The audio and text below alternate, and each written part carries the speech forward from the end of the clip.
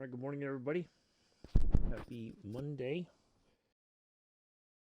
Happy heading into the end of May already.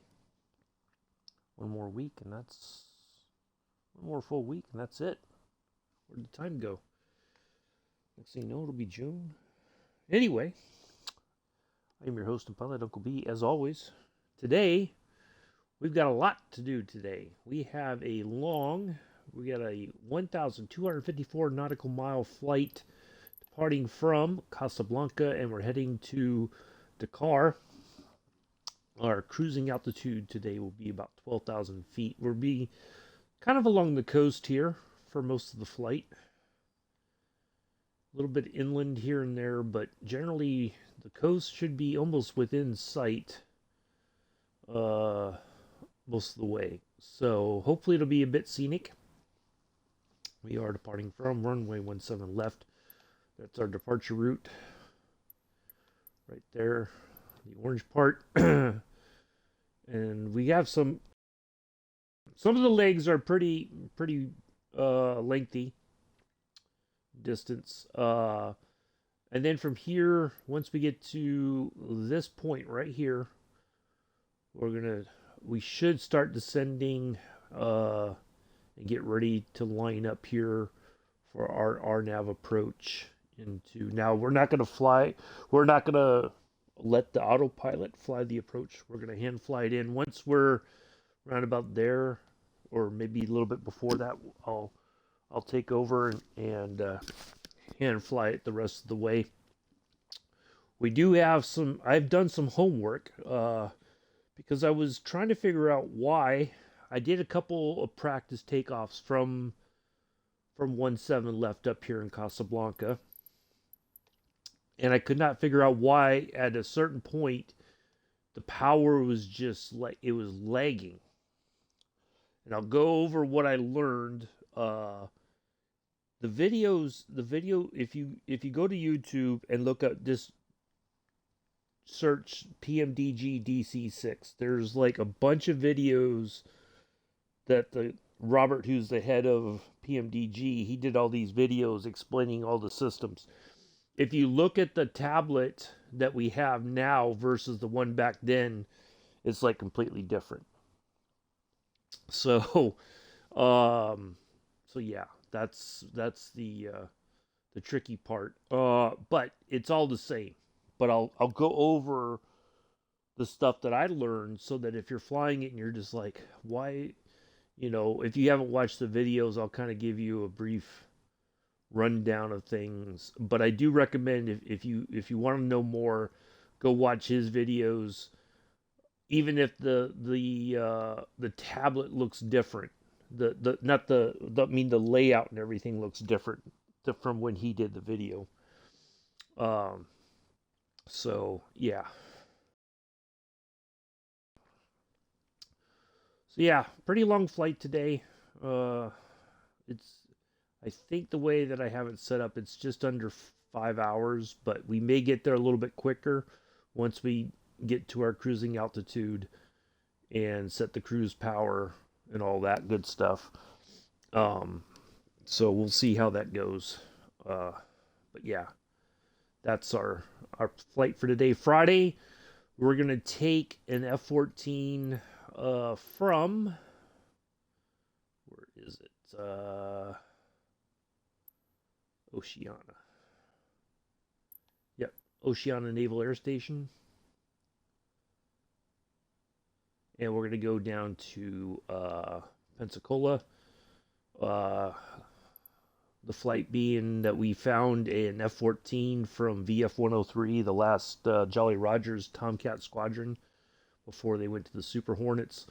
We're going to fly it down to the museum, basically. So that's the story. We're going to stick to it. That'll be Friday. That's going to be about an hour and some change in the air. So, yeah, it should be a nice little flight. Today's flight brought to you by Parasox Airline. Parasox, just because you have a pair of socks does not mean they have to match. Airline CEO and pilot Scruffy Tam is slowly getting back in the air. So if you want to see his mismatched socks, all you got to do is ask him in the stream, and he'll show you. So yeah, good to see him back in the air. Flew with him recently. Not yet. I think was it Friday? Yeah, I think it was Friday. Friday, yeah, Friday morning. I think he did a flight. Friday or Saturday. I forget now. One of those days. The days just all kind of go together now. It seems like. Yeah, it was good to fly with him. Good bit of fun. Over in China, that's right. We flew in China. So took off out of Beijing and yeah, it was good. Good stuff.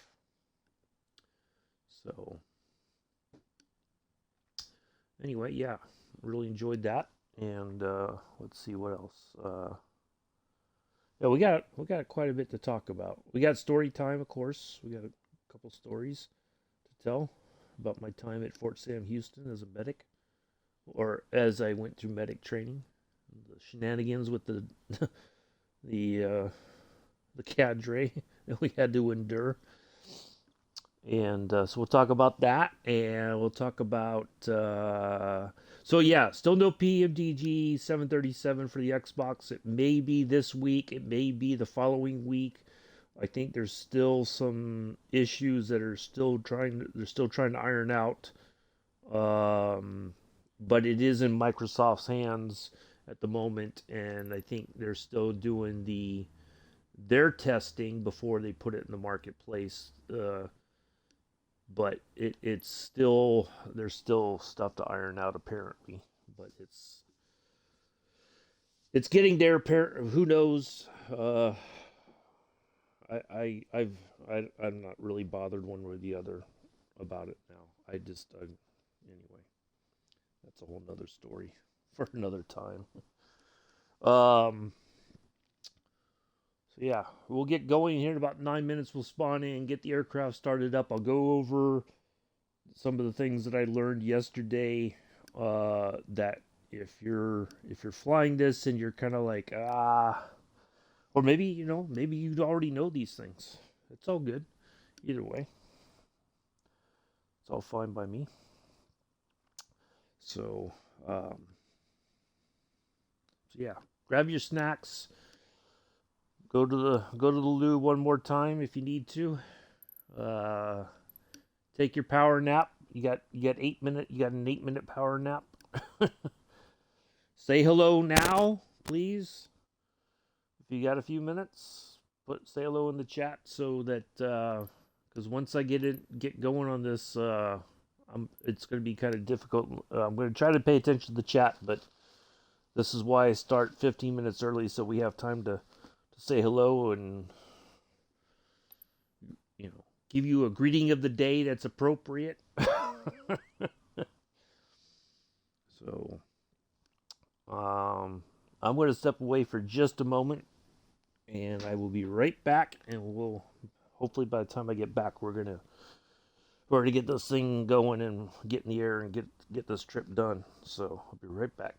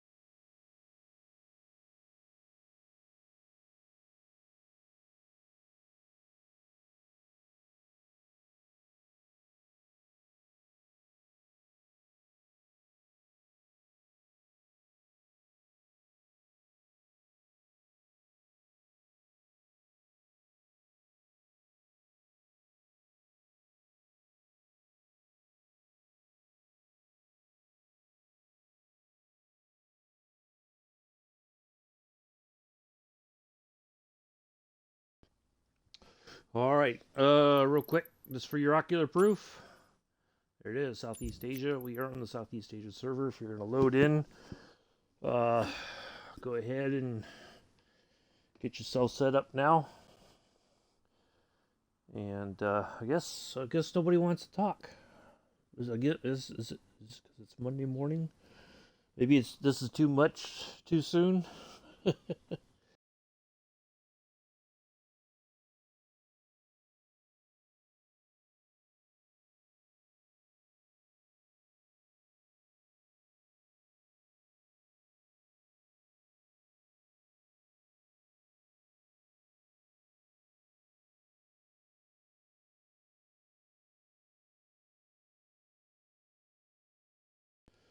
All right, I guess everybody's just gonna wait until I spawn in, and then that's when everybody's gonna get in the chat and say hello and whatnot. It's okay. All right. Let's see.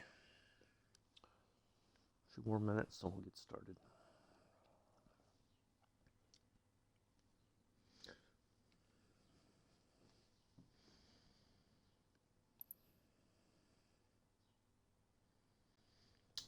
No, I did fly out to about, I think, when I was doing some testing the other day, I think I got to about here.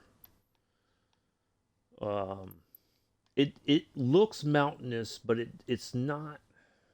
Maybe I got to about there. Yeah, I think we're going to be okay at about 12,000 feet. If we have to climb a little bit higher, we will, but I think we're going to be fine at 12. So,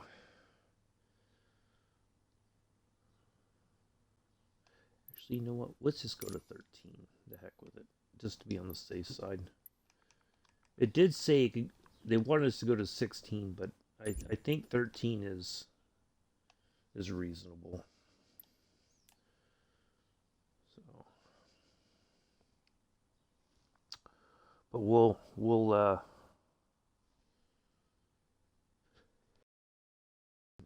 adjust if we need to along the way.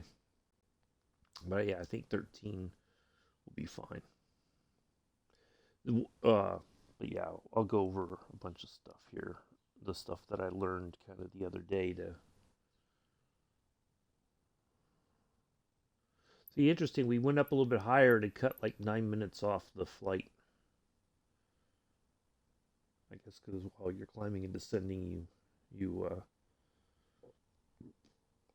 you're gaining distance because you're at a higher speed. I don't know. It's all maths and sciences and stuff. Speaking of which, I did watch last night the launch of I think it's called the Axiom mission 2. It took 4 astronauts up to the International Space Station. Always love seeing that first stage land. That to me is the most amazing thing about that whole program is that booster comes back to Earth, and this time they landed it on land. They didn't have it on the ship. The ship, they usually have one out in the ocean. There, see, yeah. Now everybody wants to say hello. I'm getting ready to spawn in. Boy, you guys don't. Did I call it or did I call it? Good morning, afternoon, Joseph. Good morning, Paradox. How are you?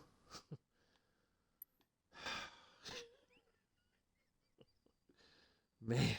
So yeah, I'm just ready to hit the fly button, and then all of a sudden, in quick succession, 2 messages in the chat.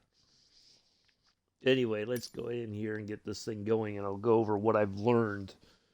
And if again, if you've known this already, kudos to you. I just figured this. Well, not figured it out. I learned this from the PMDG tutorials on the DC-6.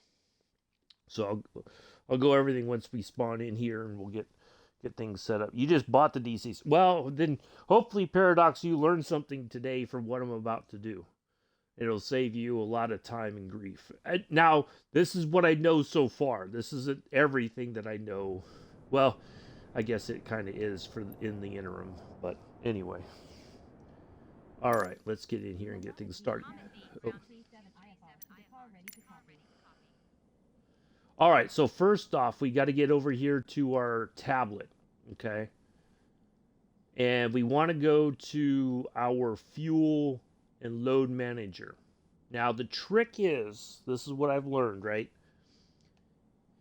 Based on this gross weight right here, right now, if we took off just with the way the aircraft is set up right now, we would use. Now, if you look at this, right? If you look at takeoff dry and takeoff wet, you would immediately, not maybe immediately, but you would be thinking, are they talking about the weather? Right? No, that is not what that is for. Dry takeoff does not mean that that there's no rain or the runway's dry.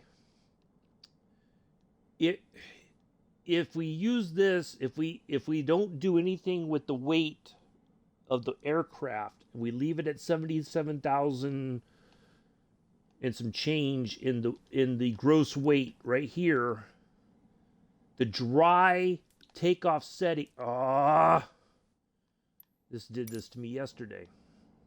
The dry takeoff setting here will give us enough power to take off. Good morning, Mick. To take off and to climb to our to get to our cruising altitude. Okay, if we add weight, which is what we're going to do, we're going to add in the max number of passengers. Right? You notice that number's gone, that gross weight's going up. Right? Now it's at about, so now we're past 87,000 on the gross weight. Now we have to use what they call the wet takeoff. That's going to give the most power for takeoff. The most, yes, exactly, Paradox, because it injects water into the engine to give it more oomph. Okay. Oh, let me go. We're gonna do maintenance real quick here too. The problem being that you have, so it uses this water alcohol quantity, the water alcohol for the takeoff. Service the props. Service the, we're going to top off the engine oil as well while we're here. Okay, so now let's go ahead and get.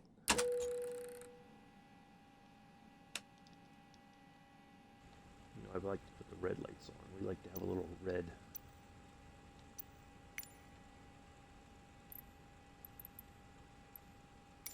Mohammed B. Brown, B237 ready to copy IFR clearance to Dakar. B237 is cleared to Dakar Airport as filed. Takeoff runway 17 left at 5 and maintain 7,000 feet. Departure frequency is 125 decimal 1 squawk 7026.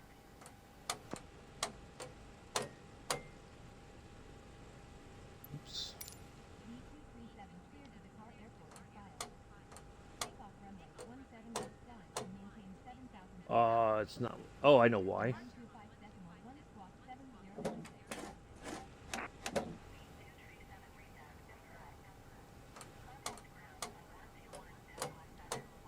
Nope, still not letting me do it.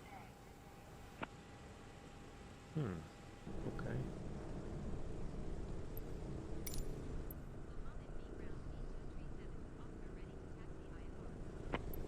Yeah, that's what I'm going to do, Paradox.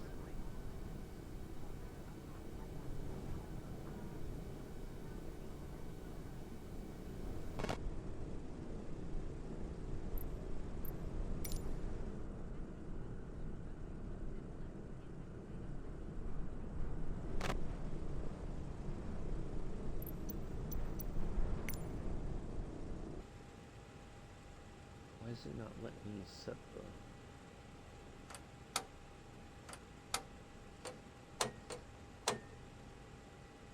See, it won't let me set the...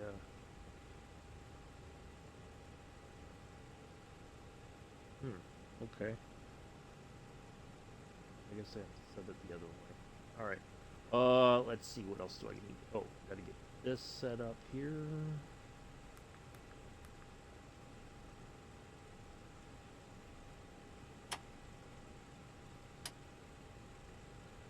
Lights on.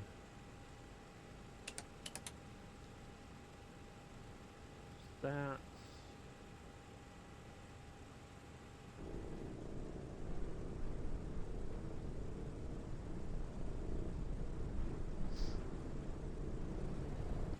Oh, let's see. 10. There we go. There's that. Perfect.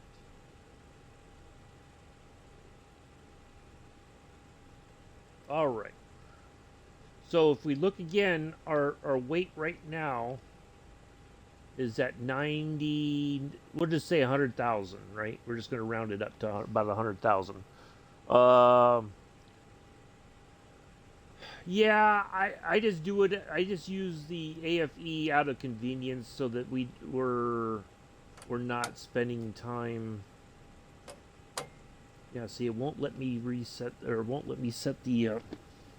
I think I know why. All right, now it should.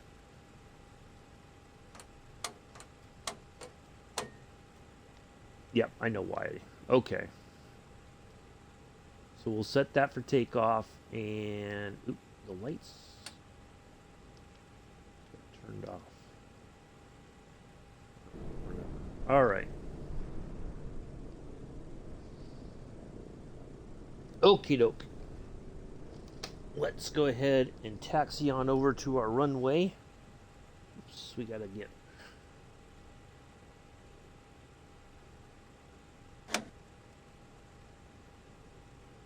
All right, there we go. Parking brake is released.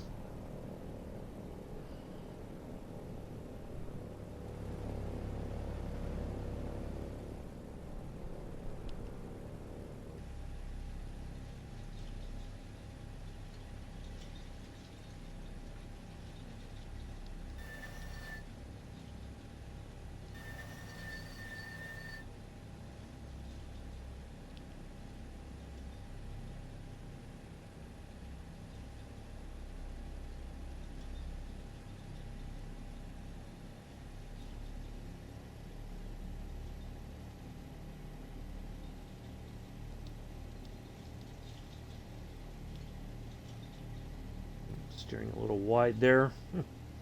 Oops, a daisy. It's like watching Joseph race.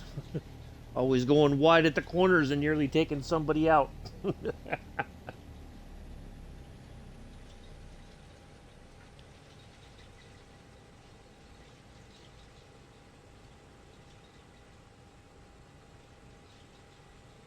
Don't deny it, Joseph. We have ocular proof.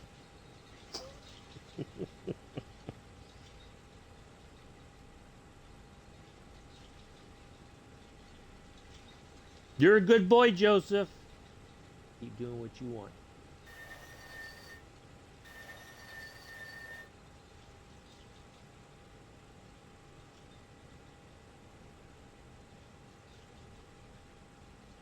All right, we're nearly there. Now, I think the tricky part is going to be, for whatever reason, because the sim like said, we ended the flight even though we hadn't. No, not yet, Paradox. I was just talking about that before you popped in. I think it is still it. Microsoft has their hands on it, but I think it's still there's still work to be done. They said it could be this week. It may be next week. There's just no telling at this point. There's still.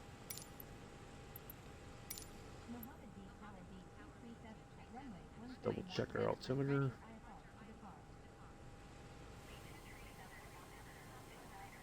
Nope.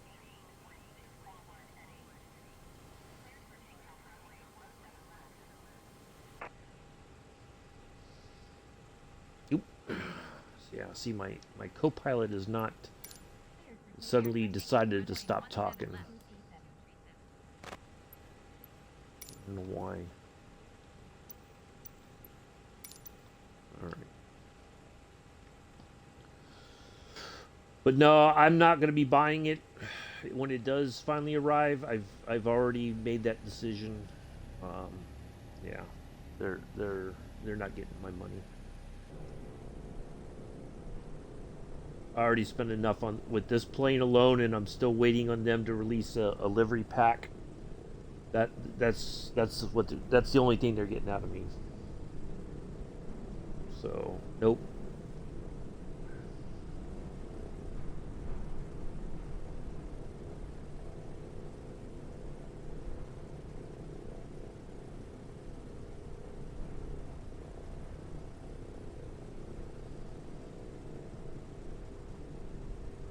All right, so what we're going to do is we're going to pull onto the runway here, and we're going to put the parking brake on for a moment, and we're going to get ready to run this thing up, and then we're going to get in the air.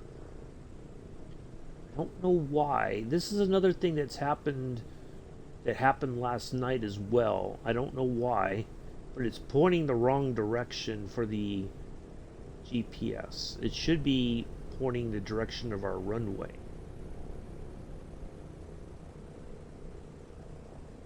You know, basically just got to get a little bit more lined up here.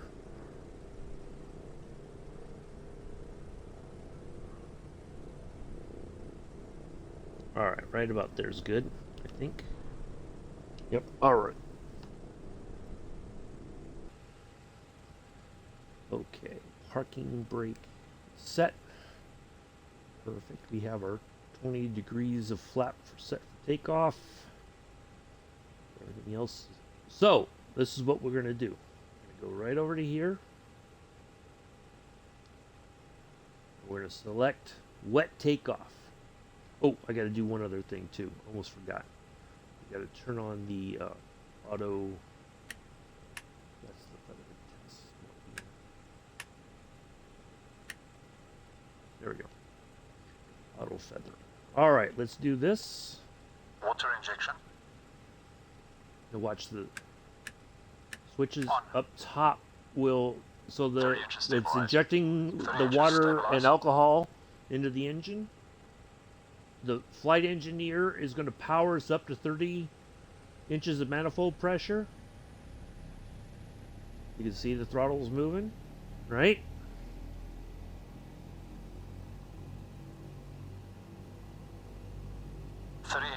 Stabilized. Cal flaps. Cal flaps. Cal flaps set. Isn't this please. Cool? Going full power. Full power, let's go. Now watch, it's going to go right up. It's going to go down to about this red line for full power. You hear the engines going?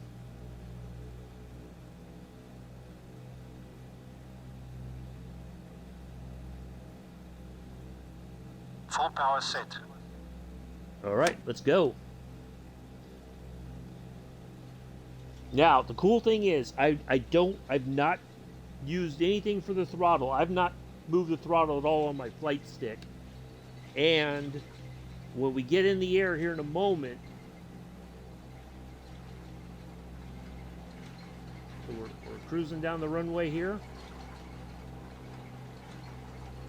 When we get in the air, the automated flight engineer is going to take care of the landing gear and the flaps for me.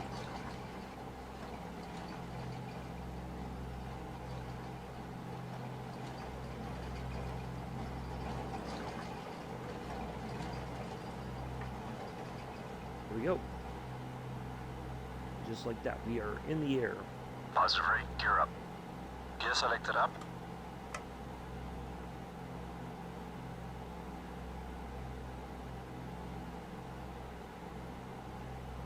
Gear up, lights out. Love it.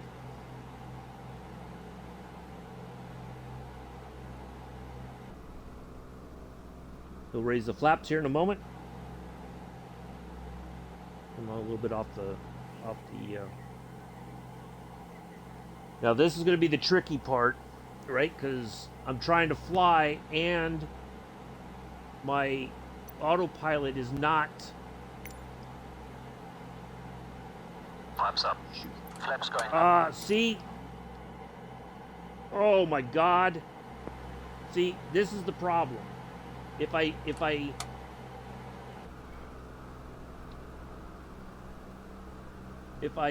go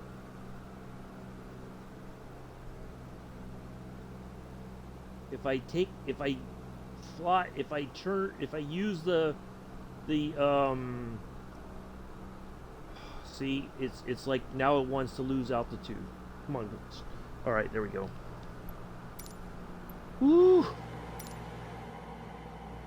Yeah, I don't know why it does that, but that's the Return new. power set. Climb power. Setting climb power.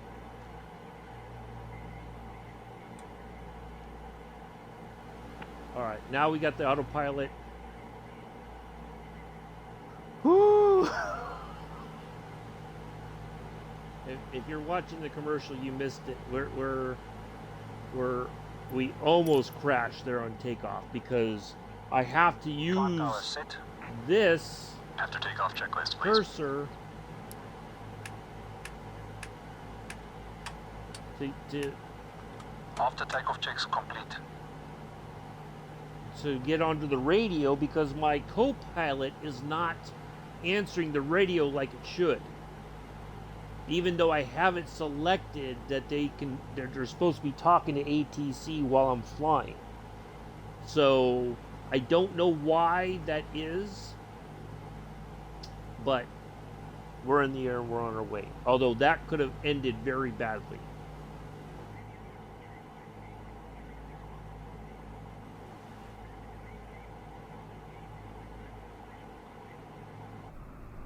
That might be that plane right there. See now, but the problem is that my plane is still like it's climbing, but look at we're losing power here. We're going to stall here because the plane.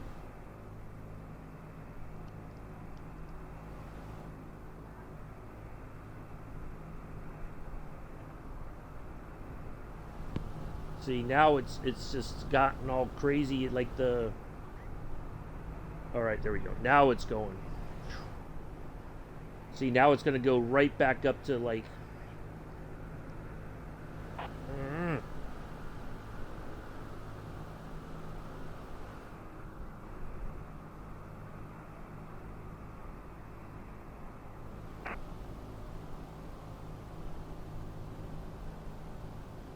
Yeah, see, it didn't do this last night. Like, it took off just fine, but now it's like going all over the place. Like, I cannot get it to settle down because I had to dial in.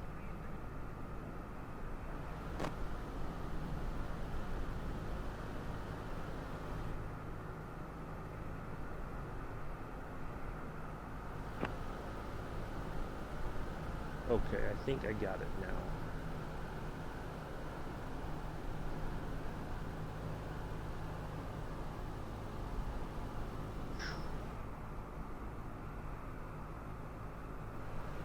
See, it keeps doing, it's going to do this crazy little, it's going to go up and down now. And see, that's the tricky part. Yeah. I know, Joseph, but that's the tricky part about this plane is that on takeoff, if my co-pilot isn't talking to the,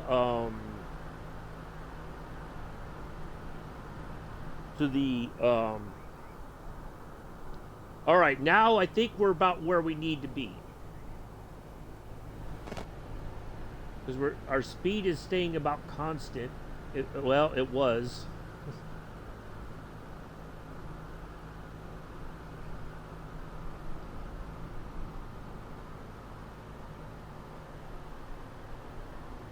Yeah, see, this is not going the way that I expected it to.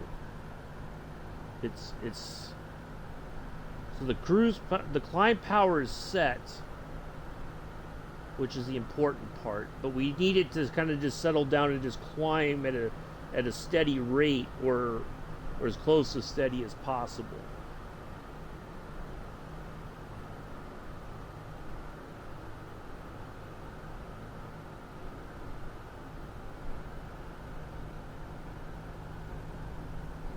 Now it should climb it at about 500 feet per minute, but see, it's going to nose over. Well, maybe not. Well, yep. It's gonna nose over. Well, nope. All right, now it's finally settling down.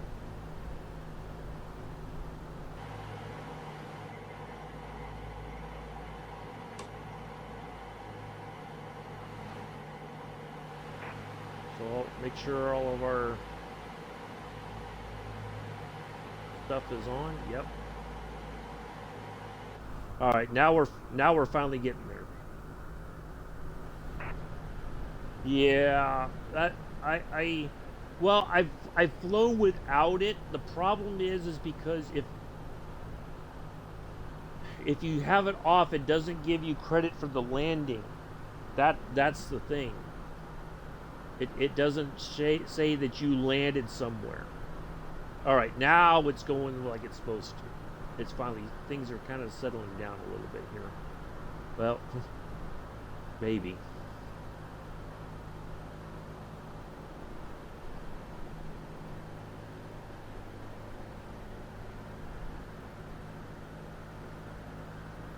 Well, if we get to 7 quick, I mean, we're gonna go all the way up to 13 anyway. So I mean, but our power is staying about constant. That's the key. We're not losing, whereas before it was like we were way nosed up and we were going to stall if we continued on that way. But now the plane's kind of behaving itself a little bit better. But that takeoff, no, not yet, Paradox. So what I learned was you only hit cruise once you get to your cruising altitude. You keep it in the wet takeoff to use for the climb power. It sets the climb power for you. That's the part that I was getting wrong when I was flying this initially, was I wasn't using the AFE correctly. So once we got in the air and we were flying, the AFE automatically sets climbing power.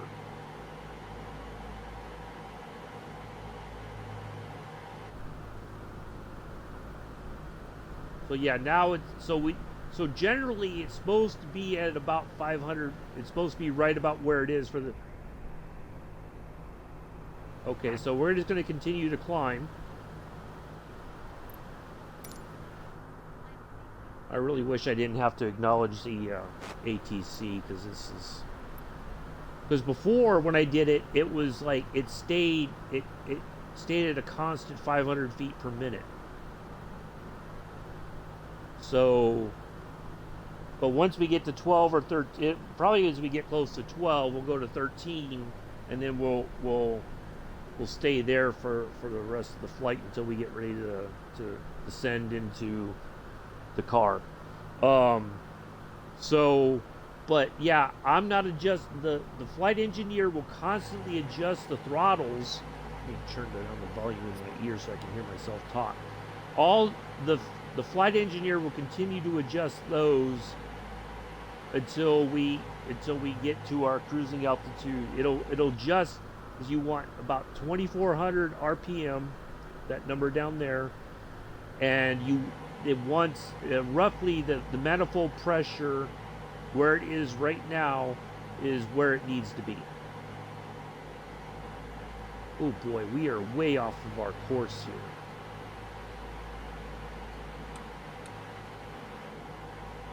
Why is it not? Okay, it's gonna intercept the line. Yeah, we are way off course. Alright, well, we're heading back towards the line, so.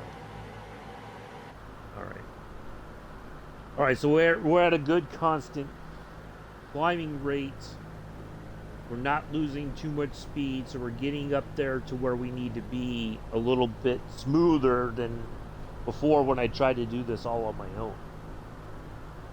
So the tricky part, of course, is the use of the radio. Because as soon as I take my hand, as soon as I activate this in order to use this, if the autopilot's not engaged, then I'll get the plane's going to crash. Now, what I probably should do is, once in the air, activate the autopilot as soon as possible, so that I can, because I can hold the stick back and then just use this and move around real quick and turn the autopilot on, and then it should be fine. Why did it take off the... I want the auto feathering on. That was deactivated. So I guess I got to wait till I'm in the air to turn that on. Maybe that's heat, all that.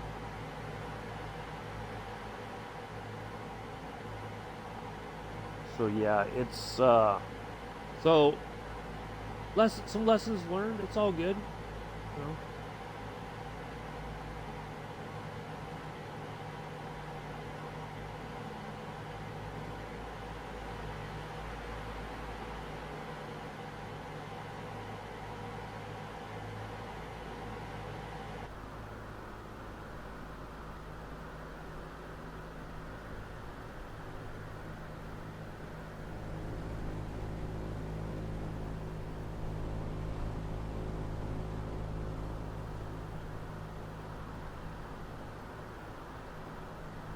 Yeah, because I thought there was a separate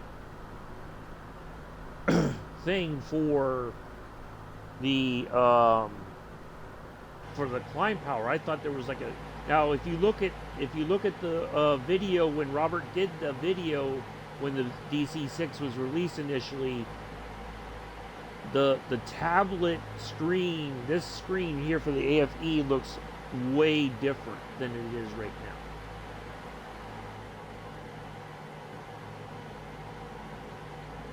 Alright, so there's 10,000.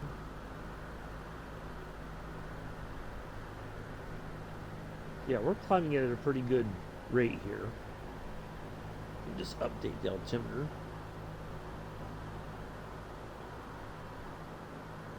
Along the way. Still 2988.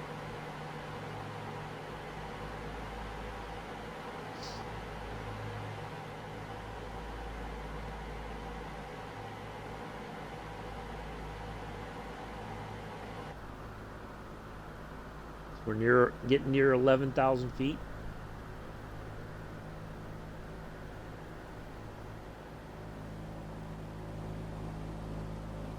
Flight engineers still keeping us at 2,400 RPM.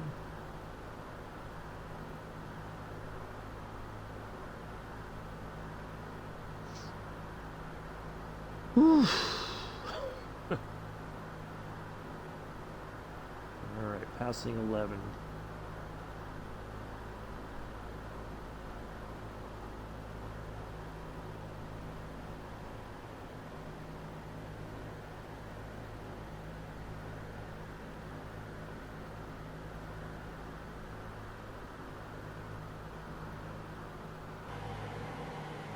Alright, now I think we're back on the flight path itself.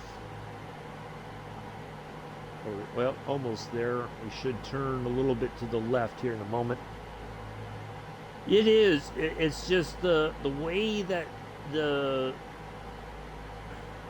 I think if I had an actual like setup for, you know, like on a computer, and I had like all the buttons that I could acknowledge, or you know, something I could tap to acknowledge the instructions, you know, then I think it would be much easier for me to do. All right, we're almost at 12. We should go to 13, I think. We're near 12, so if we're gonna go to 13, We should get the call right now, but we're not. Interesting.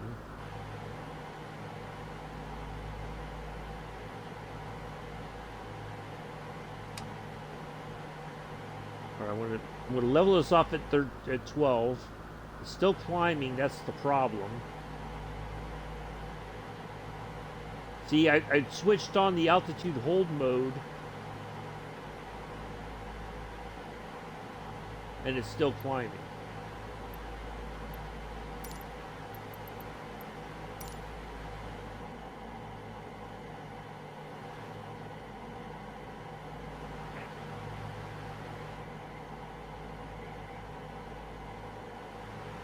Alright, I want to put on the cruise mode here. It still wants to go. See, I turned that on and it just did not even acknowledge that I put the altitude hold mode on.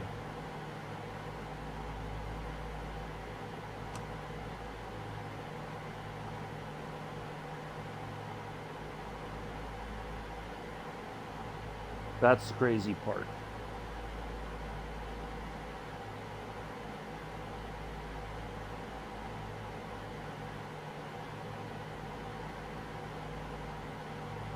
Is my autopilot off? That one is on. Alright. See, it's still wanting to climb. Let's set cruise power. Set cruise power, please. Setting cruise power. Yeah, see, that's the difficult part. It's still wanting to go.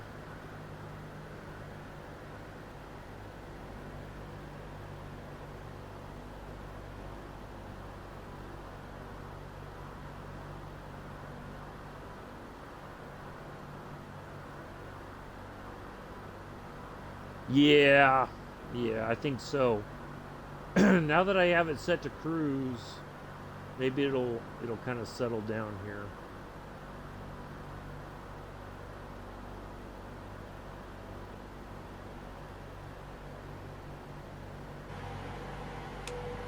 Cruise checks are complete. No, look, we're still way off the line too.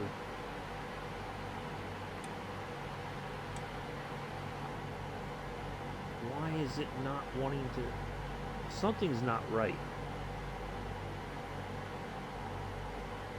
Yeah, we're way off our. Why is that red light on?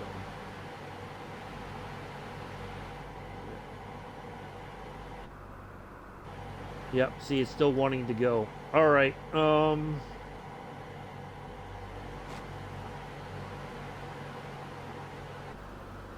Wow, look at that. It just totally nosed up. Whew. Okay, hold on a second. Alright. Yeah. Jesus Christ. Sorry. Now it's just wanting, it just completely nosed over. Now it's like in a dive.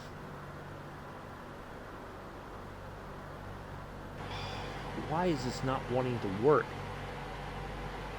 Alright, hold on.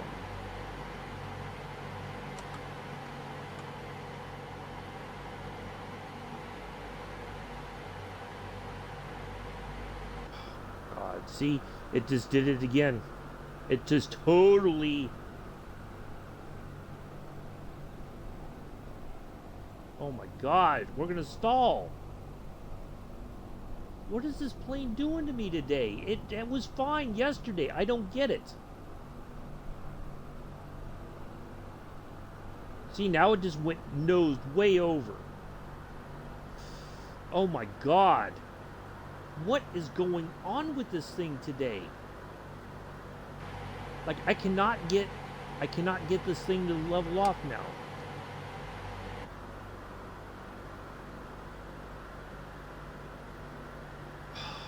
God, this is insane. Yeah, I've tried that before and it didn't go quite the way I thought it would. See, now it's just going to go nose way up. See? And yeah,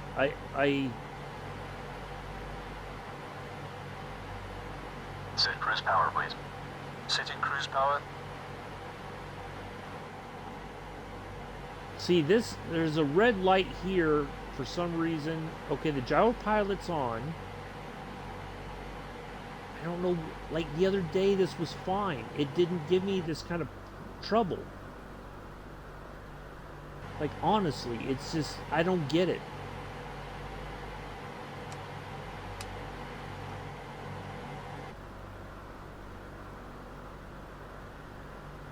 I just wanted to like level off and get back on the course.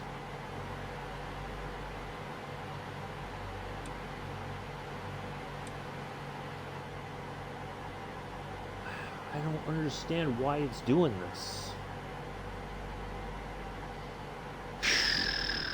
See, now it's climbing again. I cannot get this thing to settle down. I don't understand it.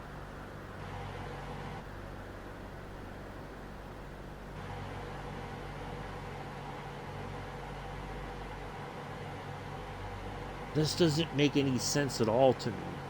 It was fine yesterday. I don't know why it's not. Why it's doing this.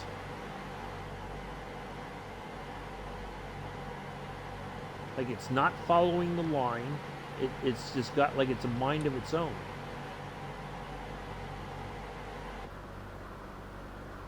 Alright, so it's finally leveling. See, now it's doing its climb thing again. I don't get it. Yeah, I got it. Cruise power, please. Setting cruise power. Alright, the altimeter has changed. It's just wanting to climb. It just wants to keep climbing. I don't understand it.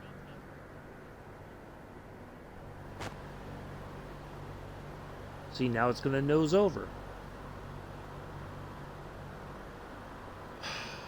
What is going on? Why is it doing this?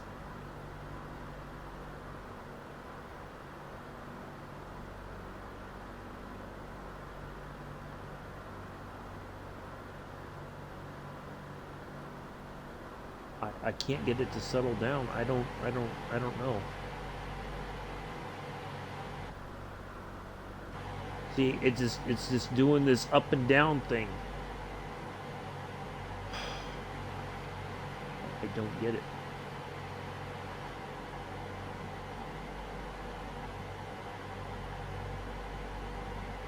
Like I tried that, but then as soon as I deactivate, the plane goes like in this crazy sort of... Oh, shut up, dude.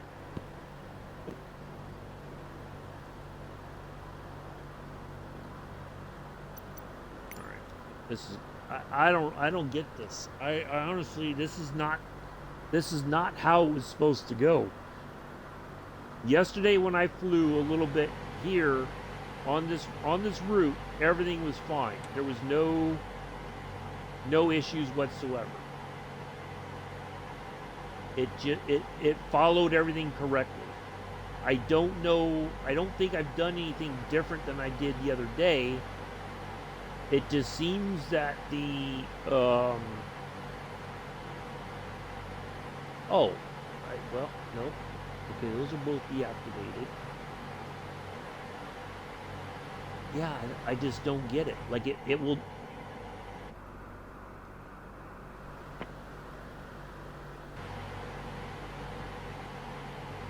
Like it's just going all over the place. I don't understand this. Something is not right here. Alright, let's do this. Let's do that. Alright, now let's see if we can't get this thing to...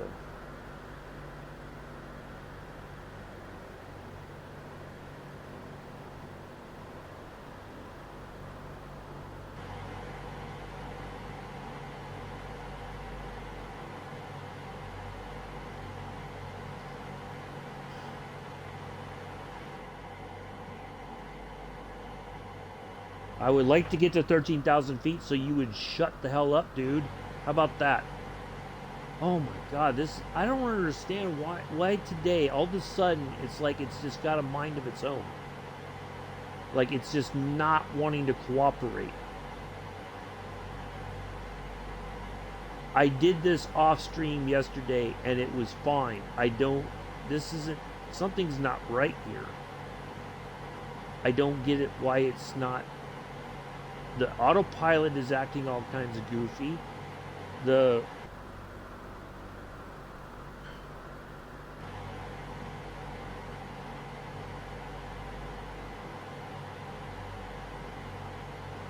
Yeah, I don't understand this. This is not going the way I thought it would.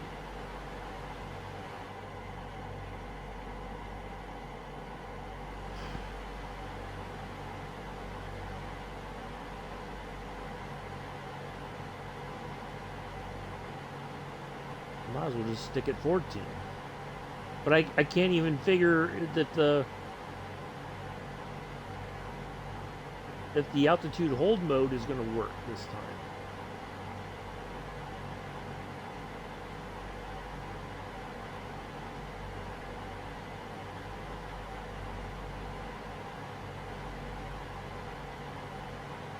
Alright, I think what we're going to do, we're going to try this real quick.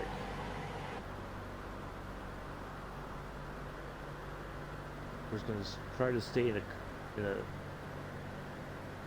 okay, let's see, but now it wants to nose right back up even though I have. Alright, let's try this now. I think I know what the problem is.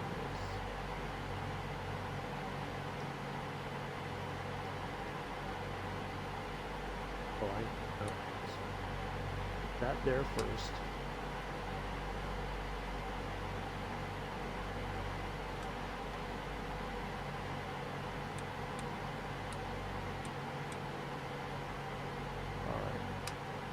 Let's get the altitude on. See? Wow, it just went right back up in the air.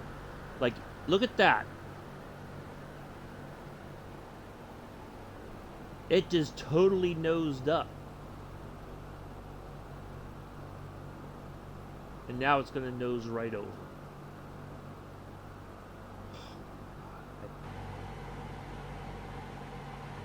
Okay,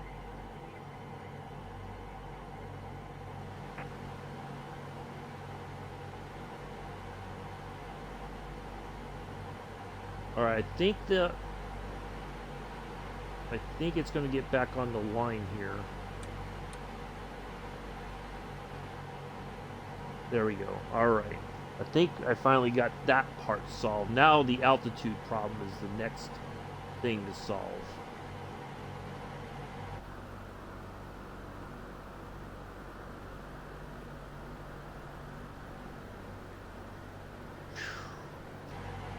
I just don't get it.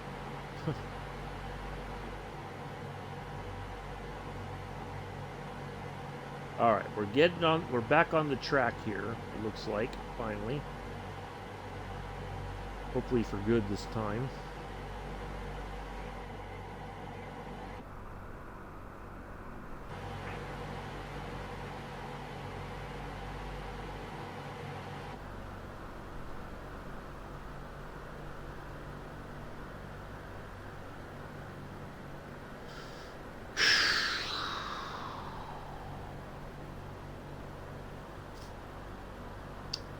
Man, sakes alive. I just don't understand why it was doing that today. It was fine the other day. It's like when you stream, everything goes wrong, but when you're off stream, it's like everything goes right. I don't get it. Oh my god. Alright, I think we're finally heading down to 13.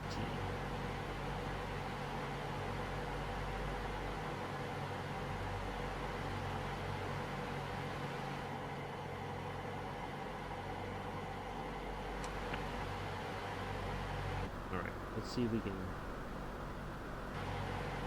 nose it over. Just a little bit more there. We don't want to be unsafe with our descent here to 13. yeah, I don't understand why it's...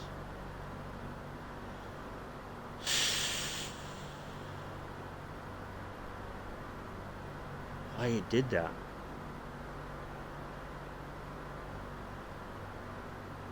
You know what you know what I think it might be is that when it was like everything got weird when it ended the flight, when I was still sitting on the tarmac and I was going over the flight.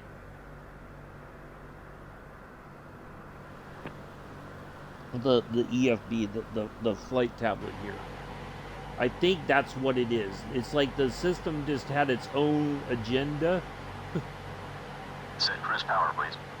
Setting cruise power.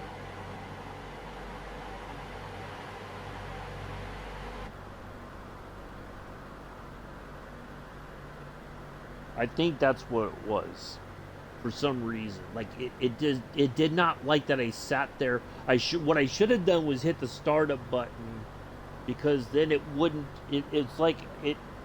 The system for some reason thought that I had ended the flight there, even though I didn't touch a button saying that I ended the flight. You know what I mean? I think that's part of the problem right there.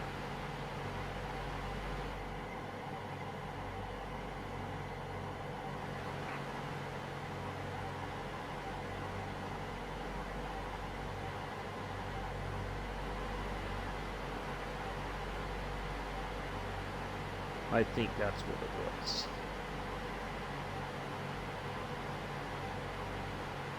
Alright, so now when I go here and hit the altitude control, as soon as we get closer to 13, I'm going to hit that, and we should level off right at about 13,000.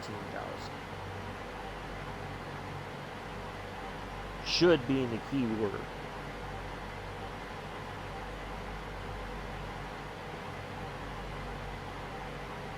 And it does not help when your co-pilot isn't talking to ATC like it should. Even though I have that activated.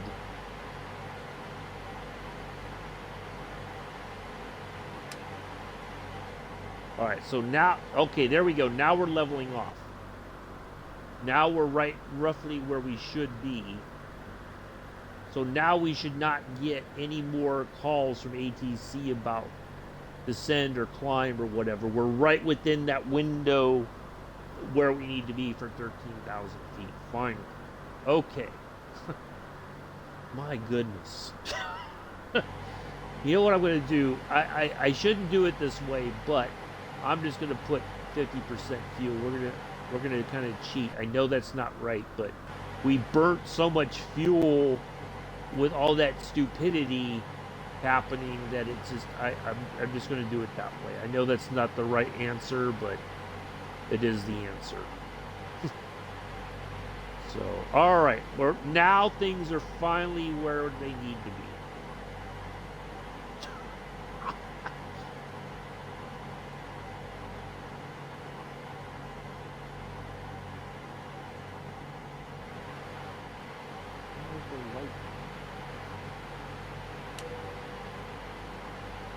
Boy, those weren't even on the entire time. Poor passengers have been tossed all over the place. All right, so now we are where we need to be. We're at 13,000. We're cruising along quite nicely here. Well, it looks like we're slowing down a bit, but.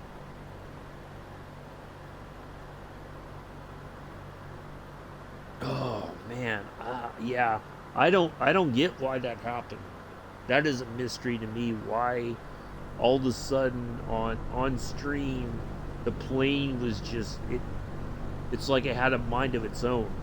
And yesterday when I tried this, it was like perfect. So yeah, I don't get it. But I think for whatever reason, when it ended the flight, it's like it got stupid on me. Like my co-pilot just forgot to talk to ATC. I'm going to re-engage that and see if that changes things. Hopefully. Oh my goodness. Now see. Okay, we're still in the green.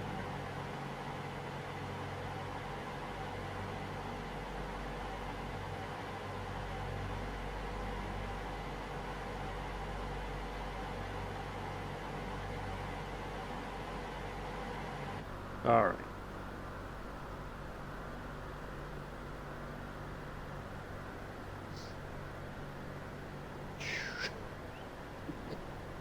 I was so excited about today. I really was. I was like, man, this is going to be a fantastic flight in the DC-6. It's going to be awesome. Man, I tell you, the sim made me look like a jackass this morning.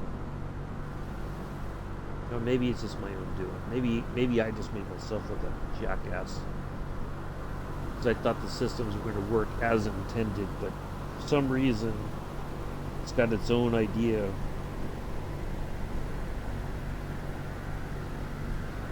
All right, anyways, now that we got that all sorted,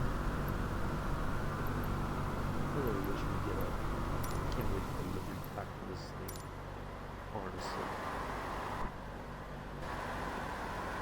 That's interesting idea.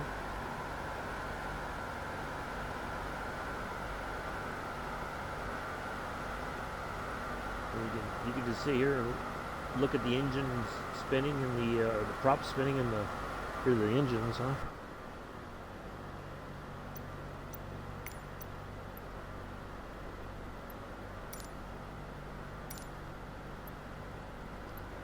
Anyway, all right. So, story time.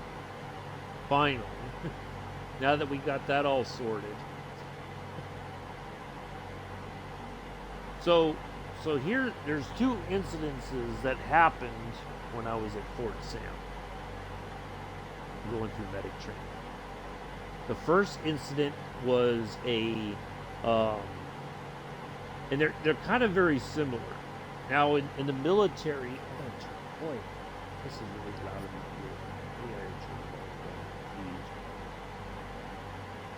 my ear. So in the military, they use what they call mass punishment, right? It is a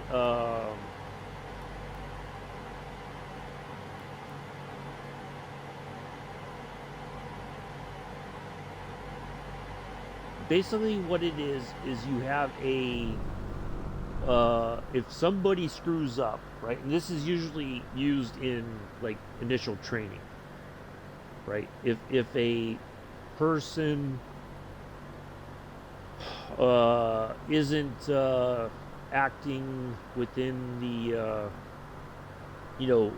following the rules, like not keeping their bunk made and their wall locker squared away or whatever, the drill instructors or drill sergeants basically will do just a slight turn. There we go. All right. They use what they call mass punishment to get either they want to make the person kind of embarrassed about their actions, right? Or make them think about that they're hurting the team in a way. Whether it's your time is being taken away, or you have to do a lot of calisthenics and whatnot because, they're trying to get that person separated from the group, and that the group will basically go to that person and say, dude, you're screwing us over, enough is enough, stop, please, because at a certain, used to be like, if you ever watched the movie, what's it called, Full Metal Jacket, and that they basically give Gomer the guy, the one character who was struggling to kind of do what needed to be done to get through Marine Corps basic training. So they gave them what they call a blanket party. They took the soap, they wrapped it in their towels, and they beat him, and that kind of got his attention. That they're tired of being punished for his thing. Right now, that's still not the proper answer, but it used to be drill instructors would physically beat you if you didn't follow instruction.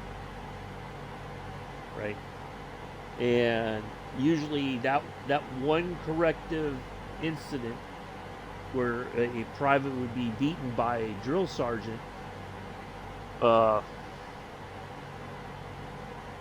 it's towards the bottom. You have to kind of scroll down. It's there, Paradox, trust me. It's just you gotta, well, you're on the PC, so, but I mean it's on Navigraph, so it exists. I found it through Navigraph first before I found it in the sim. So it should be there. I don't think it's the flight plan. I think it's just that for whatever reason, when it ended the flight, and then it went,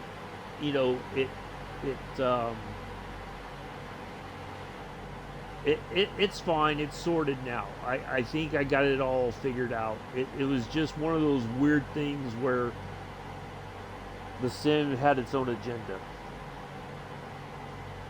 Yeah. If you don't have a subscription on SimBrief or anything, or on Navigraph, it might be on the older AirAct data or whatever it's called. Anyway, so when I was at Fort Sam Houston training to be a medic, I went as prior service. Now, prior service by regulation is supposed to be separate from the kids, from the not what we call them the kids, but the non-prior service soldiers, because we already know what's right, doing the right thing, like keeping your barracks clean, stuff like that, right? So, so the first incident, I think chronologically it happened like this. Either, well, there was two incidences. I don't remember which one happened first, but I'll go with the first story, which was a Saturday morning. We get woken up, everybody outside right now. So we're like, okay, because usually when that happens, that means somebody isn't, in their bunk or whatever. Like somebody's missing, right? The cadre had walked through, somebody's not there, they're not in the restroom sitting on the can or anything. They need to know where everybody is, and if anybody has seen this person. When was the last time you saw him? Hello, Bella. When was the last time you saw this soldier? Who interacted with them last? Did they tell you where they were going? That sort of thing. No, it was the fact that the kids, as we called them, had not kept their area clean. So, of course, traditionally, that meant that you had a GI party, right? You got told that the area looks like crap, blah, blah, blah, blah, blah, and nobody can go anywhere until this is all resolved. Now, so, of course, in the interim of them telling everybody this stuff, you are in what they call the front-leaning rest position. Meaning they're making you do exercises to get your attention, and for us, all it was doing was, like, at least for me, I had already tuned out. I didn't care what the issue was, who was at fault or whatever. It was like, nah, I'm not having it. So so we're listening to all this, and finally we get told we can go upstairs and go to our area, because we had an area in the barracks. We had a section of the floor that was just for us. And so we went up there, and one of the cadre came up and said, hey, sorry you guys got pulled into this. It was wrong. You guys aren't any, you don't cause any problems for us. But it was kind of like, well, then why did we get talked to like we were privates. There was me and at least 3 or 4 other sergeants, 2 of which were staff sergeants. They were a rank above me. And it's like, well, if you know this is wrong, why didn't you just say, hey, prior service, stay right where you are. This isn't on a, that's has nothing to do with you. We'll take care of it, kind of thing, right? No, so finally, you know, things get sorted. But it was like, you know, when you get punished for something, we were not supposed to go to their living area at all, right? That was strictly forbidden. So it wasn't like we were tasked with inspecting their living area. That's the cadre's job. But it's like, well, then why are we being punished, like, for something you know, it would be one thing if we had control over it, you know, in my mind, right? But no, they were like, no. So they were kind of like, well, okay, yeah, we kind of screwed up, and we shouldn't have, you know, pulled you into this nonsense. So the second incident that happened, we had I don't remember exactly when, but so they brought in 3 wounded warriors, basically. The soldiers that had been deployed to either Iraq or Afghanistan, had gotten hit with an IED, you know, gotten a leg blown off or an arm, or, you know, some serious injuries, right? And so before we go into the theater to hear them talk, you know, everybody was like, you know, hey,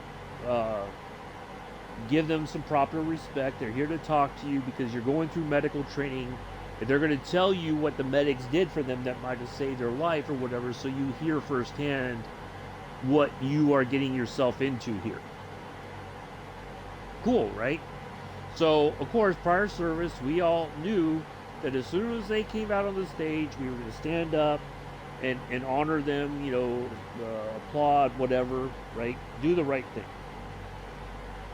Well, so we did that, and then so they're talking about their experiences and stuff, and what happened to them, right? And so some of the kids, of course, lack of discipline, they fall asleep during the discussion, right?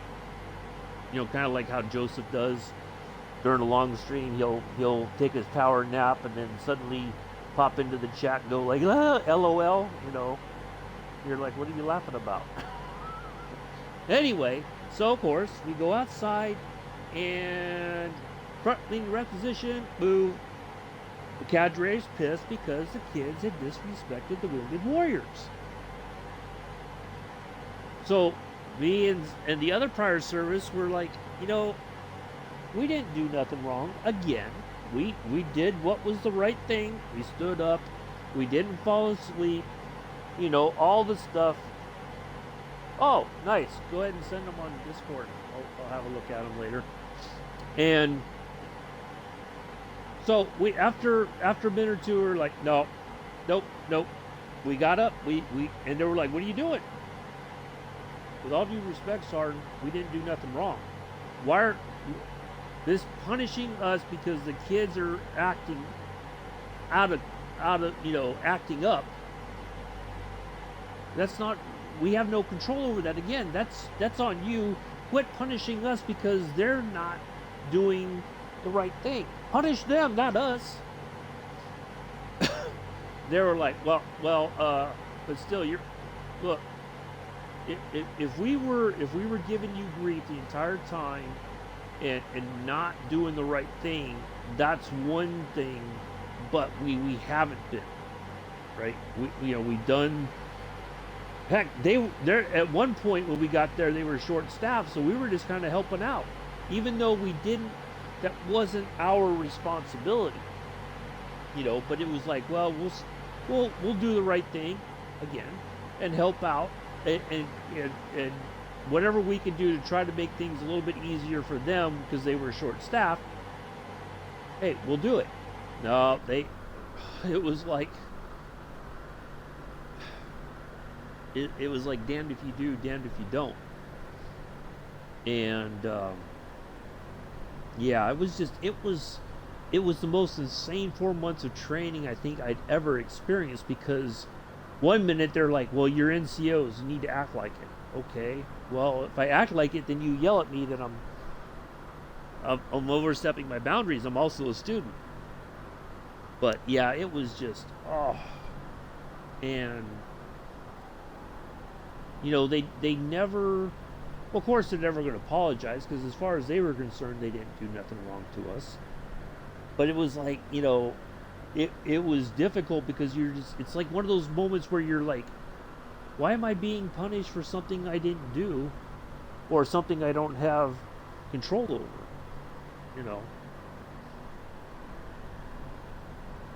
So yeah, and see that it made it difficult, because then it sent the mixed signal to the kids. They're like, well, they're NCOs. Well, not all of us were, but there was like 5 of us, I think. So if they're NCOs, we should respect them because of their rank. But then they also get treated like us. So what am I supposed to do here? So yeah, it was just like the most insane experience. And yeah, let's see. So on a completely different note, now let me have a look at your pictures real quick. While things are finally, it's been nuts this morning. The plane's been acting up. Oh yeah, nice. Yeah, if it's American Airlines, I think you're right. I think that is a 737 there on the on the runway. So you guys have heard me talk about growler jams and all that. And over the weekend, or towards the end of last week, I think it was Friday, just after I posted the video, concluding the video about landing on the doing the aircraft carrier stuff, right? He had posted, and it's in my Discord. If you go to the aviation page on my Discord, there's a link to the video, and it's absolutely amazing. He does a step by step. He talks all about what he's doing, and why he's doing it and everything. It's really cool to hear firsthand what it is that he's doing while he's flying the F-18. And so I told him, I said, yeah, I tried, and because he's in Kingsville, Texas right now as an instructor for future naval aviators. And so now he didn't respond, but this morning when I got up, let me read this to you verbatim. Right now, this is insane. Well, I wouldn't say it's insane. It's just, let's see. Anyway, this person says, MSFS is great for sightseeing, but that's about it. Military aircraft, few in number, and not very entirely realistic. Don't waste your time learning to land on a non-moving carrier. It's totally unrealistic. So of course I gave this person's comment a thumbs down, because we know it's not realistic, right? I think we could all agree that there are some things that you can do in this sim that it's for fun. It's not something serious or anything. We know it's not on the realistic side, but we do it just because it's something different to do in the sim. That's it. But see, I felt like responding to him like, nah, I think I'm going to go ahead and continue to practice landing on a non-moving character. I know it's not realistic, but I'm going to do that anyway because I can. It's just something fun to do. Now, like earlier, you could tell I was getting a bit peeved because the plane was not responding in a way that I was expecting it to. right? You could tell, and I shouldn't have let it get me frustrated because, I got an ATC that is just bugging me constantly, right? My co-pilot isn't talking to the tower or to ATC like it should, and I'm trying to sort out the plane, but all that stuff combined wasn't helping me with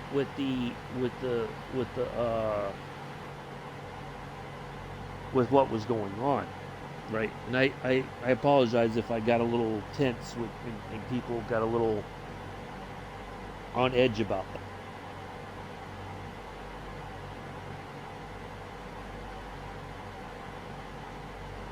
But generally, one of the things that I do enjoy about this, and that's why I do what I call homework.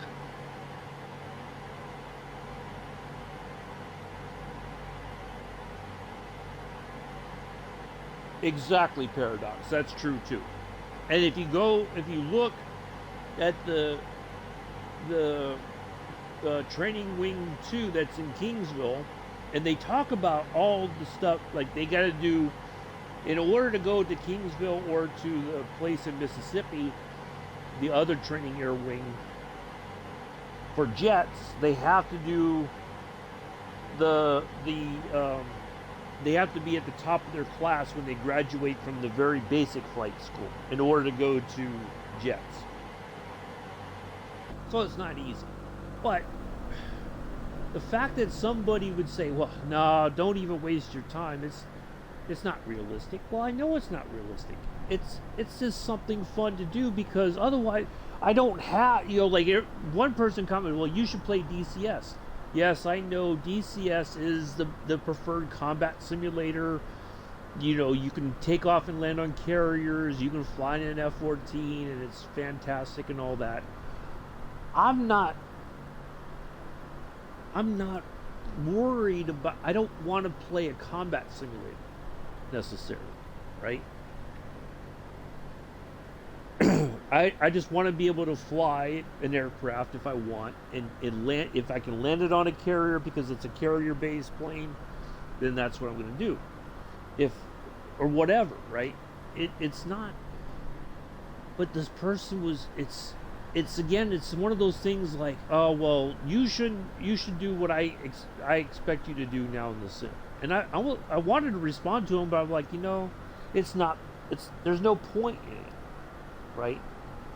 There's no point in saying, yeah, I get that. I know it's unrealistic.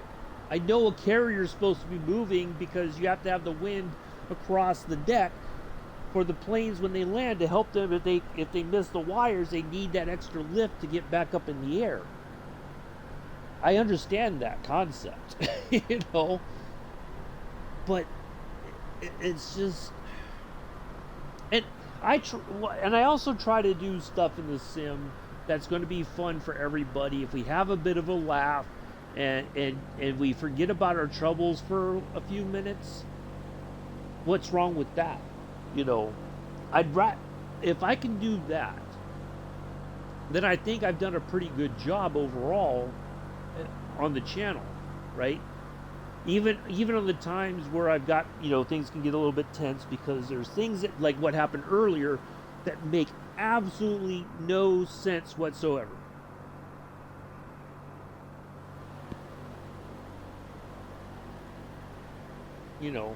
So if I can do that, if I can make people laugh for a little bit or whatever, hey, I've done a pretty good thing, right? And to me, that's more important than, well, gee whiz, this isn't very realistic, you landing on this carrier that isn't moving.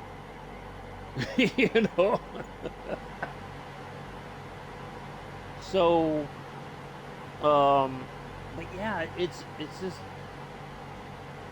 some people's kids just can't, they don't like that somebody might be having fun. They can't handle that.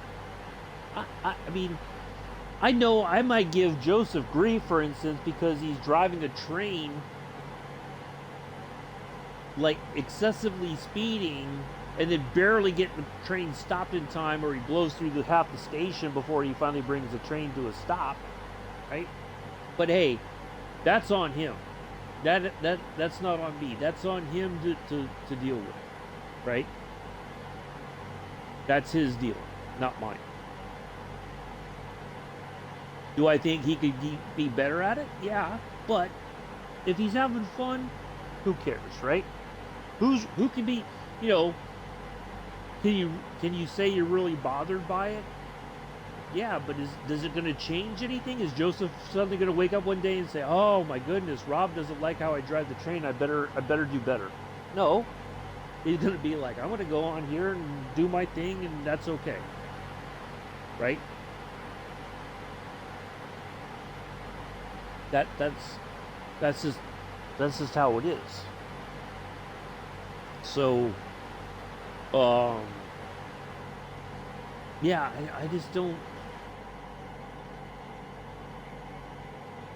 I don't think Air Senegal is answering. Why do I feel like we're much farther into the flight than? No, I think we're still.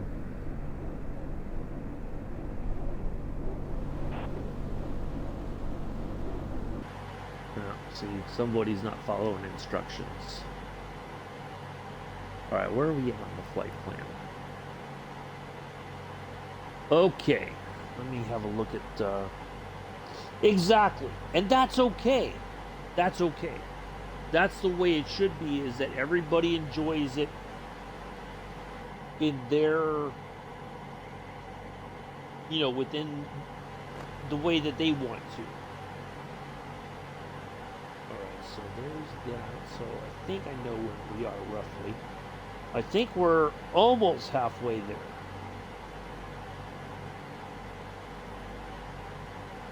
So we're on our way to ARSOL.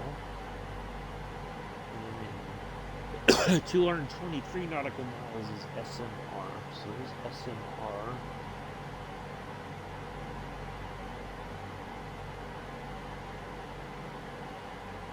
Alright. Yep, I know where we are now. So yeah, we're almost halfway there. Now that we got things sorted. It's so once we get to SMR, we have Mayak, and then we have one more point, and then we'll turn towards the airport. So we are. Well, that last, from Mayak to Delta 345 Yankee is 349 nautical miles. So we still got some big chunks, and then from Delta 345 Yankee to our Dakotas, which is our point for to begin the RNAV approach, that's 262 nautical miles. So our big chunks of the flight are still coming up. Yeah, exactly, Mello. Exactly. Now, you know, if somebody came in and said, try this, like if they did experience the same problem as me, for instance, and they said, well, maybe try this and see if that fixes the problem. That's understandable, because there are people out there who have more experience than I do, right? I understand that. In all facets of life, there's always going to be somebody who's got more experience than you do doing something, and that's okay, right?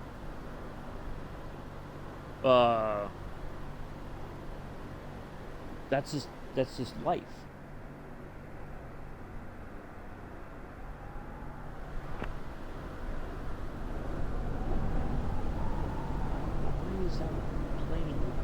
Listening to instructions. I don't get it.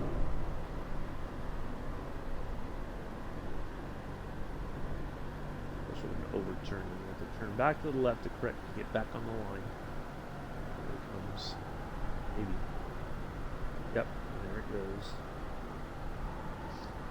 But yeah, you know, you had the person, oh, you have to do the horn codes at, you have to do them this way or else. Or else what? Well, I'm telling you how to do the horn codes you need to do. No, I don't. I'll never forget that. The guy did it to Richard and he did it to Joe. But I'm telling you the horn codes, why aren't you doing them? Because I don't have to. This is the problem right here with the sim, with the live traffic and live ATC stuff, live flights or whatever. Somebody is not listening to instructions. So if it's a person in the sim, they've gone AFK, right? Hey fireman, how are you? So yeah, I see.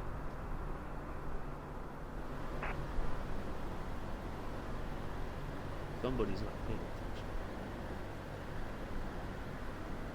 Yeah, exactly. We all enjoy doing stuff, whether I do these things or not. I would like, one of the things that I try to challenge myself to do is to be better than I was. Like if I fly this today, the next time I fly it, I'd like to improve so that I keep learning. Just like what I did with the Junkers 52. It looks complex, but it wasn't. It seemed that way because there was all these dials and stuff. But once we sorted it out, it was like, oh, this isn't that bad. This is pretty cool. Right? So now this is another challenge. You have a very complex aircraft that we have a automated flight engineer that can help us.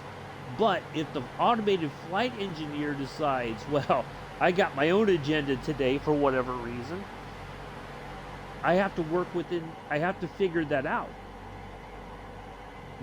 How can I counteract it? That's the difference.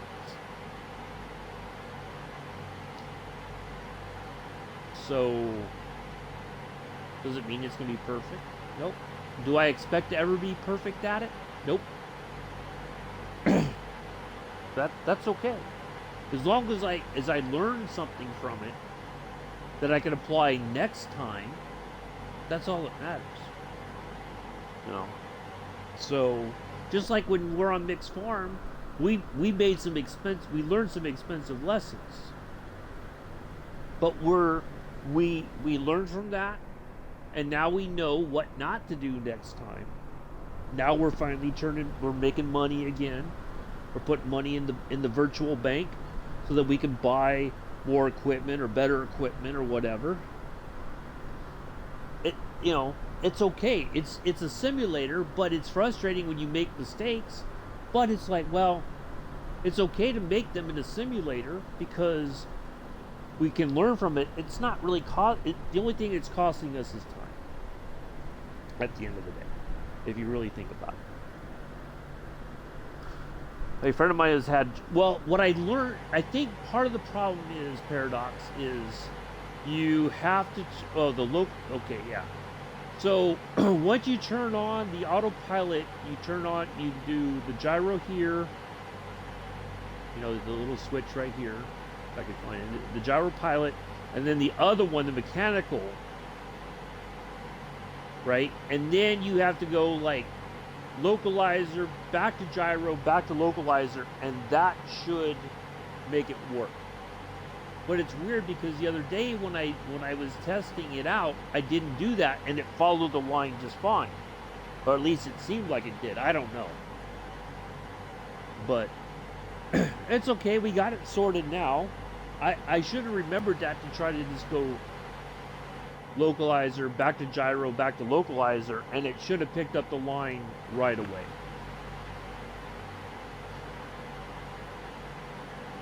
So anyway, but I think that I had to learn that trick quite by accident, because I was like, why isn't this thing turning like it should? Yeah, that's the, I think that should solve the problem. But again, it's like one of those things, like Tomorrow you may only click at the localizer and it picks the path right up. You know? So I don't know. But we're okay. We're on our way. We finally got it sorted. So we'll be in Dakar before we know it. Boy, I tell you what, Air Senegal is going to drive me up the freaking wall.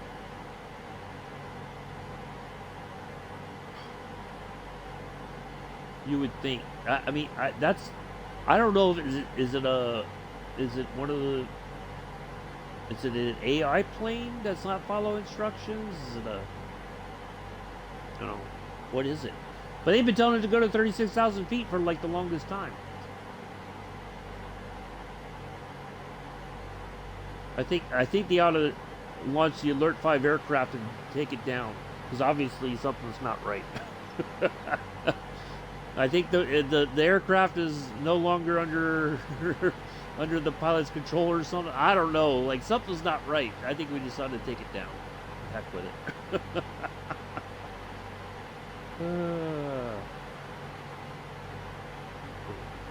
You know, it's just. I think that's something that they know was a problem in the sim, and it's we're looking at it. We're working on it. It'll probably be sim update 14 is when supposedly it'll be fixed. So.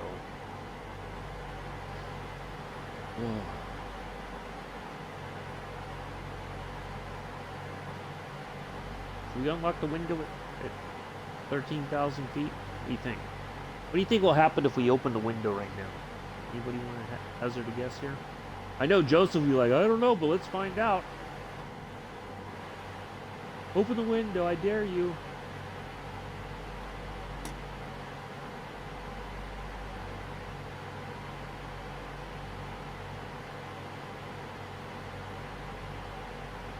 Sim update 20. Yeah, might as well be sim update 26. You know, my brother across the pond, Mick, he's got his computer repaired, and we did a test for his flight sim last week, and it looks amazing. Like, I'll tell you what. I mean, on the Xbox, this doesn't look too bad now, does it? You know, you got some clouds, you know, some low clouds over these low mountains and whatnot. You know, you got these textures on the ground that you can kind of make out. I would open the window.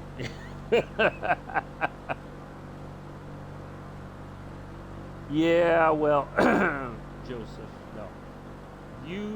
You're relegated somewhere right back in here. That's where you're at. You are nowhere near the front end of the aircraft.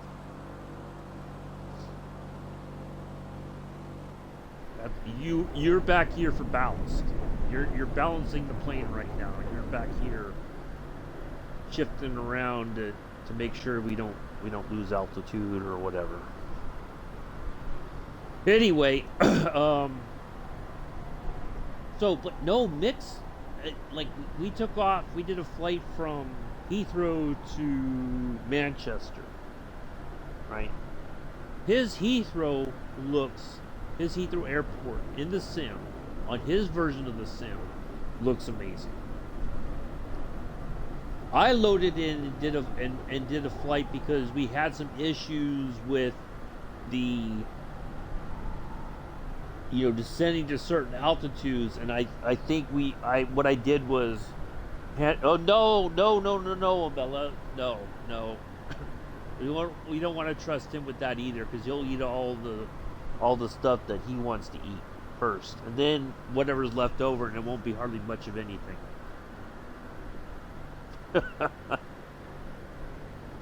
He'll fall asleep on the cart, and then that'll be the end of that. He'll have to take his power nap. But anyway, but when I loaded into Heathrow, the version of Heathrow on the Xbox version of the sim looks like ass. I'm just gonna be honest about it. It looks like ass. JFK, same thing. If Mick loads into JFK and sends a picture to me, and I load into JFK and I post a picture of what my JFK looks like, it's not going to be the same thing. Even though, according to the world updates, I think JFK was supposed to be one of the more like hand-drawn airports or whatever, right? It's supposed to be better detailed. No. My version is not. I think even San Francisco looks a little bit dodgy, but it's not that bad. But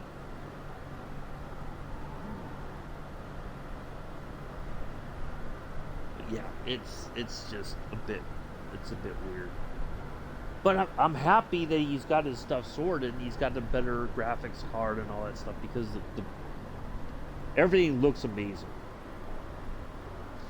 That's the only reason I think that I would, if I could get a PC, I would, is that graphically it looks way better than it does on the Xbox.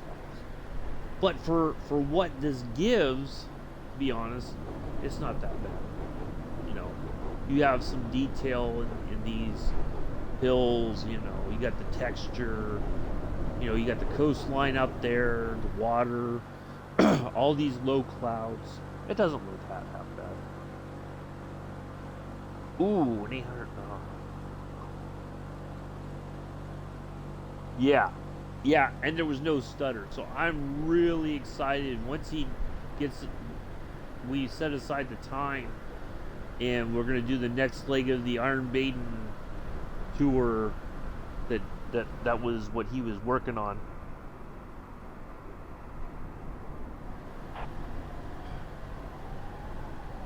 I don't think Air Senegal 404. Something is not right. They're not answering. Well, finally they respond. Look at that! Yay! Air Senegal 404. Whoop whoop! Finally acknowledging.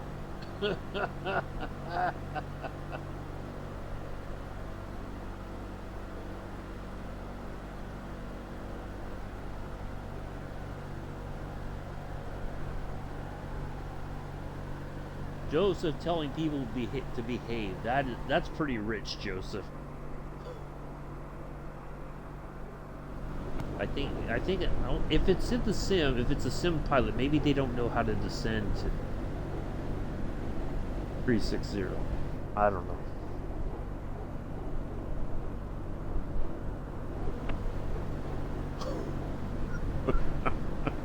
I don't know. I think we got some turbulence here, folks. We're doing the elevator ride right now. Grab your sick bags. Hold hands.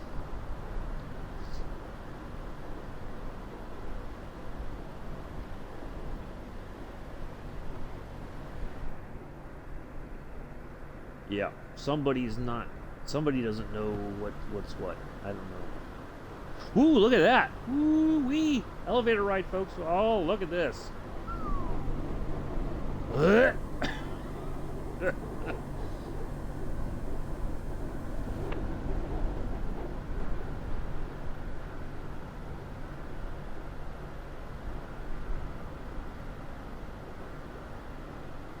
Yeah, that's true. Right? Yeah. Well, it hasn't been all the different stuff. Playing baseball. I've been watching Moneyball again. It came back up on Amazon Prime. I love that movie. I know it's like a little bit over dramatized, but I don't know. Maybe just because I stopped caring about the A's after a while, so it's kind of nice to see them struggle, you know. I still won't forgive them for beating my Giants in the World Series in '89. The year they had the big earthquake there in San Francisco.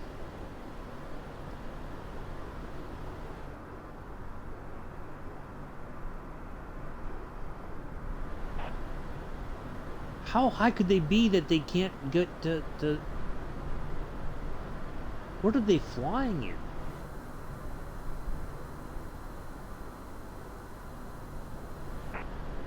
Okay, so do it. What are you waiting on?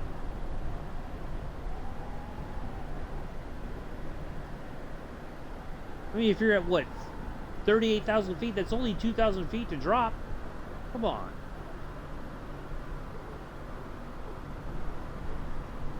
Nice, Mick. Looking forward to that. Oh yeah, I love. Well, so this this this is how I tell the story. Growing up, as far as I knew, the Oakland A's were the only baseball team in the Bay Area. I did not know about the better team on the other side of the bay until the early 90s. The Will Clark, Barry Bonds, back when they were still at Candlestick Park before they moved to Pac Bell Park. So it was easier. Part of it too was it was easier for us to go to the A's game because we could take BART. We could park at the BART station, which didn't cost anything. Take the BART train to the Oakland Coliseum, and you exit there's a separate exit to go to the Coliseum. And so you you go down the stairs.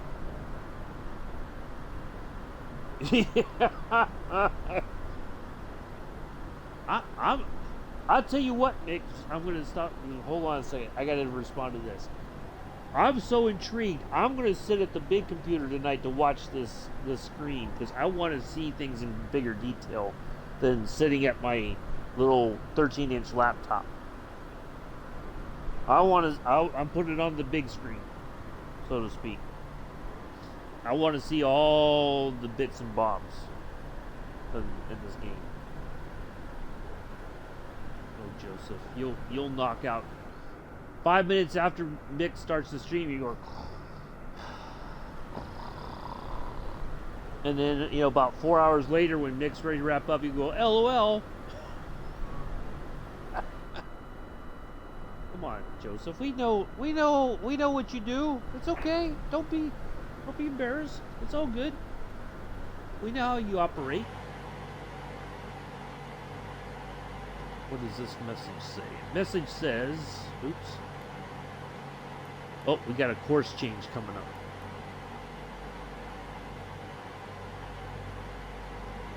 What?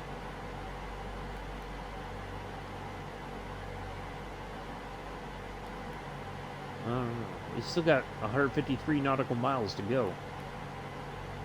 Why would it tell us about a course change?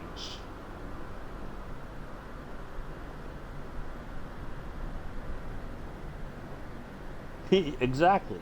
But anyway, so we went to a lot of A's games. Now, the A's games back in the day, now this is still, we had Reggie Jackson, we had Ricky Henderson, and then eventually we had the Bash Brothers, we had Canseco and McGuire. But if you watch the movie Moneyball and what happened in early 2000s, I think that's been happening for quite a long time. Yeah, you'll get bored in all of 5 minutes, Joseph. It's okay. It's okay. We know. It's all right. I know you're probably anyway. So a lot of the players who were good, like Reggie Jackson went to the Yankees. Players where the A's had been the farm team for all of Major League Baseball, it seemed, for quite a long time.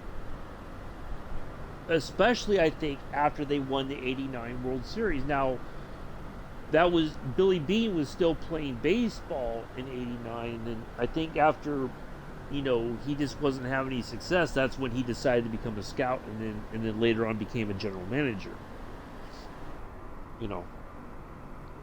So they but they've been the farm team for the MLB for quite some time. There's Senegal. Please, just go to 360 already. What are you waiting on? You've gotten like numerous invitations to go to 360. What do you need, a steak and potato dinner there too? Anyway, so yeah, I just find it interesting because the concept, and at the end when they talk about that the Boston Red Sox did win a World Series using the same system. The problem is that the Red Sox ownership understood what they were trying to do, and if the general manager needed a little bit of money to get a player, they could meet that demand.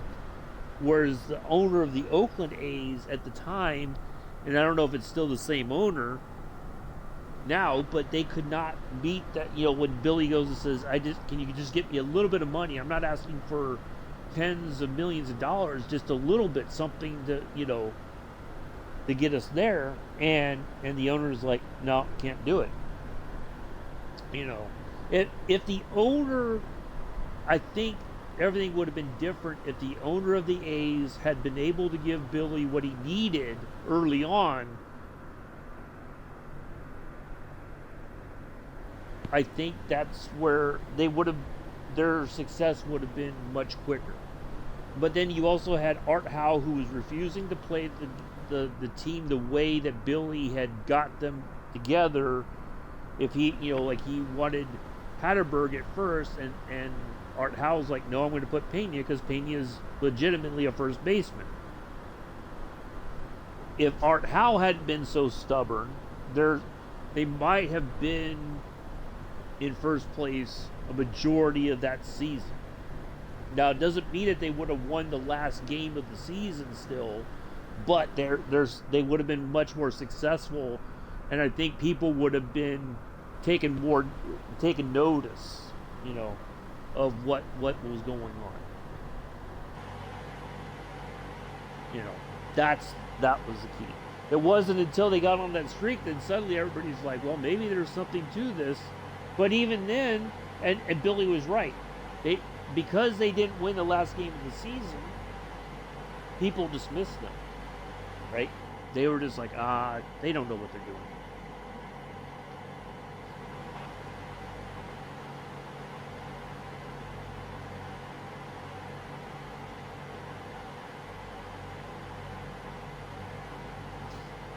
Yeah, it's an interesting study of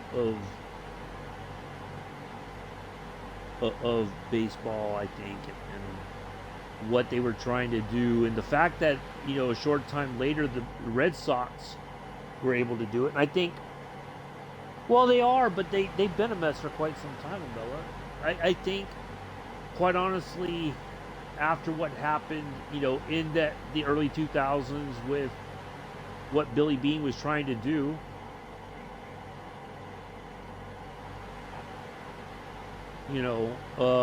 the fact that the ownership wasn't really, it didn't seem like they were on board with it. That didn't help.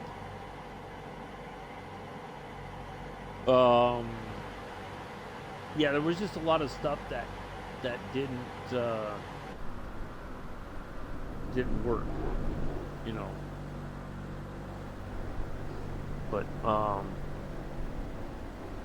well, yeah, part of it is the Coliseum is old. It really is. It's been there forever. Oakland can't afford to build them a new stadium. The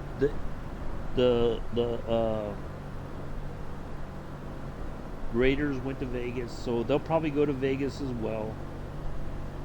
And it'll be the first time in ages that Oakland won't have a professional. They don't have a professional football team. They won't have a professional baseball team. They won't. I think the Warriors are back across the bay, where they started out playing way back in the day. They used to play at the Cow Palace. I think they're over somewhere near there, or I don't know if they're, I forget, but they're not in the arena anymore. So I mean, Oakland sports was like a mainstay for quite a long time, and now, for the first time, and I think in forever, they don't have a they won't have any professional teams in the Oakland area. You know, I mean, I remember the summer that Oakland hosted the All Star game, and that was like a very big deal.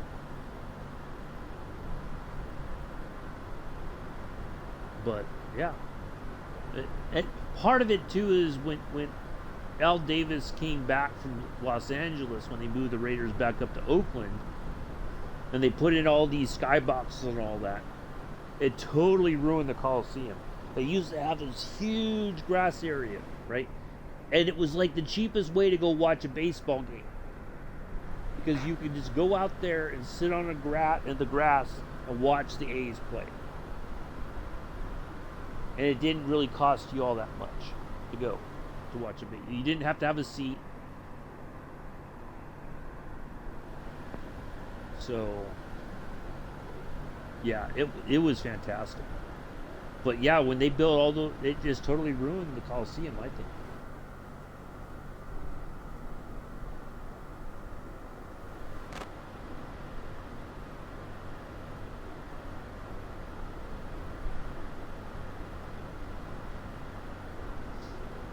But hey, maybe a new stadium, it'll be exciting, right? But the problem's going to be that the first probably 5 or 10 years, if the A's do move to Las Vegas like the Raiders did, the average fan is not going to be able to go um, to the game, because the tickets are going to be too expensive. Just like my buddy wanted to go to a Raiders game, even the nosebleed seats at the new Raiders stadium, you can't afford it. It used to be that you get nosebleed seats. Yeah, they are, but hey,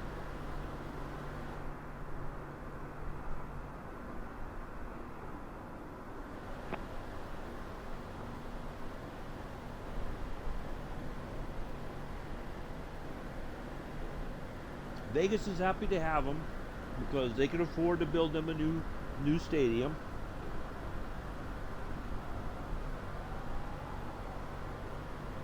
They're also bringing the F1. F1's going to Las Vegas, I think, this year, later this year or something.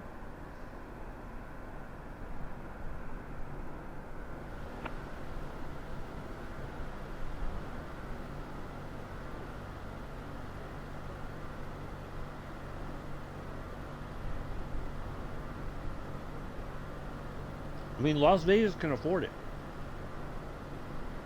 Like when I think about how, um, when the Champ car, um, that was the first race I ever went to. What do you call it?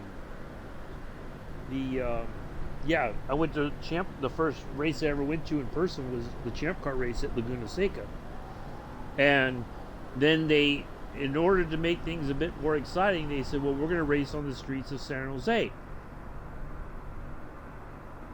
Well, they didn't really think about it. It sounded good, right?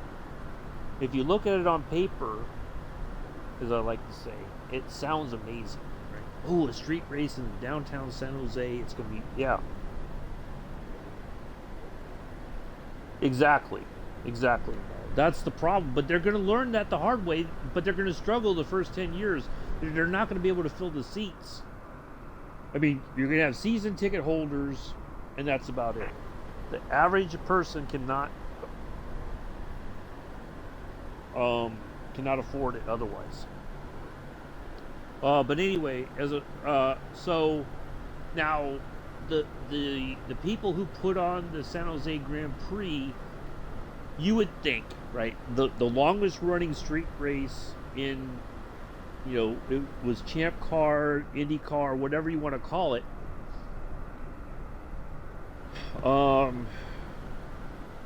Is Long Beach. So if you go and talk to the people who put on the Long Beach Grand Prix and say, how do you guys do this? What do you think we need to do to make this a success? They didn't do that. They were just like, we're gonna do it and it'll be fine. They didn't take into account that the layout of the track went over. That was one of the things they had to solve, was that the layout went over the streetcar tracks, the rail tracks. I tell you, what is going on? We got two people who cannot follow simple instructions and go to their.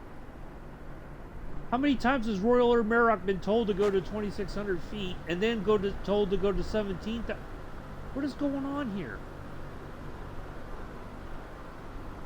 What are they doing?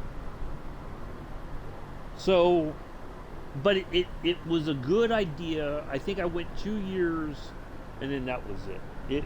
Or I think I maybe only went 1 year. But either way, Champ Car was dying anyway. They, a lot of the teams had gone back to IndyCar. A lot of the big names had left. But it was exciting, but it just wasn't very well thought out. They didn't plan accordingly. Like the number of people, and then you had some businesses are like, no, we don't want the race here. People are going. They come to town. They've got money to spend in your restaurant, whatever, in your hotels. I mean, when people come for a race weekend, especially at a new venue, people come from all over to see this. Now, granted, the first time when I went in 2003 to Laguna Seca for the first race that I ever went to, it was like there was hardly anybody there.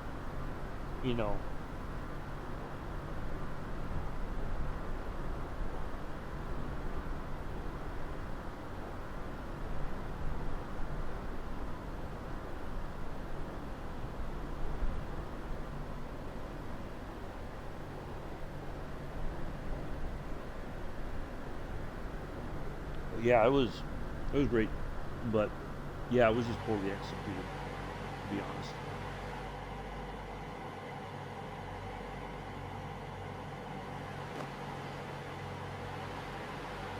Yeah, I think this is why I got to turn the live traffic off again. This is the kind of idiocy in the sim that just blows my mind. Alright, let's just have a look over here.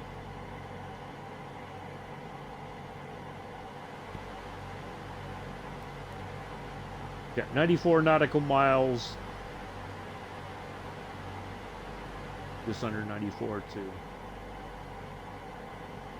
How many times? I don't know. I'm gonna link this.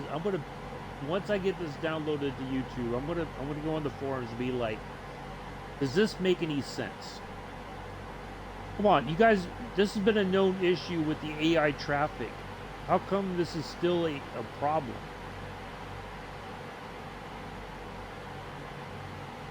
I just don't get it.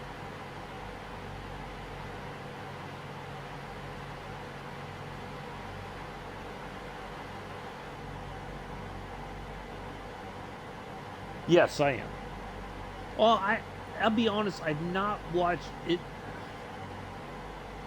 I used to be I used to watch football quite a bit, especially the Niners back in the day with Joe Montana and Steve Young.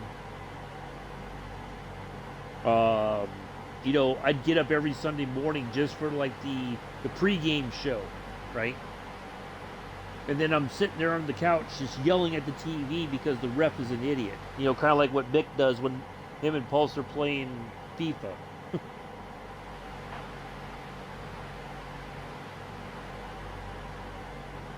And I after a while, I realized that there was no point to it, to be honest.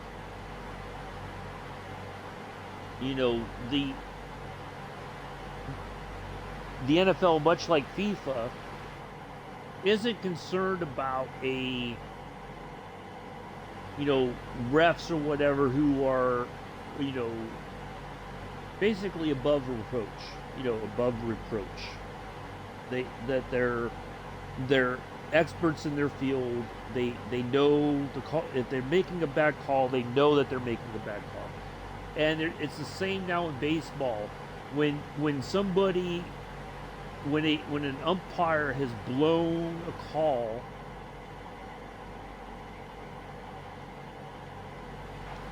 and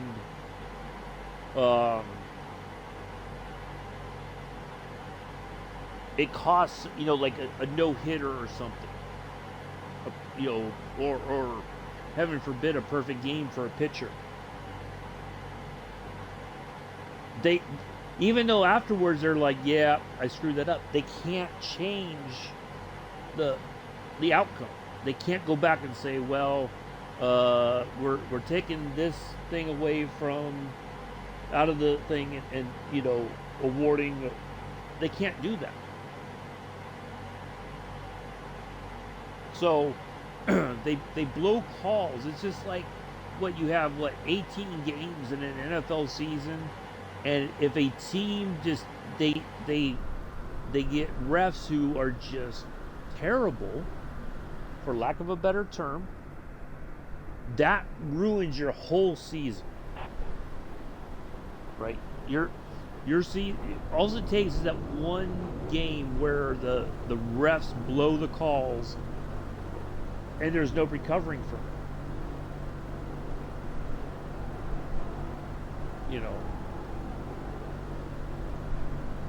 And it's like, well, they're human, but you have, like back in the day, that's what instant replay was for, so that you could overturn. If you go back, you look at it and say, nope, the guy's foot was clearly out of bounds.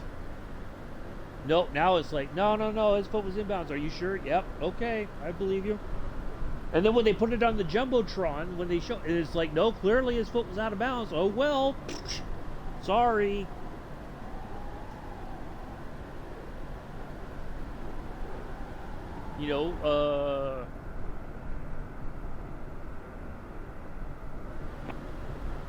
Yeah, they just don't, all right, yeah, they want to speed the game up. They don't want the pitcher taking too long between pitches. People are saying that baseball's too slow already. I like it. It's, because it's a mind game also. The pitcher likes to make the hitter wonder, what am I going to do next? Am I going to throw another fastball? Am I going to go with a curve? Am I going to go with a slider? What am I going to do? No, they don't want that. They're taking away the ability to make the hitter guess what's going to happen next, and kind of mess with their minds and get them off of their rhythm. So I like the game the way it was. There's always minor improvements to be made, but trying to speed the game up, I don't see it. But that's why I haven't followed baseball really all that much, and after a while, it's just there's always something, I remember the first time I went to the Sebring for the 12-hour race, and I was talking to this older guy. He was like in one of the little motorized scooter chairs, because he couldn't really walk all that much. And he saw I had a Ferrari shirt on, and he said, "Oh, do you watch Formula One?" I said, "Yeah." He said, "Yeah, I used to watch it, but the problem is, they always mess around with the formula. They change, 2.5 liter, 3 liter, 4 liter. they can't make up their minds. He said if they could just stick with something and stay with it, it would be great. But he said over the years, that's all they do. Well, we need a 3-liter V12. Oh, now we need to make a 2.5-liter V. Why? He said that's what ruins the sport, is that they're always constantly screwing around with the formula. What does it change anything? No. You know, some teams work very well within the change, and other teams struggle, and then they give up and they quit. And then everybody's like, well, goes another team. It's all about well, if it's about the money, how much money has been wasted on changing the engine size?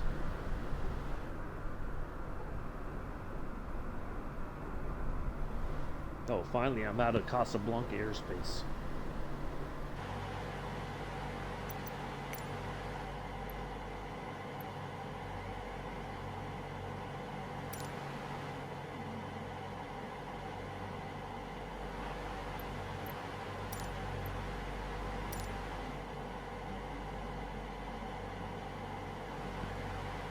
Yeah.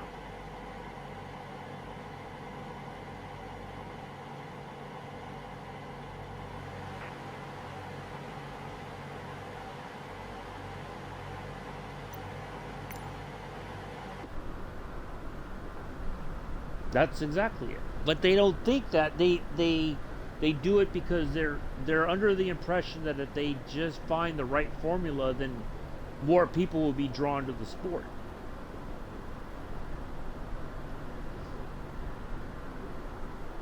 You know. But then if the problem is that when you have a team that dominates, like Ferrari did or like Mercedes has, then it also ruins the sport. Right? You're happy with it for a while because you're like, finally my team is winning. And then you're like, okay, well now this is kind of boring. Right? I love when Schumacher and Ferrari were winning. Don't get me wrong. I was in heaven. I'm not going to lie. But I could see when people said they're making the sport boring. There is some validity to that way of thinking. They have very valid reasons for feeling the way that they do. But the same people who said that about Ferrari suddenly don't say it when Mercedes has been dominating. That's the problem I have. If you're going to be mad about the way Ferrari did things, then you should be mad about the way Mercedes has done things. Period. You can't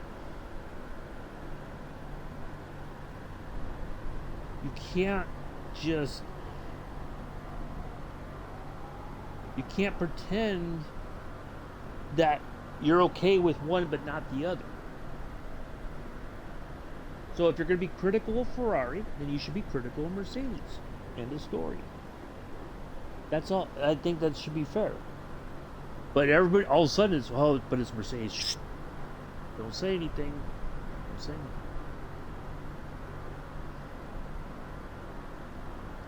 Yeah. Exactly. So I keep up with Formula One a little bit. Do I watch it like I used to? No. There's just not any drivers really that I feel like watching.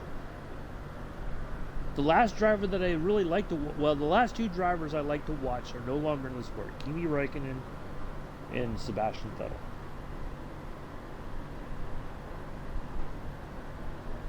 So,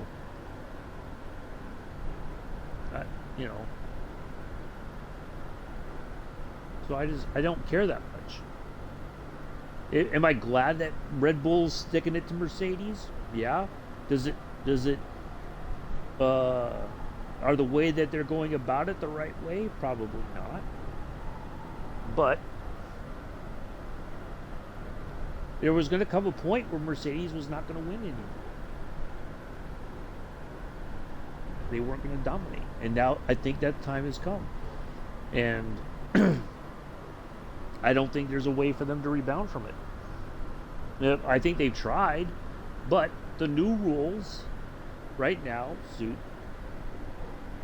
Red Bull.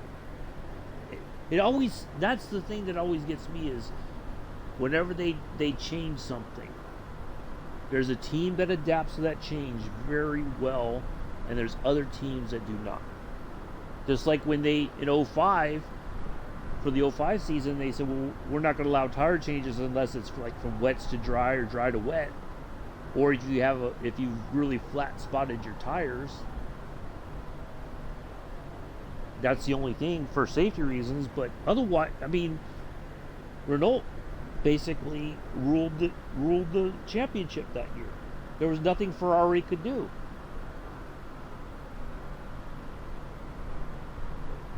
The Renault car was better suited to the tire thing.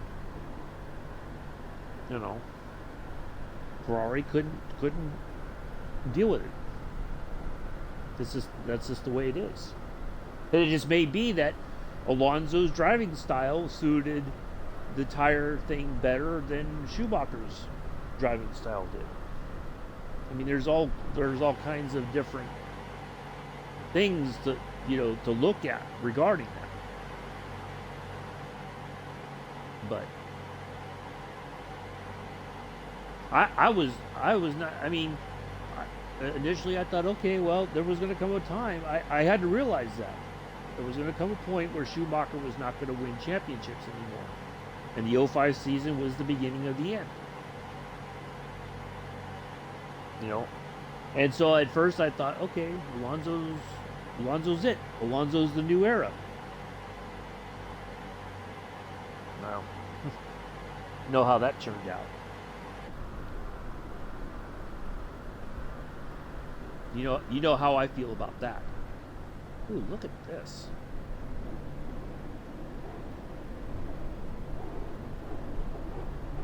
This is interesting.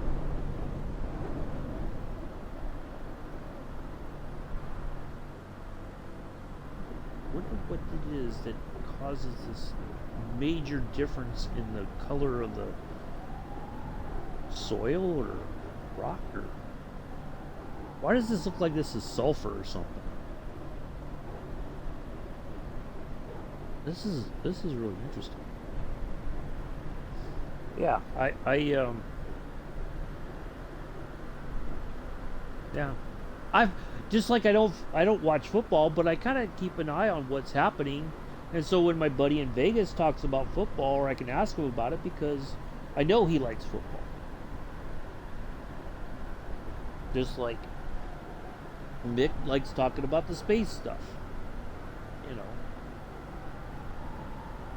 Does it mean I watch every SpaceX launch? No. But I know enough what's going on that, Mick and I can talk about it. You know.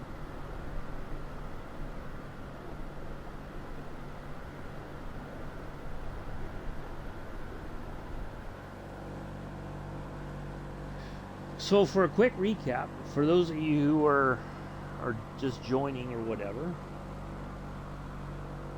we took off out of Casablanca. We had a bit of a issue with the autopilot system and leveling off at 13,000 feet, which has been our cruising altitude for some time. Got it finally sorted. We've been kind of stable here for a bit, for quite some time now. We have, let's go over here to the little garment system here.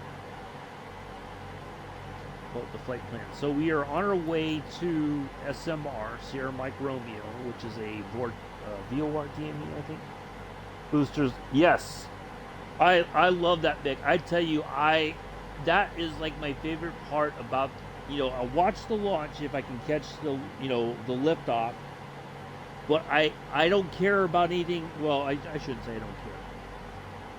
Anything else that happens once they're up in, they've got their orbital insertion or whatever. I love watching that booster come back to Earth. That is like the best thing ever.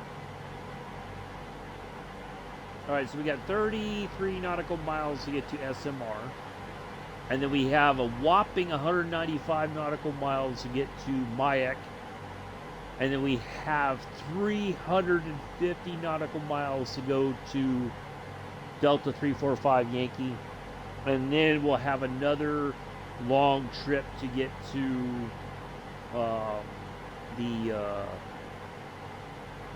to get ready for the RNAV approach. And that's I love all that stuff because it makes me think about when I watch the shuttle landings when the shuttle program started. It was just watching the takeoff and all that. It was the most amazing thing ever. So I thought, man, it's cool, right? And I love that this technology, people, I don't know where they all came from, and I don't really care. But people went to work for SpaceX and all that to design this technology, and their work is paying off. What they've created is out there for the world to see. I love that part. And I'm sure does it mean it's going to always be perfect? No. Is it reasonable to think that? No, it's not. It's by and large the the people who came together at SpaceX to work on this technology, to create this, that to me is the most amazing part out of it all. And they should be proud of their accomplishments, absolutely. They should be very proud of what they've achieved in this period of time. I was looking when they showed the over the shoulder views in the Dragon capsule with the 4 astronauts, right? And they had 3 screens and some buttons on the bottom there or something. And you think you have that, and you go and look at the Apollo command module. You had all these dials and all kinds of stuff. And now they have 3 panels in their touch screen stuff, right? And they can get all the information where the Apollo astronauts had to look at all these dials, and they had to look and decipher what they were looking at very quickly, instead of being able to look at a screen and the information is right there for them to see. I think that's amazing. That they can get up to orbit and everything's automated. They can just sit back and relax and like they were talking about, just enjoy the 0G gravity. 3 of those astronauts, the first time that they've gone up into space. One is an astronaut veteran. And, for 3 of those astronauts to experience all that for the first time, I mean, that's got to be an awe-inspiring, like, what else can you say in your life that is going to equal anything close to that?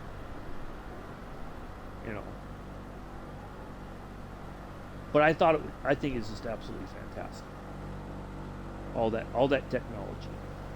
And it's all simple.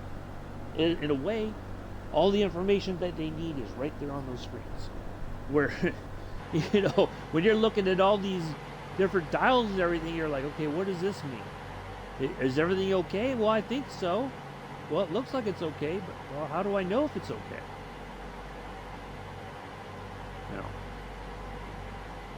So, no, I think it's fantastic. The stuff that they've been able to do. And everybody who's involved in that should be they should be proud of what they've done.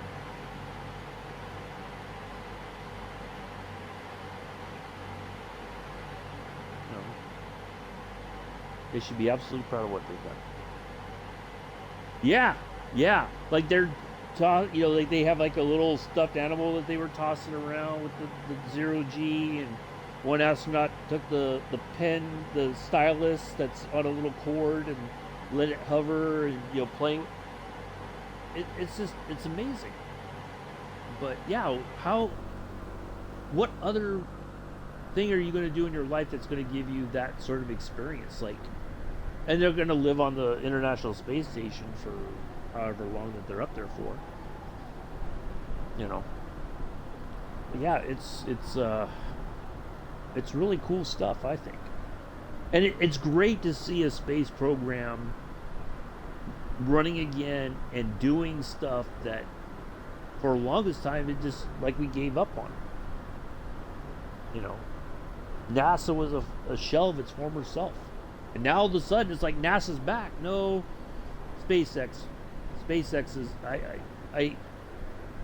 I don't like that NASA's jumped on the coattails and tried to act like they, you know, like this is their whole thing now. No. You guys had an opportunity and you just didn't do anything. And so, you know, Elon Musk stepped in. You love him or hate him, he stepped in and reinvigorated the space program. To me, it's a NASA name only. That's it. But you're just pretenders. You got a seat at the table, but you don't deserve it, in my opinion. You had your good years. Now somebody came in and said we can do it for cheaper and we can do it better, and there you go. And that's what they've done. But no, NASA, I'm sorry, you don't deserve a seat at this table. You got it, luckily, but you don't deserve it. You had your chance. So, the NASA of the space shuttle program, that's when NASA to me died.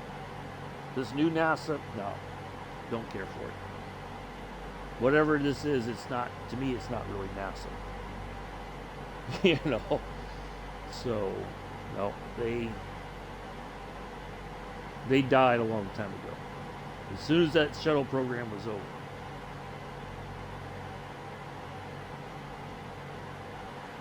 No, I think it's absolutely amazing what SpaceX has done. And they're going to get better. You know, they will. It just takes time.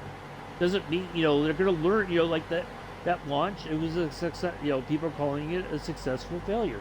Because if they can learn from the mistakes, that's all that matters, really. But luckily, it didn't the thing, though, at the end of the day was it didn't cost anybody their life. Right? Not like the first Apollo when they lifted off and those 3 astronauts died in the command module. It was Apollo. It was like one of the very early Apollo flights before we even got to the moon. The 3 astronauts died. Luckily, nobody died on that test. The Starship or whatever. So they're learning lessons, but it's not costing somebody their life. That's the important part, I think.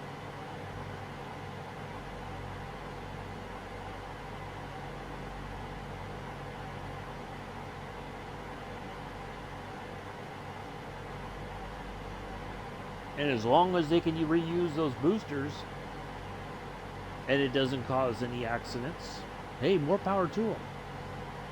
You know.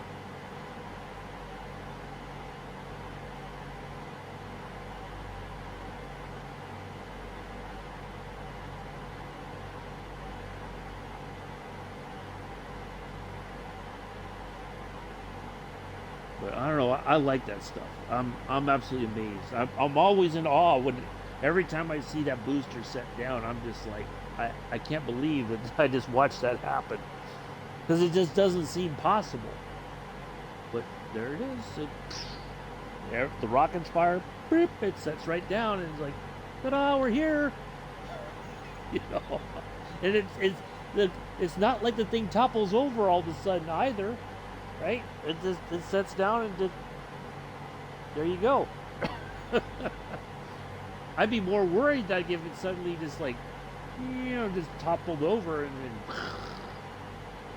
No, it's fantastic. I love it.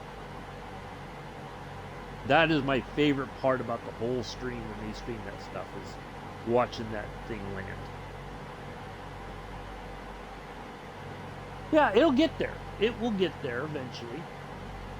But, you know, in in these endeavors, it's not like everything's going to be perfect from the start. When it is, that's when you have to wonder, like, okay, something's not right here. You expect that there's going to be mistakes. You expect that there's going to be,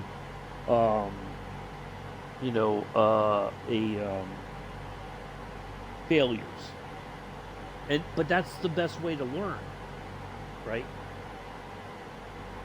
As long as it's not costing somebody their life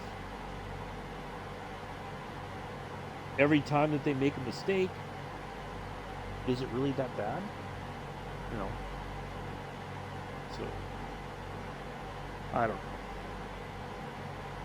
But I love it. I think it's just absolutely amazing. I'd like to go see a live SpaceX launch if I could.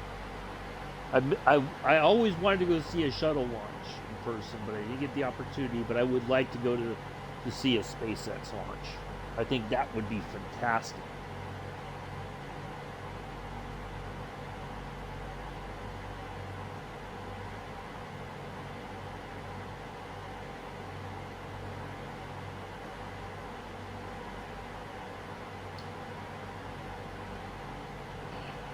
Anyway.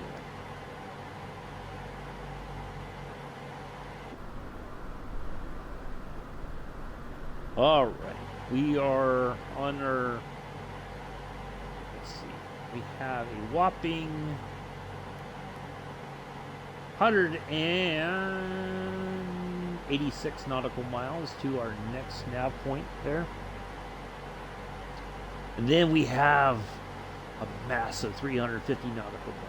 Woo-wee, Joseph, you can get your power nap in right now. Look at that. We got a long way to go.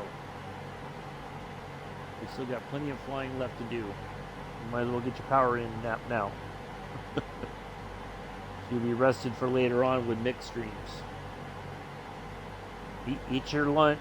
Take your power nap for about 3 hours. 2 hours maybe.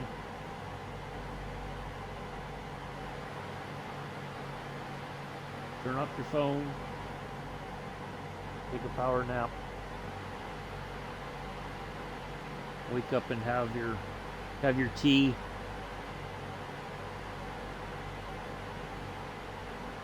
And then be ready for mixed stream later. I'm looking forward to this week. I'm not gonna lie. I'm really curious to see how this looks.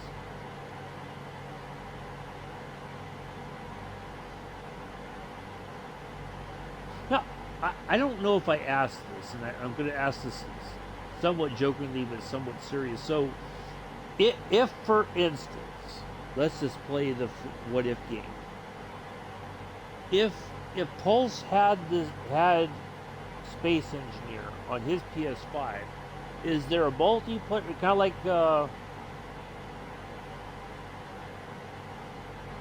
when will we get? Eventually. Well, I don't have a PC laptop, so I can't run OBS. If I get one, well,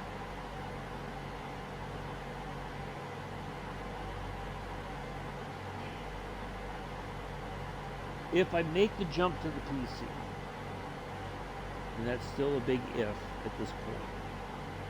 If I do that, then it would make sense for me to have a PC to run OBS stuff through. Or like a laptop. Just the basic laptop, and that's all it would be for, is for like OBS and monitoring the stream.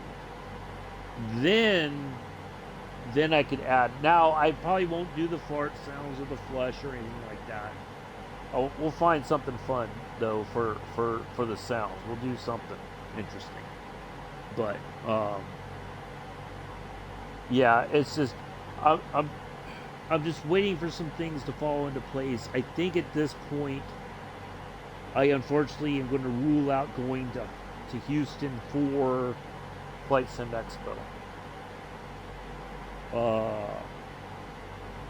But that's okay. I'm going to try to attend virtually.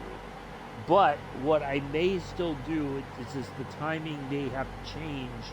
I still want to go to Houston and go to that air museum, and if possible, take a flight in one of their aircraft. And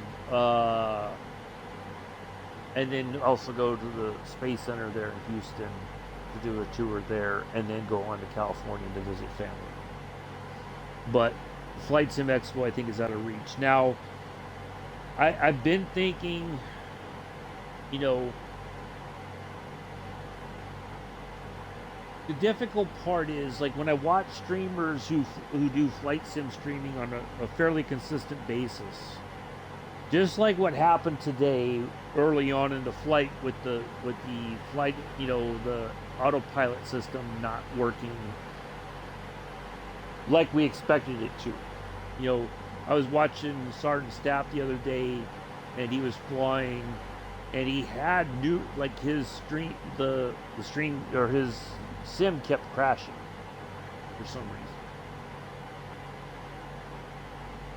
And so finally, I think after the third or fourth time, he gave up, and then he raided somebody else's channel.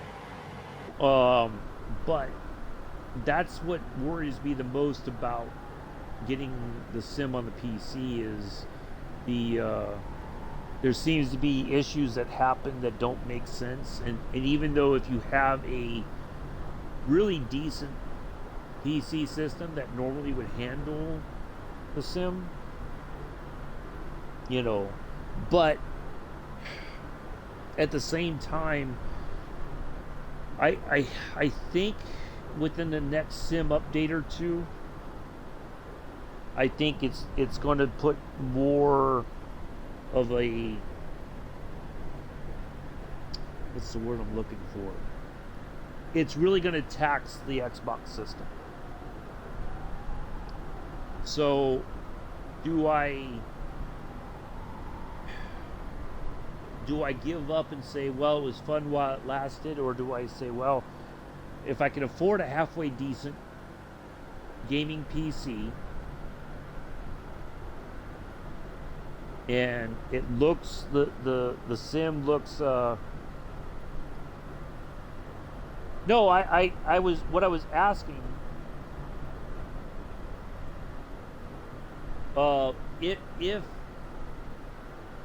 if Pulse had Space Engineer, could he join you on yours? Like, you know, if it was like a team sort of thing. I wasn't sure. That's why I was asking. You know, because I've never heard of this game before, so I didn't know, like, if it's a game where, is it really mainly for solo players, or could you have like a team? You know, one or two other people that join you. So yeah, I'm just curious of what the you know, if that's a possibility. Not that I expect Pulse to join, but okay, I wasn't sure, so that's all. I don't know that Pulse would, but I was just asking for my own knowledge. So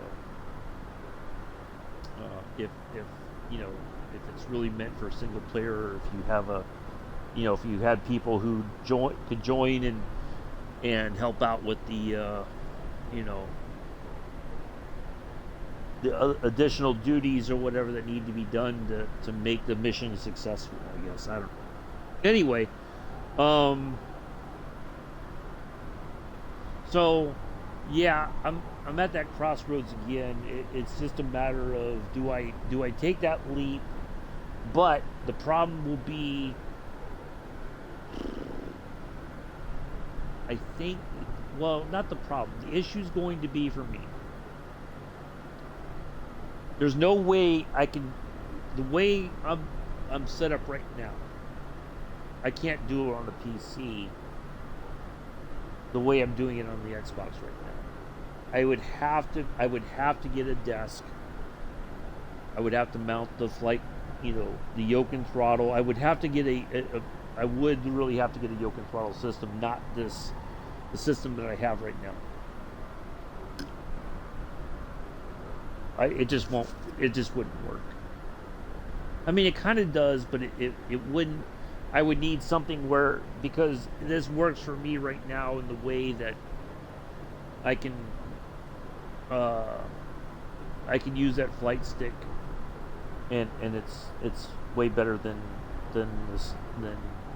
using the standard controller. Now, I've been on the standard controller the entire time, basically, now that we're kind of cruising, so that I can come in here, look around, kind of just show you guys some things, that sort of stuff.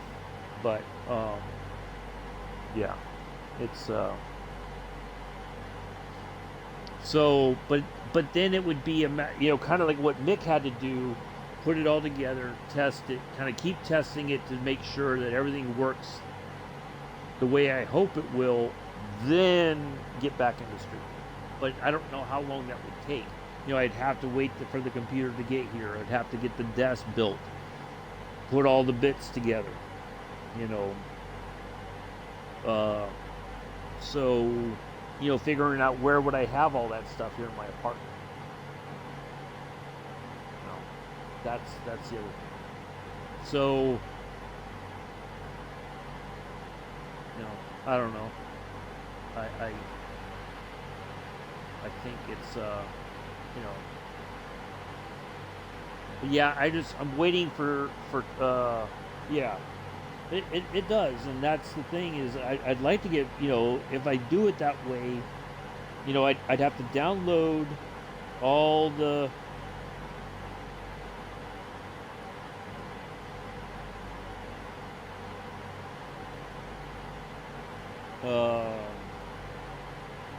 get everything downloaded and all that, and then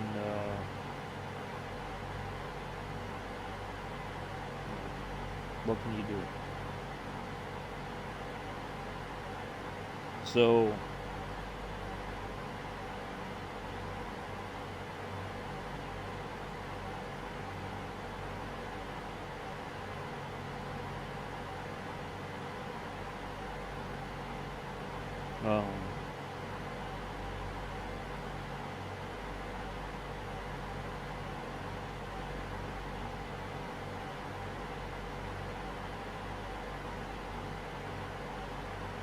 yeah, there would just be a time process, and so it would be a matter of. But then also, I'd want to still but then I would have to have a separate, for console, if I get a PS5 also at the same time, which is a possibility. Then, or do I just stick with the Xbox and just say, well, I have to forego. Either way, I still have to have a way of playing the Xbox, so that I can do the farming or just get on Div 2 for a while. But there's a lot of what ifs, a lot of unknowns. I wish I knew the answers to, because I don't really know what to expect.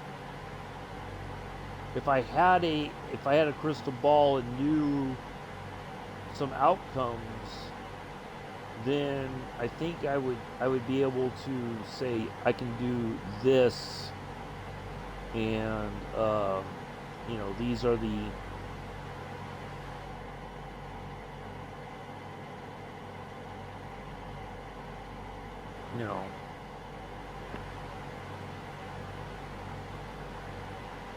but yeah, I just don't know. I really don't know at this point.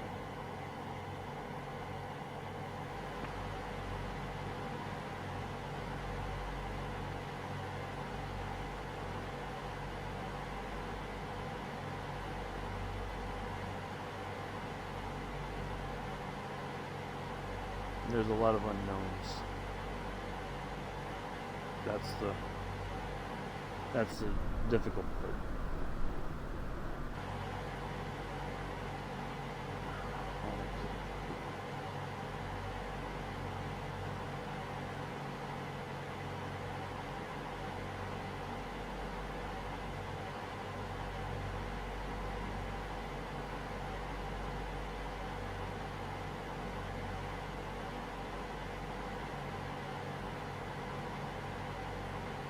But there's also people, like as nice as it would be to be on the PC system, I also know, like, for those of you who aren't aware, and I haven't, Matter of fact, give me a second. I'm going to go to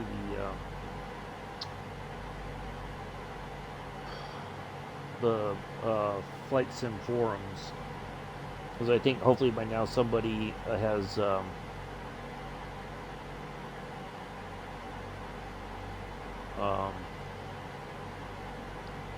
see. On Discord here.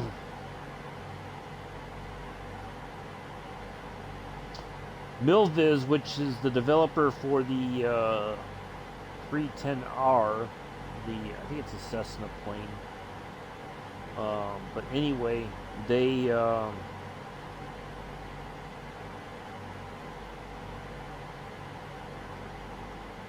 basically have said that they would not be releasing the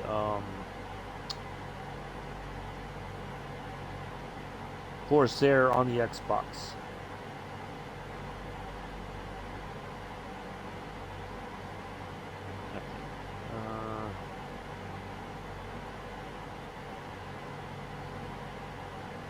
But nobody, I don't think anybody has sent me the link to validate, because I asked, you know, where was this said, you know, by the Milviz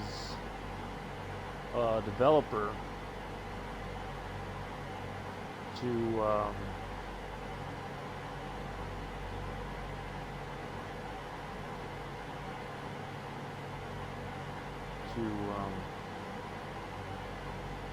validate, you know, if I think, well, I'll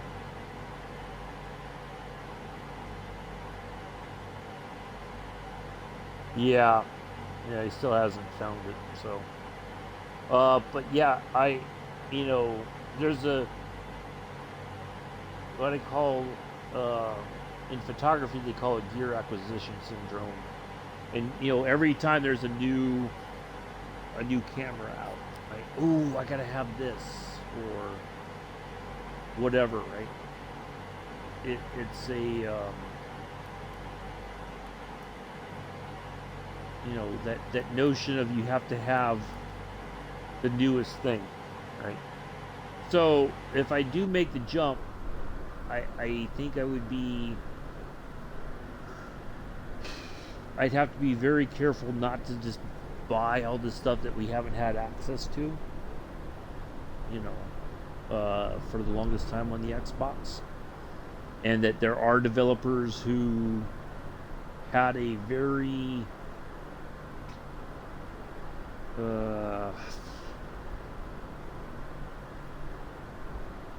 very negative opinion of the Xbox community for flight sim. You know, like, you would think if you say, well, you know, I'd like to, but there's some issues that I need to have resolved on the Microsoft side in order for me to consider putting my stuff on the Xbox marketplace. I could understand that. Like, that completely makes sense to me. But yeah, it feels like they just rather make these comments. Now, it may be that was what somebody thought they said. It, you know, might have been taken out of context. I don't know. But if I know a developer has this feeling about the Xbox community already, I'd be less inclined to buy any of their stuff if I ever went to the PC.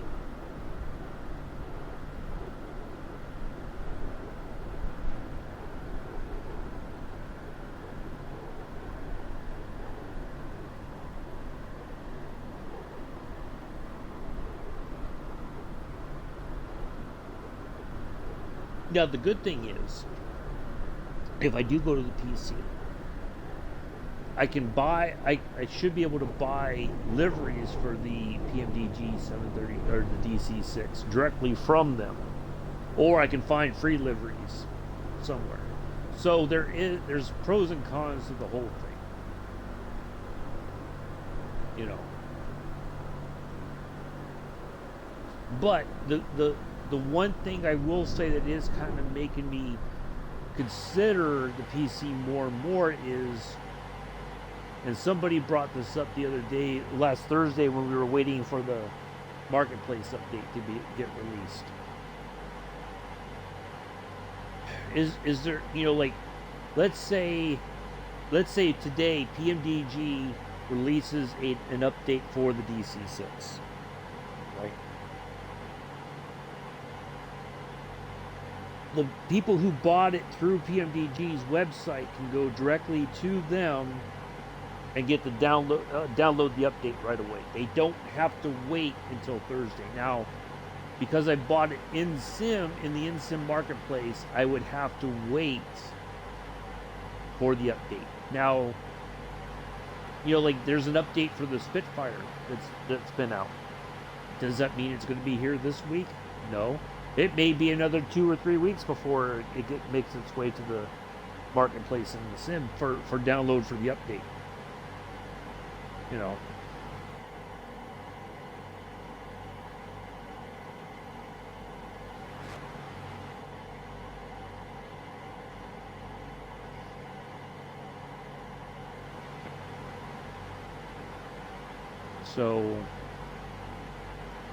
So it would just mean that I could buy stuff directly from outside the marketplace, the in-sim marketplace, and whenever a developer releases an update, I can go right there, bam, and download the update right away, which I like a lot better than, there's people created liveries for different aircraft. It doesn't cost, some people do it for free, and they put it out on flightsim.to. It opens up more opportunities and it opens up a lot more in the sim, but I don't know. I'm just waiting to see. I'm waiting for some things to happen, and as soon as I know that it's going to happen, then I can decide from there what's the best course of action. If that makes sense.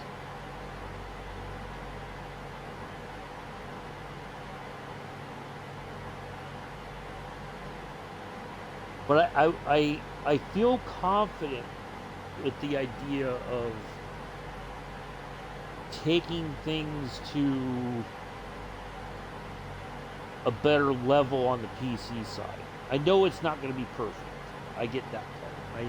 I quite understand that. Like, sometimes you have to tinker with the settings. Sometimes, no matter what you do, the sim is not going to work exactly the way that you expect it to work.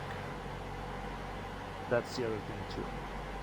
So I'm just a bit, I don't know.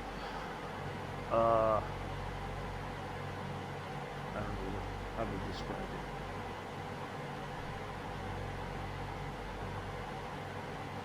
Part of me says yes, part of me says no. Like, I don't know, But yeah, well, we'll work. We'll figure it out eventually. We really will. We'll get there.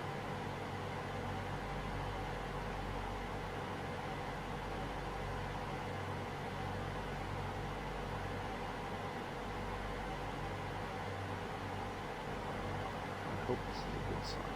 Who knows? So if you guys don't know, so here's the deal. I'm not trying to put too much of my business out there. I'm waiting on. I'm expecting of an update in my disability percentage, which means I get a little bit more money each month for my disability check. I'm not going to talk about numbers or anything like that. It's not. That's too personal. But if the thought process was if within a certain time frame, if some back money, some back pay came into my account, that I could, certainly think about going to Flight Sim Expo. Like I said before, that doesn't seem like that's going to be very likely at this point. And that's mainly due to the VA kind of just dragging its feet, for lack of a better term. And so, it is what it is. I can still watch virtually. there'll be another one next year, I'm sure. Maybe it'll be at a location that'll be make it easier for me to get to, and I can plan. It was when I heard about it, because Scruffy was talking about it, and Captain Arash, and then pretty soon, like a lot of streamers are gonna go. Not everybody, of course, because some people live on the other side of the world, and there's just no way they can afford the plane ticket and all that. Um, but there was a lot of people that I was really looking forward to meeting in person. Scruffy being one of them, Captain Arash, Allison Johnson, um, Sergeant Staff. Just people who I've started to get to know a little bit. Does it mean we're BFFs? No, but we have something in common. Am I as well known as them? No. Do I ever expect to be? No. And that's okay. I'm perfectly fine with that. So I was really looking forward to going and hanging out and just talking with people a little bit and seeing some of the products there. The what's coming later on in Flight Sim and all that. But do I have to absolutely be there? No. I can watch it all online. And that's okay. But it does, now it opens up the possibility, do I take well, not that it would have been super expensive. I was going to do everything on the cheap. Right? But do I just say, well, okay, now I can go ahead and focus on getting a PC system together. Like I have the mouse, the keyboard, and I can use my TV as a monitor in the interim. Or I can get a monitor too, because I'm going to need something. I still need my TV so I can watch TV and play Farm Sim on my Xbox. Do I do that instead? And then just kind of get all that together. So that's a possibility, but I don't know what I don't know how much money I'm going to get if I'm going to be able to do that as well. Or do I, just say, well, that's still something I can look at down the road. I can still fly in the sim here on the Xbox, and then start, pricing a gaming computer that's good enough to run Flight Simulator at a decent setting so that it looks good. So we'll see. That's where I'm at. So it's just a matter of them saying, congratulations, here's your new percentage, and we're going to cut you a check for this much back pay, and ready to go. From this moment forward, you'll get this much each month. But again,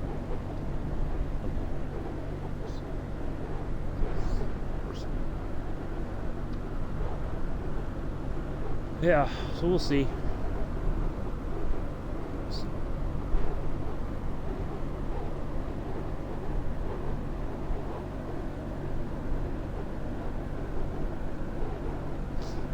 But the other thing too is I gotta take care of some other bills first too. So it's all there's a lot of stuff that has to be done before I can think about the other stuff too.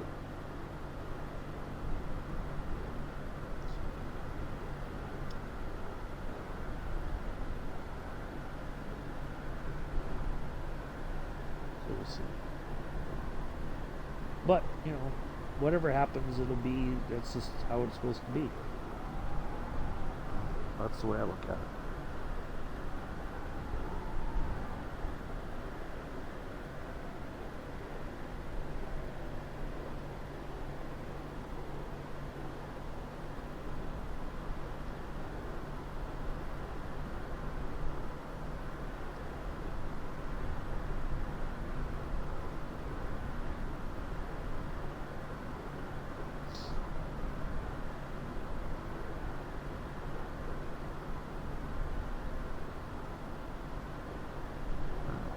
mountains already. Alright, let's have a looky here. We should be getting much closer to our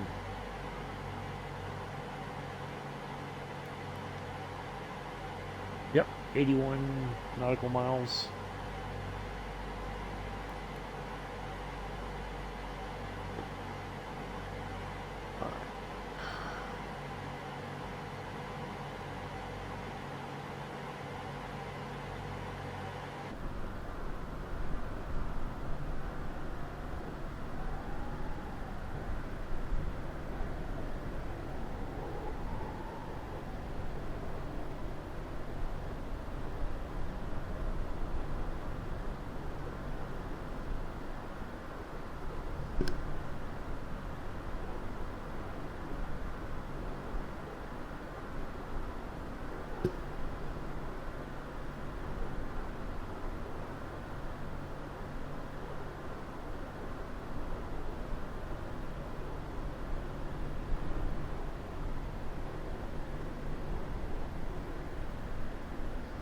Well, thank you for everybody coming in and hanging out today. Greatly appreciate it.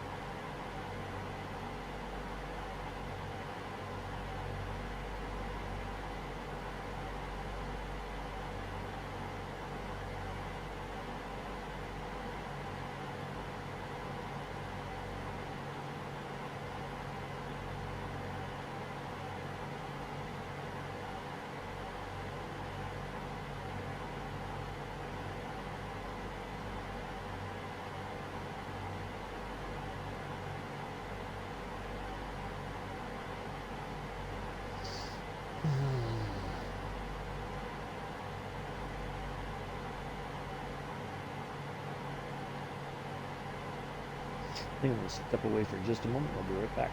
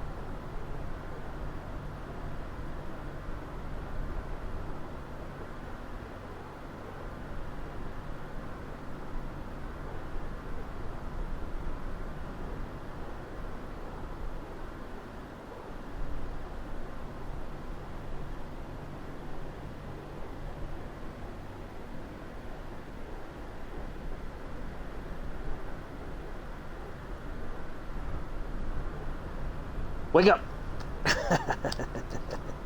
Wake up, Joseph. Alright, I'm back. Sorry about that. Oh, I needed to move around for a little bit. Whew. It's a lot sitting here for an extended period of time. Alright, let's see where we're at now. I've been away for ages. Ooh, excuse me.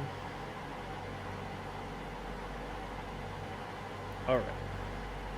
51 nautical miles to Mayak.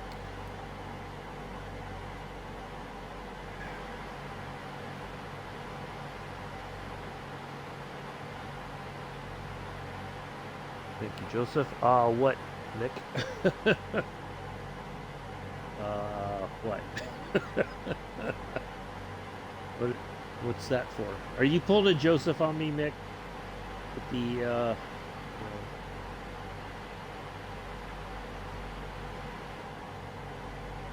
little sayings like ah or LOL, wow, jumps. Oh. That is surprise everybody. See if I can.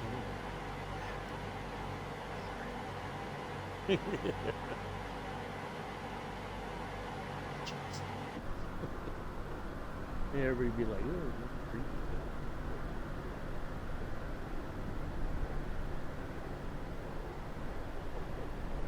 Yeah, right, Joseph. I had this out here, and you were listening to the sounds of the engine, and you were like, yeah. It's okay. It's all right. There's no problem. There's no harm in that. We still got a lot of flying left. We've got at least another couple. We've got a while to go. Trust me. We've got a while to go.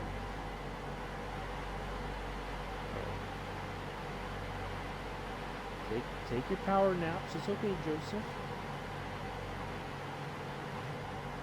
Go chase the cat around your bedroom. You know, whatever. Leave the cat alone, Joseph. Just leave the cat alone. The cat will bother you when it wants to be bothered. There you go. Till then, leave the cat alone.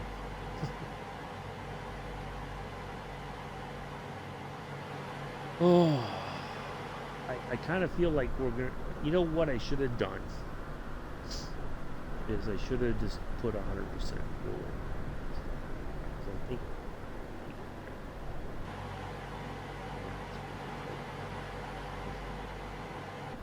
we still got. Yeah, I think. See, that's another thing too in the sim.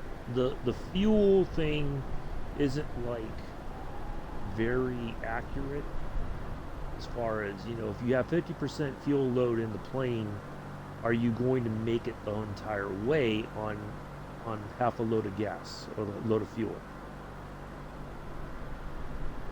That's the tricky part. And I don't feel confident we will make it. But I think if we had 100% loaded in, we'd be barely touching 50, getting that 50% right now. So, I don't know. I think I'm just going to put 50. I know I'm not doing this right, and I get it. I'm just going to say it. I know that's like not the legit way to do it. For expediency purposes, that should get us to this. Should be the keyword.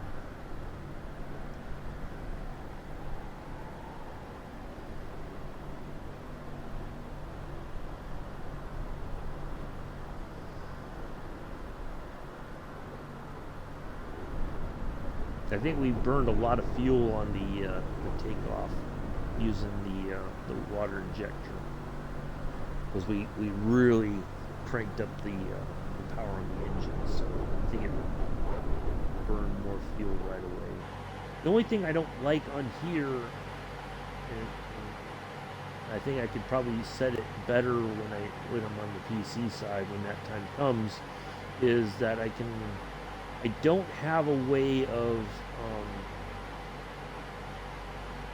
like, I can't just add fuel into these other tanks below. But there's no, like, 75%, you know, there's only 50 or 100. There's no in between. If they put a 75% fuel option as well somewhere, that would work. That would give you at least a ballpark, you know. I think 75% would have gotten us there.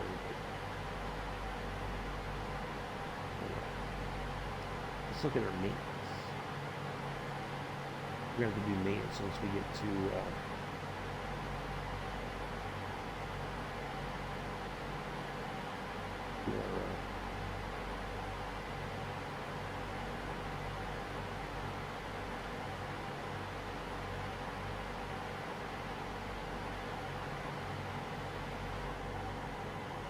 Hubs are cold within ice range. Why didn't the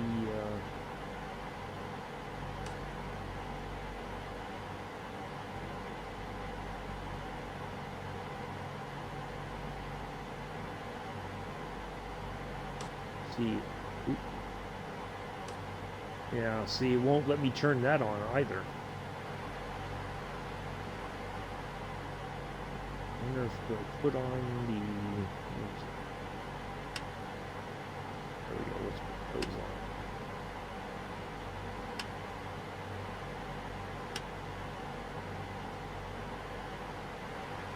Let's see if that changes that after a little while.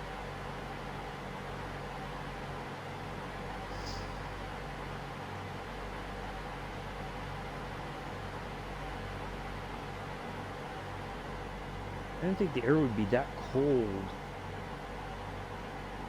at only 13,000 feet, but I guess so. I would have expected to be, yeah, I guess it would be pretty cold at 13,000. Although you think, well, we're over like a desert type area. How could that be possible? It's an altitude thing. Science! That's what it is. It's science.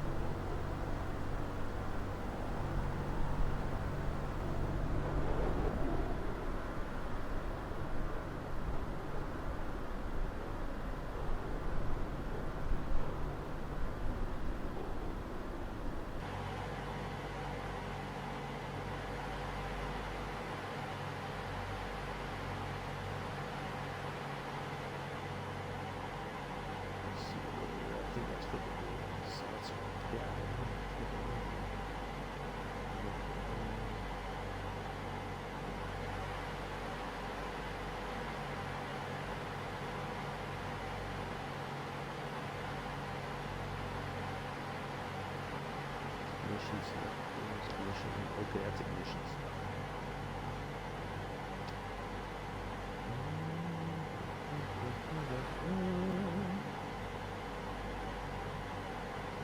Anywho's, well, let's see what other.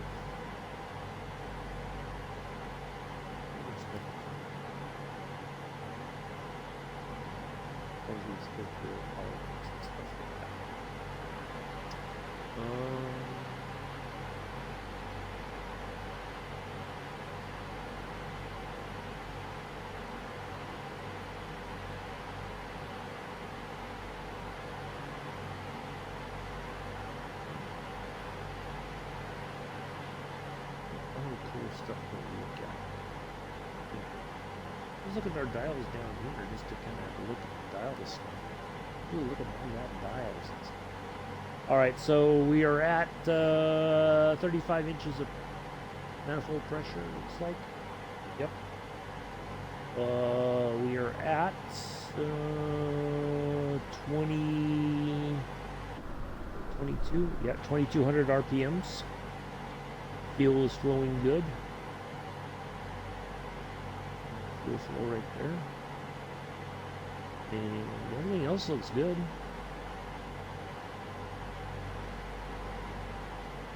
Oh, well, is there any green? Well, we get 6,000. No, 600 pounds per hour. of fuel flowing through all 4 engines. Guess that's good. Everything else looks okay.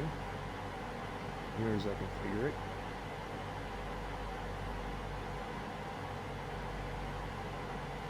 Now that I click those switches, I wonder now if I can, if it'll let me change this down here.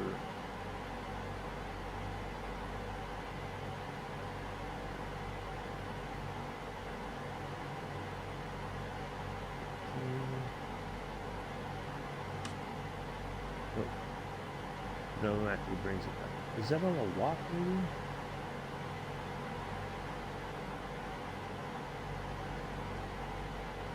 I think it is. No, it won't let me change it. Okay. Oh well.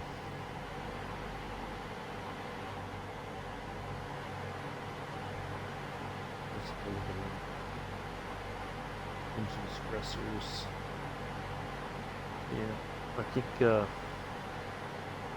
think I can do anything about that at this point.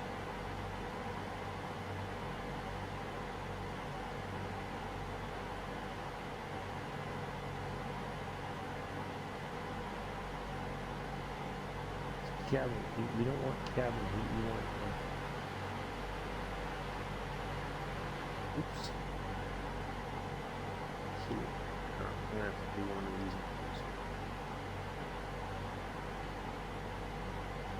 There's the injector switches. That's what we heard switch on before we took off. The water and the alcohol mixture being injected to give us the extra horsepower to take off.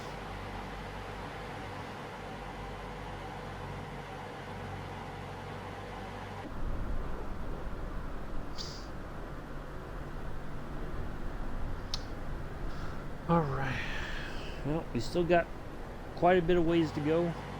I think this is going to be more than a 5-hour trip. I think we would have been much better off if we hadn't had all those hiccups early on in the flight. But we got it sorted. We're getting there. Oh, we only have 8.5, well, just under 8 nautical miles, or roughly 8, almost 7 nautical miles to go. And then we make a slight turn for Delta 345 Yankee. And then we have a whopping 350 nautical miles. Once we get there, we'll start descending. I should look at... There's our nav approach.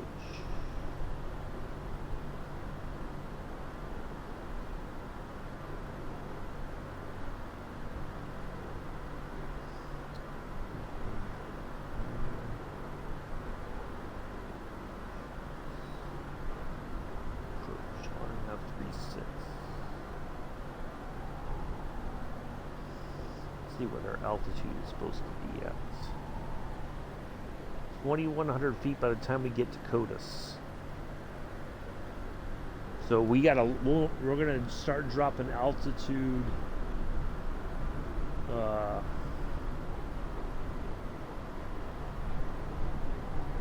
Once we're, so basically, this is kind of what we're gonna do once we get closer to CODIS, right?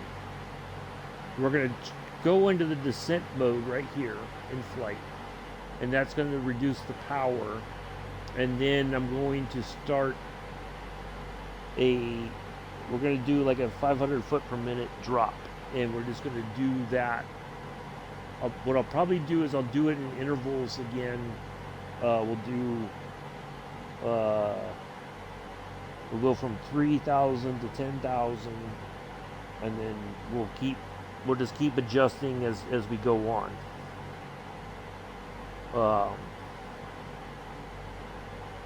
But we have 262 nautical miles once we turn towards the airport to drop that altitude to get to about, we'll level off at about 3,000 feet, and then as we get to CODIS, that's when I'll take over and I'll fly it in myself.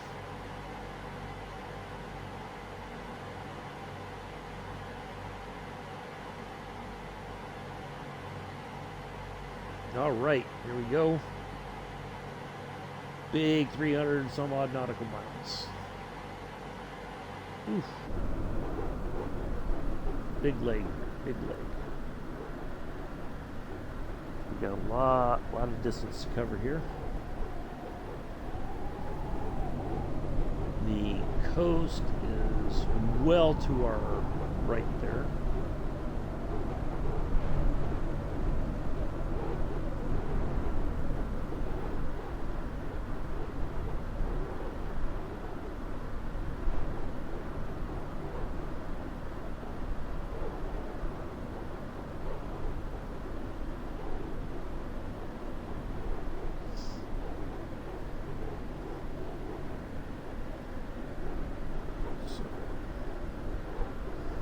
Thank you again for everybody coming in and hanging out. Hopefully you've enjoyed it.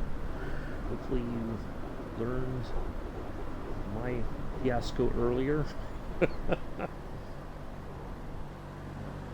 I don't get it. I don't know what I could have done differently or what I did wrong. I don't know.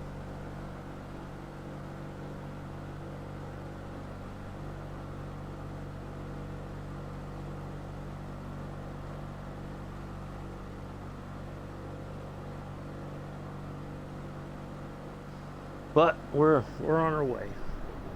We're finally on our way. Well, not finally, but we're getting there. We're almost there, folks.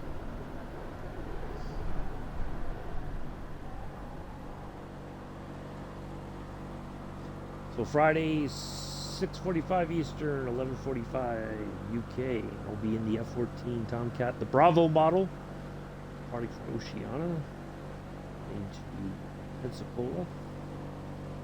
We're taking the Fighter Squadron 103 liveried F-14 down to the Pensacola for the museum.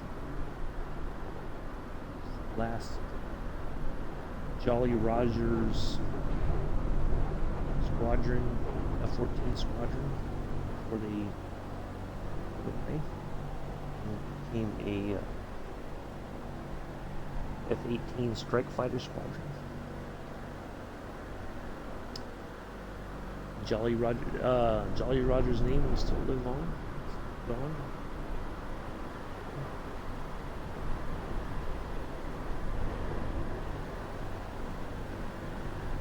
I didn't know this, but when the VF-8 Squadron 84 was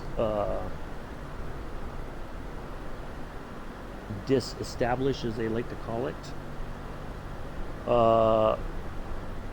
VF-103 was called Sluggers, was their original squadron name. And then when Jolly Rogers became available, they asked to continue keep the squadron name alive. So they got approval for that. And then when the F-14 was, all the F-14 Tomcats went away, the Strike Fighter Squadron 103 kept the Jolly Rogers name. The skull and crossbones livery with the black and yellow paint scheme. Yeah, awesome stuff.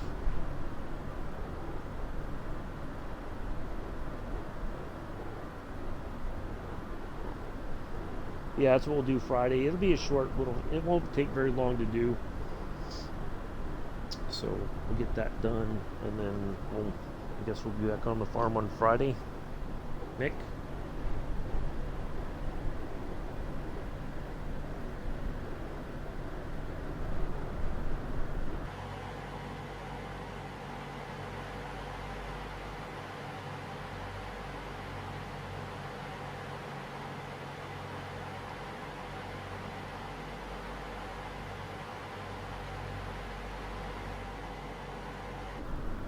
Unless he decides to do something different.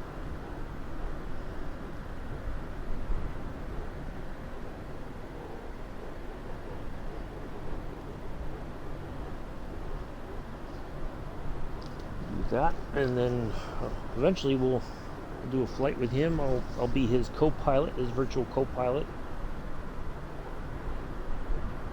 as he gets back in the air. with the Iron Maiden tour whenever he's ready to do that.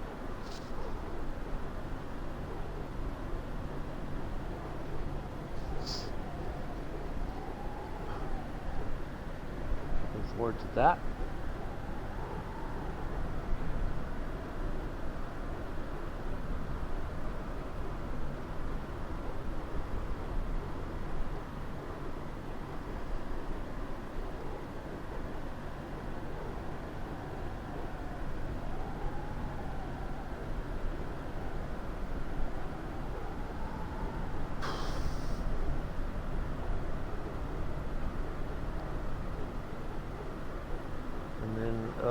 I have to see about, well, a week from today, of course, is Memorial Day here in America.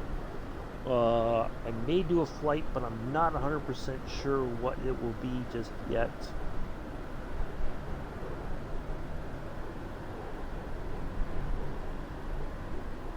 Have to think about that one.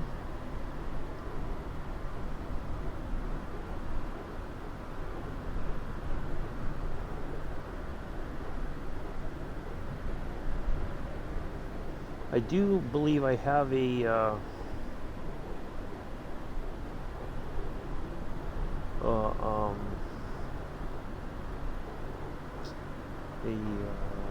military livery for the DC-3. We may do, I don't know, we may do something with that. I don't know. We'll figure something out. Or maybe we'll do something different for Memorial Day.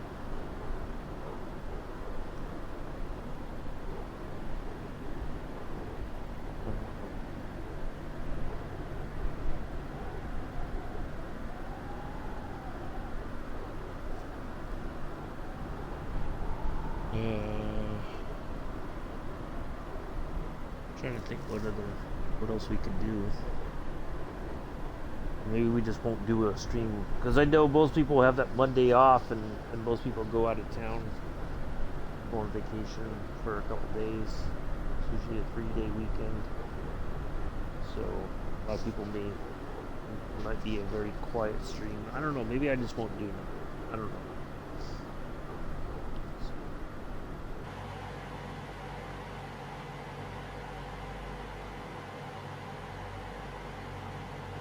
Figure it out somehow.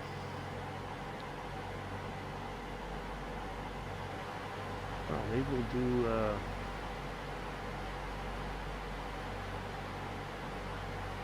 maybe we could do trains, or maybe I'll do Div 2. I don't know.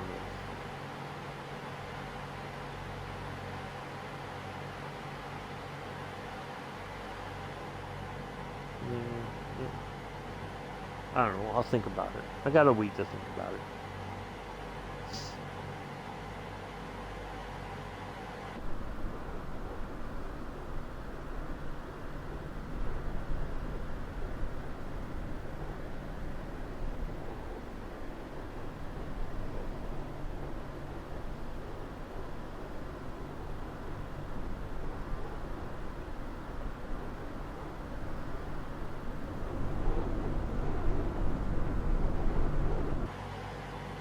Let's see what we're looking at here.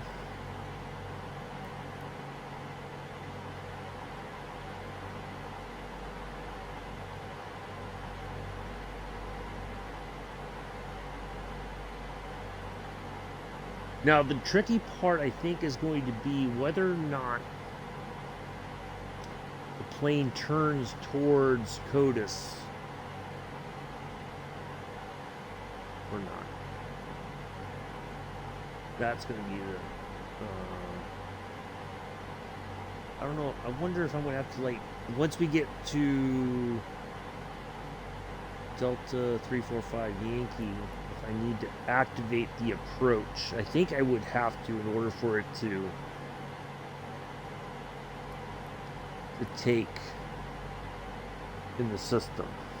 I think that's going to be we'll see if that's what we got to do. We'll try that, and that should take us, or either that or I go direct to, if we don't turn automatically towards CODIS, then we'll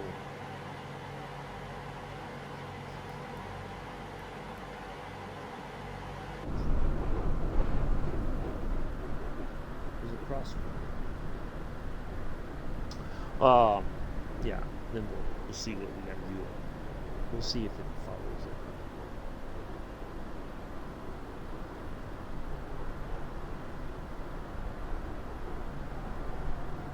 Let's see what else. That's good.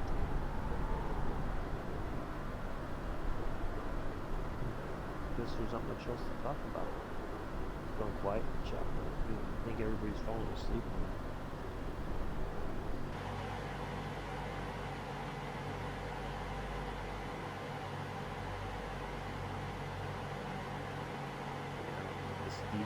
The carb heater engine or whatever is going to make any difference at this point.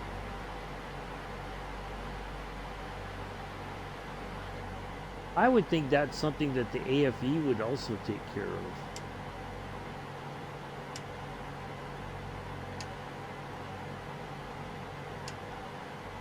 I don't know. But as long as we're not falling out the sky, I guess that's all that matters.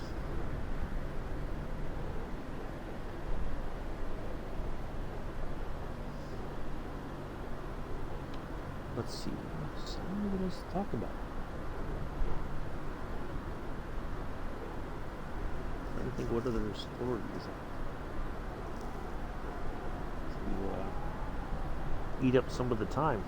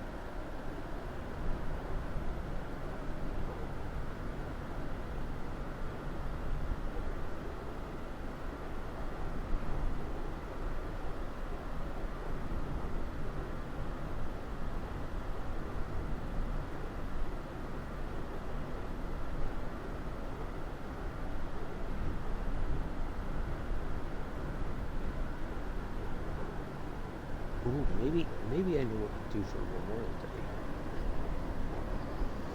We did it a long time ago. I don't know. I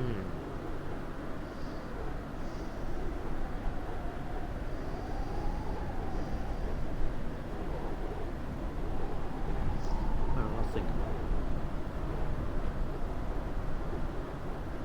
I don't know, maybe I think maybe I'll just not do a stream one day next week. I think that's the safe thing to do.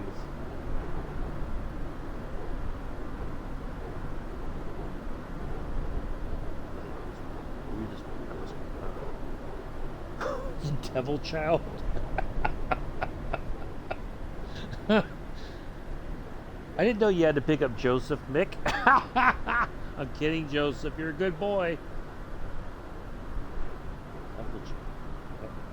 Must be your youngest is what you're talking about. Or are you talking about the oldest? I don't know.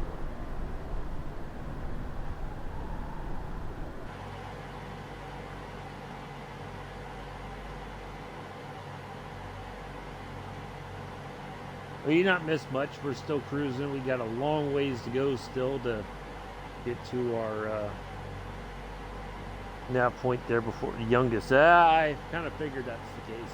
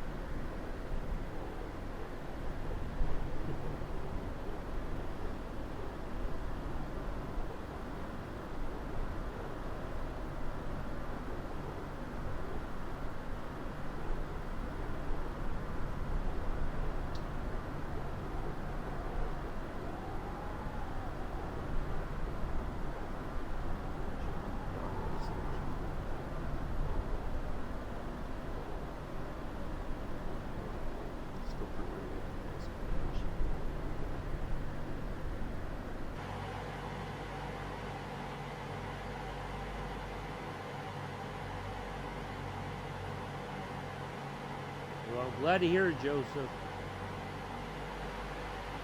I'd never hear the end of it. If I made you cry.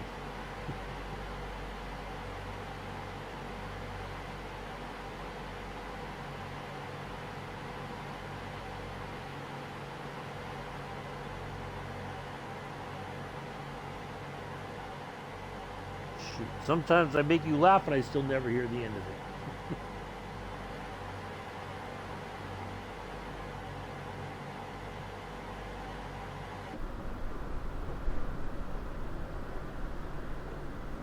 Yeah, win for losing.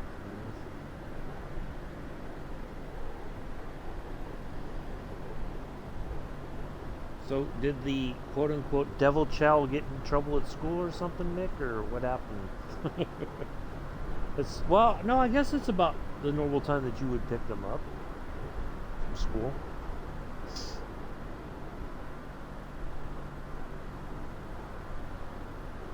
I was gonna say it's just about 3:30 there in the afternoon.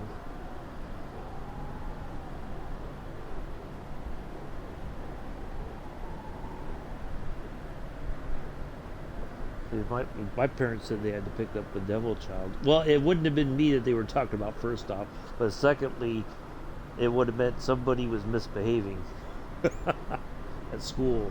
So, even though it was like the end of the school day, that the teachers are probably, somebody at the school is probably like, yeah, get her home.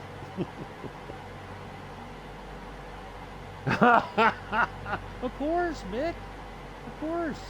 That's how it works. But yeah, that's exactly it. Oh, she's such a lovely young girl. Oh, yeah. We love having her in class. So she gets home. Raw! Give me my snack now.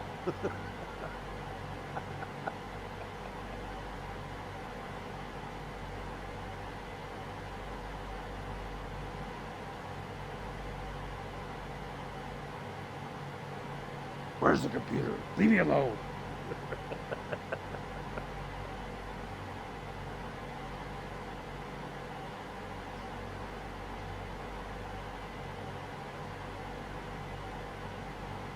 My day was fine.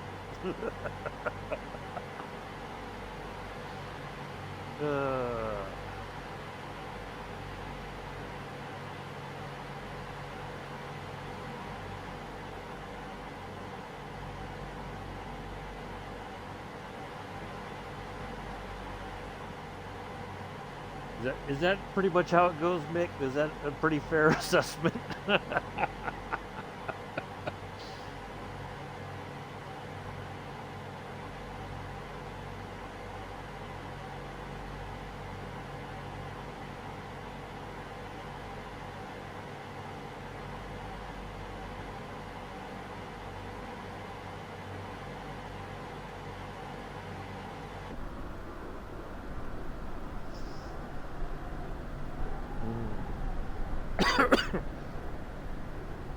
Only thing I goofed my voice up a little bit here. Ugh. Can't do that for very long.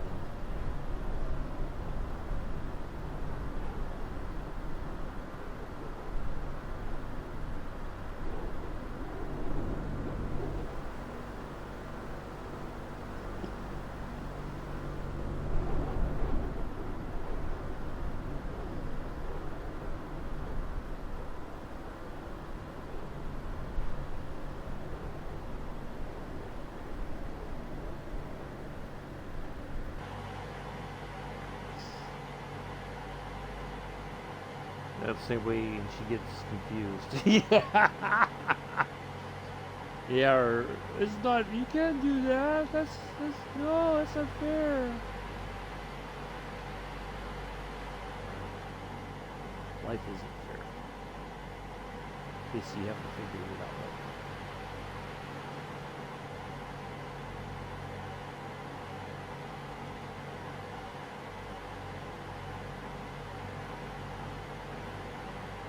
You know, Mick, we're not supposed to act that way.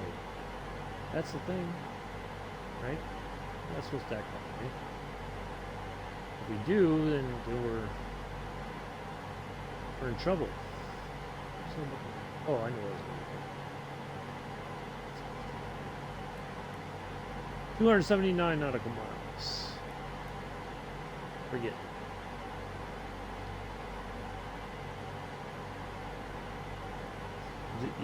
You just lock yourself in the man cave, Nick. That's all. So when everybody's reasonable, then I'll be back. But until then,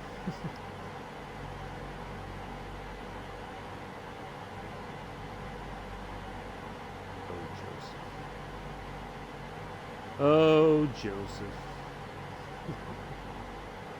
you're funny.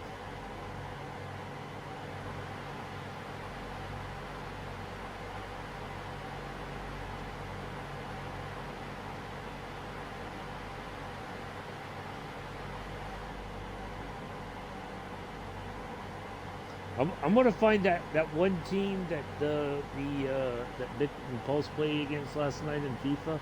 I'm gonna tell them to recruit you for their team. You know those kids that were wasting time last night. They were already beating Vic and Pulse, but they decided that they were better off running around in circles with the ball. I think you'd fit right in with them, Joseph. To be honest. They'd love to have you on the team.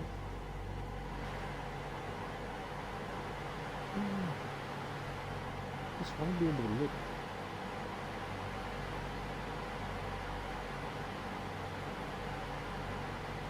Windshield feet and right on this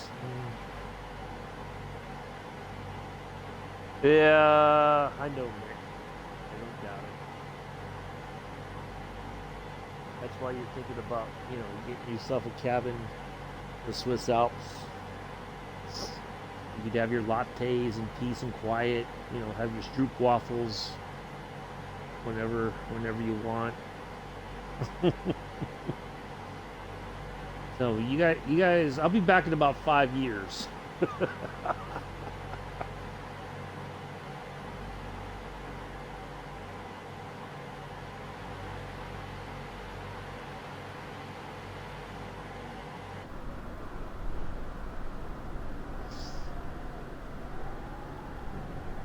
I could do it. Oh, I'd probably have a man cave too, to be honest.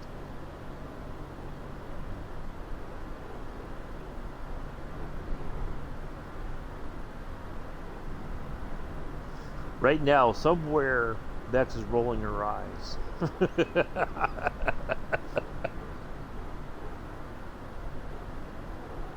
Oh, you boys.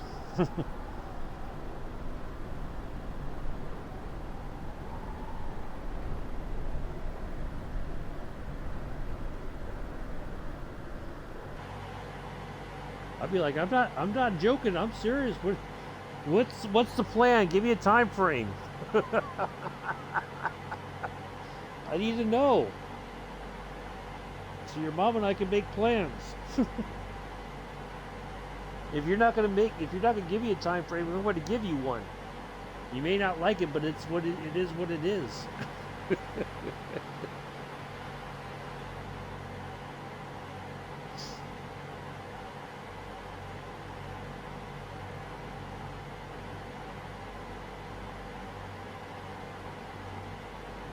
Be like, you got 10 years to come up with a plan. After that, don't know what to tell you. And the oldest, you got like 6 years or whatever. You better come up with a plan. Time's running out.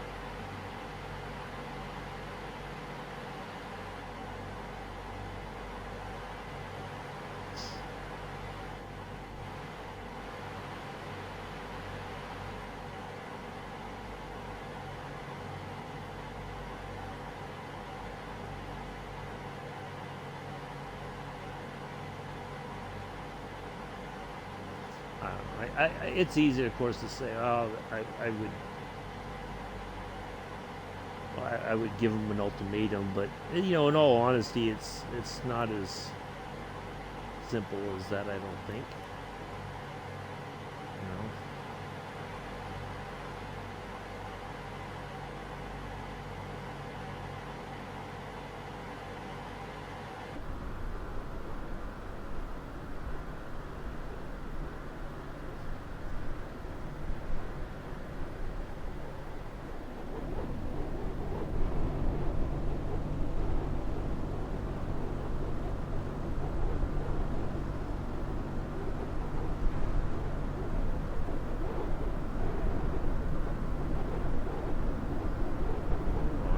personally, to be honest, I couldn't wait to leave home. I just didn't plan it correctly, where I would have, going back home would have been the last option. But it is what it is.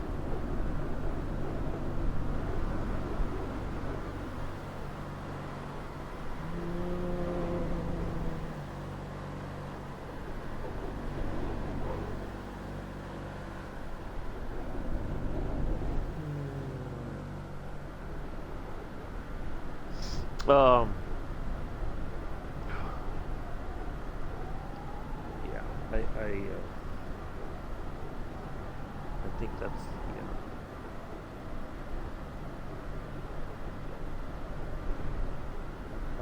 I was already planning to leave. But sometimes, some kids just aren't ready to leave home. They're quite content where they are. So, what can you do?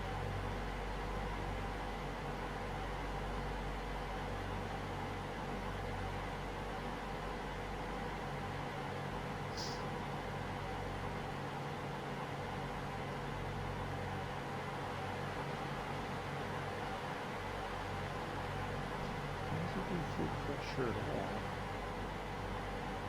all. How are we getting fuel if these dials say there's no fuel pressure? It doesn't make any sense.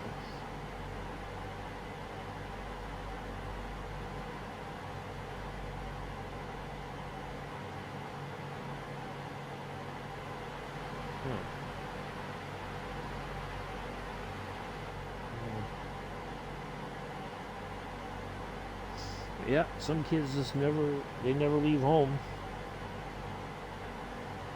Some kids are like, as soon as I graduate high school, I'm out. I think there was even, when I was in high school, I think there was one student that got, what do they call it? Emancipated from their parents. Like they basically proved that they could be responsible for themselves, and the courts basically said, okay, well, there you go. Good luck. But usually there's like it has to be really serious circumstances to make that happen. Otherwise, they won't. No, it would not be allowed.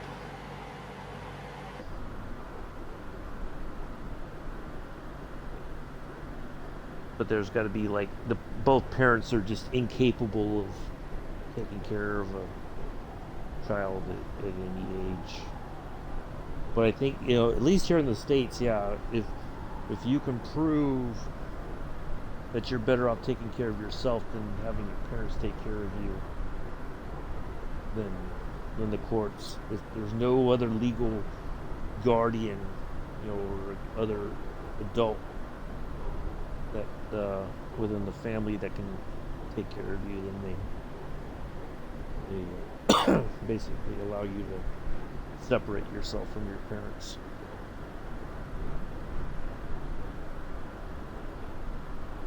But I think it's usually either there's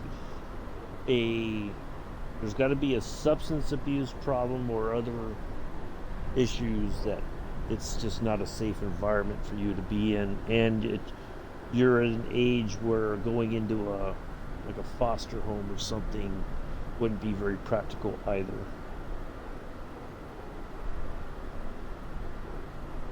Yeah, it's pretty. There's got to be a lot of circumstances though before they consider it.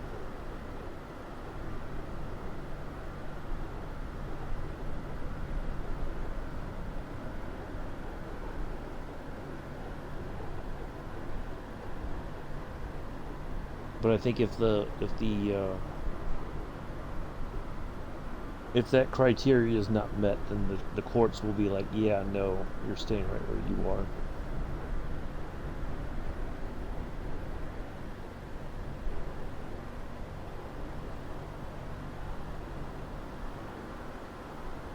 I remember like it was a big deal when I was in high school when that happened. It was like when word got around. Dang, you got away from your parents? Like what? That was like almost unheard of.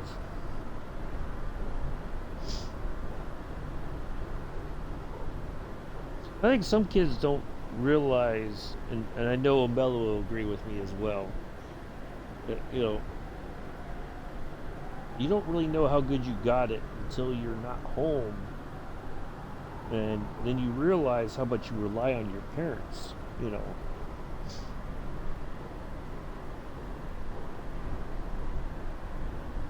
Some people, they're like, oh, I'm striking out on my own. And they do okay. But they steer clear of trouble, and other kids are like they think they're going to steer clear, and next thing you know, they're getting mixed up in all kinds of stupid stuff. Well, I try to warn you, but that's just life.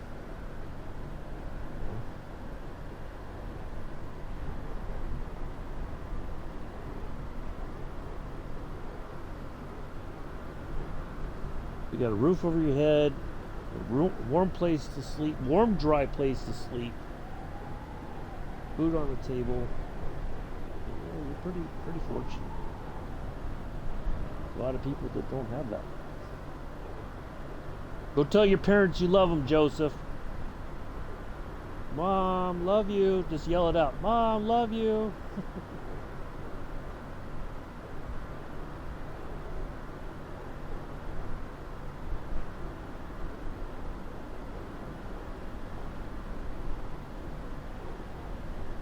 That's okay. One day, Mick, when your devil child has one of her own, she'll say, "Dad, I'm sorry. I should have listened to you." At least you hope that's how it works out. It's 3:40. It's almost 4 o'clock in the afternoon. What do you mean she's asleep? Joseph, my goodness. Nearly 4 o'clock in the afternoon over there. What'd you do? Keep her up all last night for some reason? Goodness gracious.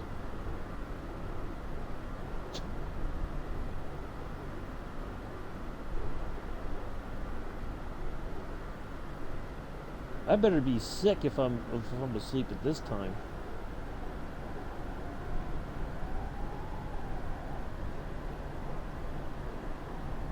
Comes home and has a lay down after work. Oh, okay.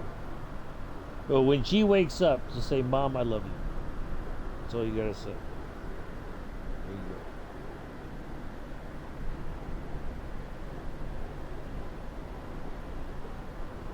go. Moms like that stuff.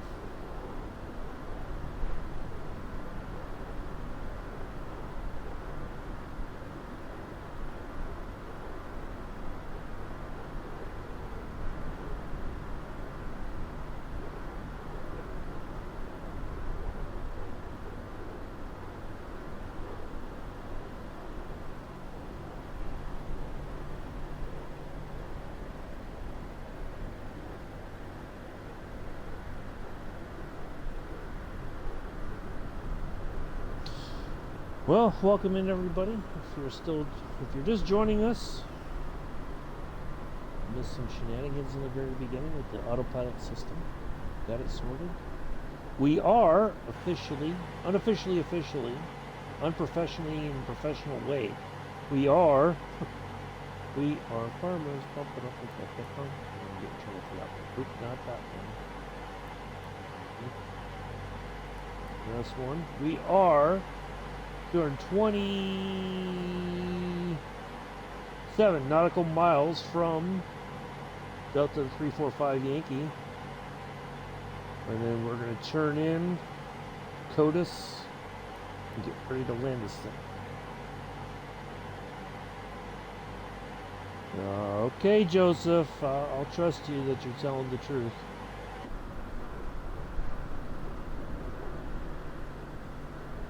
You say so.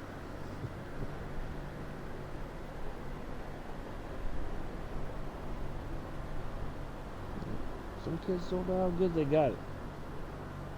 That's okay. One day you'll learn. Parents are long gone.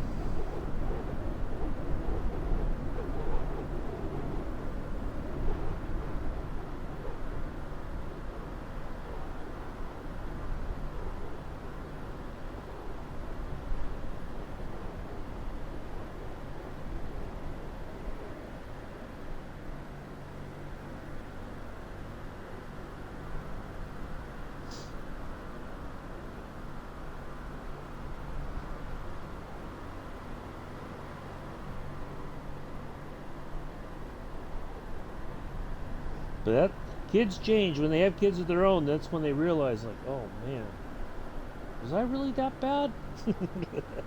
Yes. What?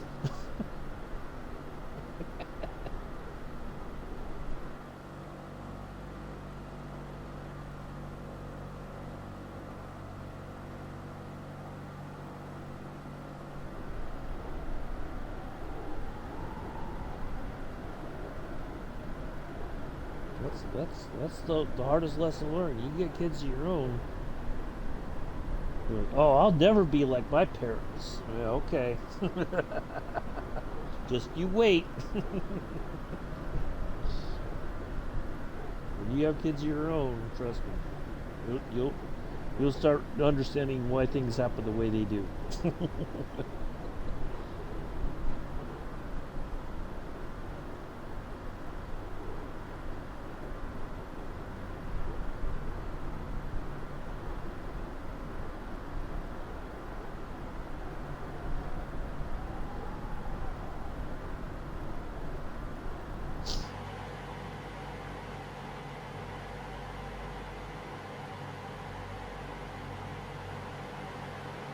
Don't be afraid to say hello. You want to say hello in the chat? Don't be a lurker. Say hi. It's all good. I think Scruffy's lurking. Scruffy, you lurking in here? How are you? If you're lurking, hope you're doing well. Sorry I missed you last night. I kind of drifted off to sleep here in the recliner. I woke up and I think you were already done for the evening, but it was nice flying with you over the weekend. In China. At least that's another place I can say I've been now in Flight Sim.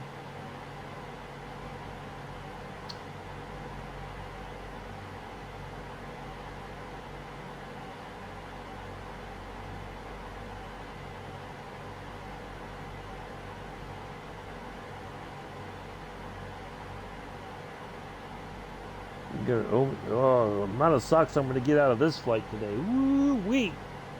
The hours. Woo.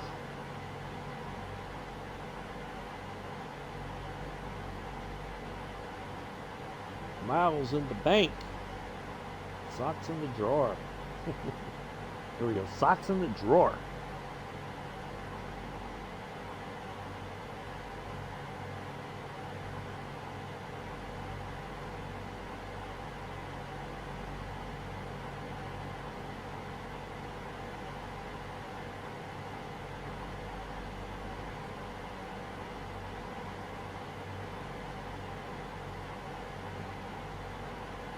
Bex, are you lurking? Longest flight? Well, let's see. That would be the flight I did from San Francisco to Tokyo. In the 747. That was like 11 hours and some change, I think. Sergeant Staff's done a flight here in the DC-6. He went from... what was it called? Went from somewhere in the UK to all the way to New York, and that was 14 hours in the DC-6. Yeah, I'd say about 11 and a half, I think, has been the longest. I think previous to that it was about 7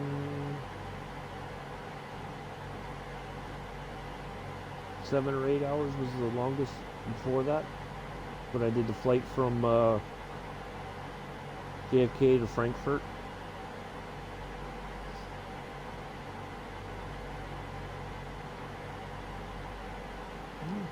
Thank you. Yeah, that was a long.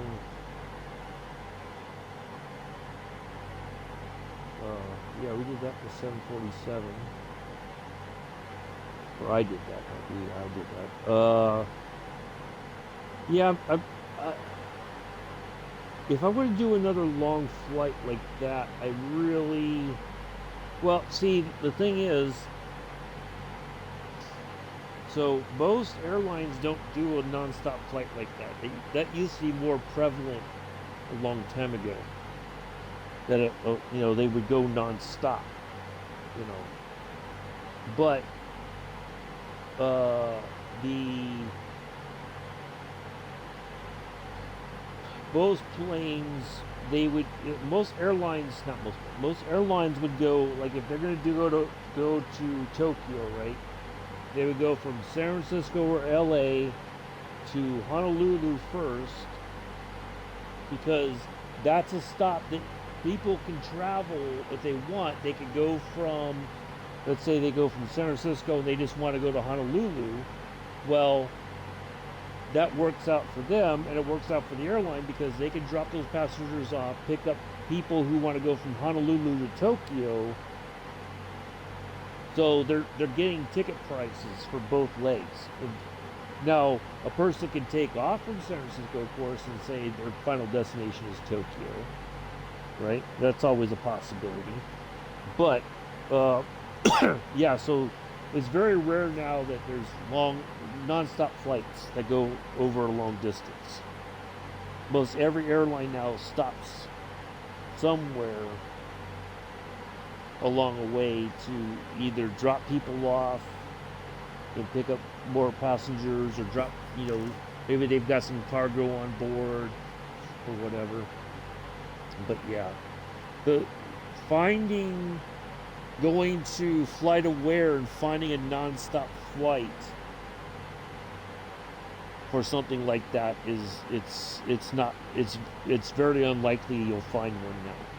You can still find non-stop, of course, from like Heathrow to JFK or vice versa, but that won't be, unless it's cargo, won't be in a 747. It'll be in a Dreamliner or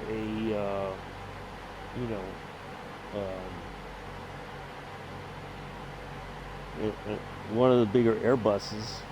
But yeah, it's very rare to find a non-stop flight nowadays. That used to be a very big thing back in the day, that people would pay to fly non-stop from one point to another. I can't even find a non-stop flight from the East Coast to the West Coast. You always got to go through a main hub like Atlanta or Chicago or Denver, something like that. Whereas, maybe 20, 30 years ago, you could find, maybe as early as 20 years ago, you could find a non-stop flight.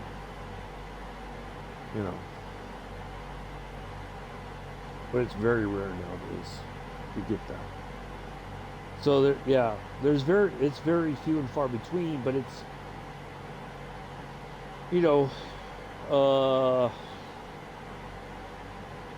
would it be realistic, like if we had a halfway decent 777, not the stuff from Captain Sim, or Captain Scam as they like to call them, to go from San Francisco to Honolulu, get to the gate, refuel, reset the aircraft, and file a new flight plan and all that, and then continue on to Tokyo. The problem is that it's, for streaming, I mean, yeah, if you could put the time in, right, it's possible to do. But it's a lot of work. Like when Sergeant Staff did that 14-hour stream, I mean, that's a lot to stay focused on what you're trying to do, keep check, because he has his stuff set that the plane can, the engine might quit on you. And I think he said that was the first time he'd flown the DC-6 where he made it with all 4 engines running. Because before that, something would happen, and one of the engines would quit at some point in the flight. So, yeah, it's just a lot of stuff to think about. Like if I did this and the systems just all quit, would I have the time to go all the way back to the start and try again? Maybe, but that's a lot of time. Yeah, we're talking to the Dakar Center. Whoop whoop. Ooh, that reminds me. I gotta acknowledge something.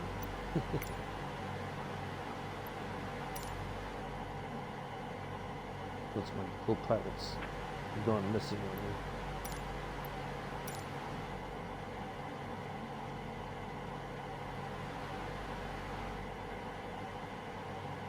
me. Ooh, righty.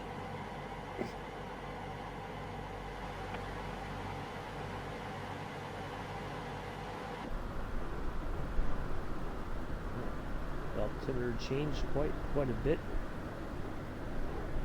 902 to 86. All right. Let's see. How far out are we? We are 183 nautical miles away from Delta 3458. But yeah, I wouldn't mind doing another long one. It's just, but it's finding, like stuff for that. I'd like to go to FlightAware and find an actual legitimate flight. Like what airline is going to do it? What aircraft are they going to fly? Do I have access to that aircraft? If so, is it possible for me to do in a reasonable amount of time? So, see, like right now, another project completed. What's that? What project? What are you talking about? Are you working on your space engineer stuff? Is that it? Or what? See, like if Mick was good, if we were farming on Monday still. It's a little bit after 11 here on the East Coast, right? I still got a long way to go to land to get this plane to the destination. So I have to look at the time. Would this be reasonable for me to do and then turn around and be ready to fly or be on the farm with Mick tonight if we were just still doing this on Mondays? Farm Simster. So the fact, put a new site. Oh, okay. Nice. Is it going to provide more storage then, Nick? Is that the deal? Is it more storage space for the stuff like the wheat and corn and all that, so that we can hopefully drive the prices up and then sell it when the prices are good? Is that the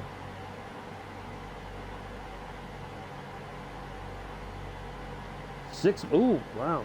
Okay, nice. Yeah, that's a doozy.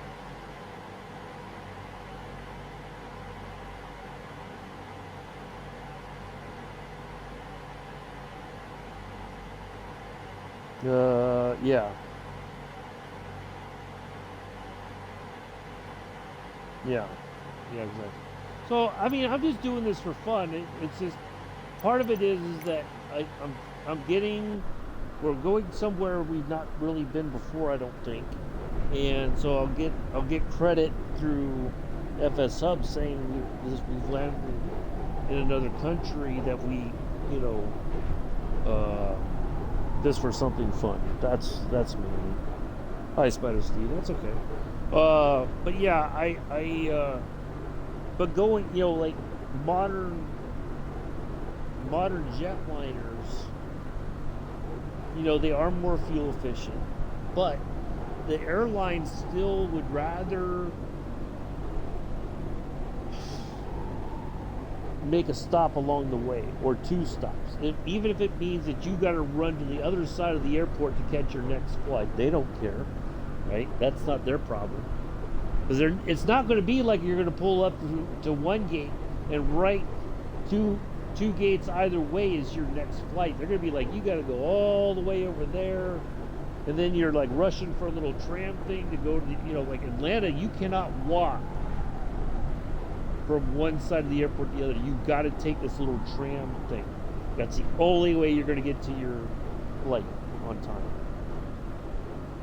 Because if you walk, you'd never make it.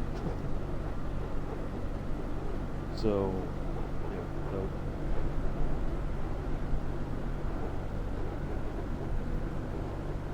Even if you think, oh, I've got all these hours, nope, just get on the tram, get over there, sit down and have a bite to eat. Go to the duty-free shop or something. But yeah, it's much more difficult to come up with something interesting, because if you're going to do like a jet, try to replicate a real-world flight, because now trying to find I guess there is a website. If we look at what airlines flew the DC-6 and what year, you can still do do a leg of a flight maybe. But the other thing too is a lot of those. Yeah, I still have it. Yeah, I saved it. But yeah, the thing is is it a long enough flight to make it worth doing on a stream, or is it, so, but yeah, there's,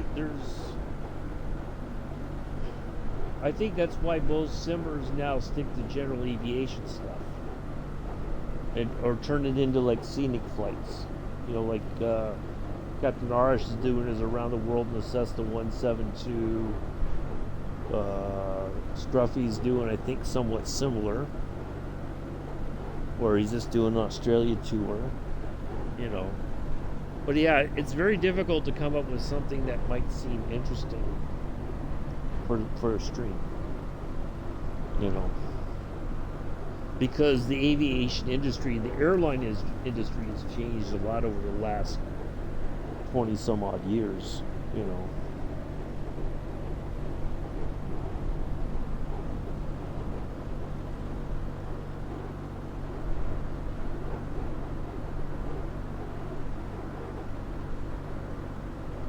And part of it too is, even if you want to replicate a vintage flight, we don't have all the vintage aircraft. Well, maybe on the PC side there's more options and more are coming all the time, but we don't have the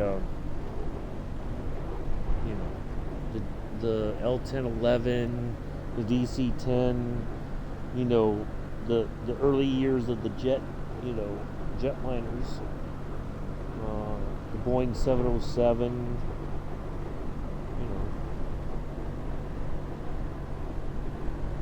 Yeah, that I could believe, because, but that was a period of time where most people who traveled for that were, it was for business. It wasn't for just for a vacation, unless it was a high-end executive who could afford to take his family with them from Chicago to LA. While he was there on business, they could go to, Disneyland, or see Hollywood, or whatever, But generally, it was businessmen that traveled the most on flights.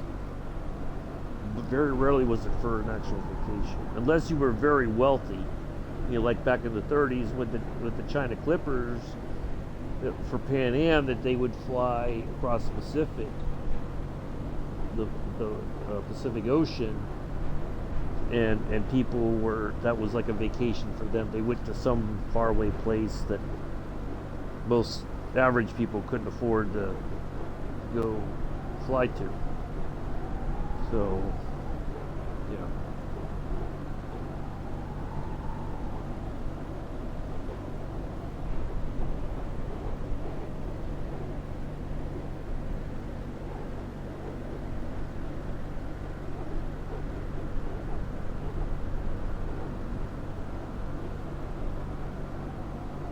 Yeah.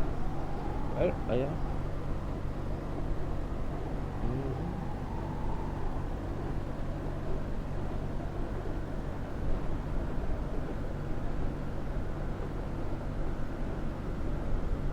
And it used to be, I think, most airlines initially had male stewards on board.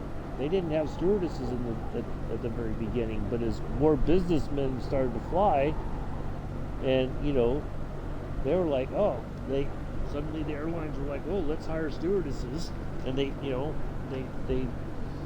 would say, well, they have to be very attractive, they had to look a certain way, and, you know, not that that was right, but that was what was the expectation, and of course, the some of the male passengers got a little gropey with them, and that wasn't cool, but that was the unfortunately the time, and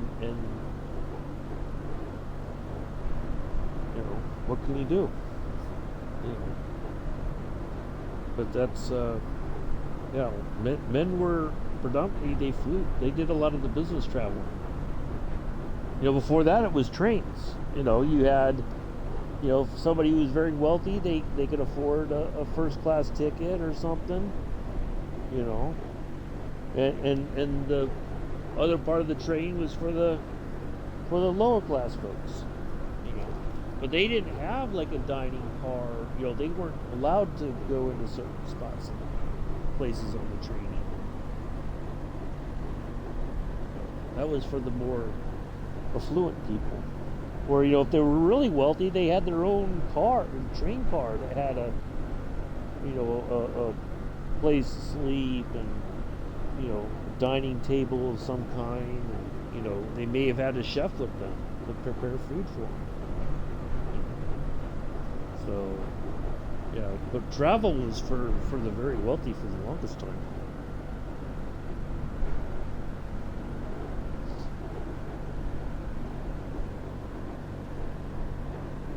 And if you watch shows like Mad Men, when Don Draper would go out of town for business, look at the whole thing was you go for business, and you have a little fling while you're out of town. That was his whole thing, and it was like that for everybody that worked in those ad agencies. Well, not everybody, but for most people, that was their. They traveled, and they had their little side relationships or whatever, and then they left town, and they may never see that person ever again.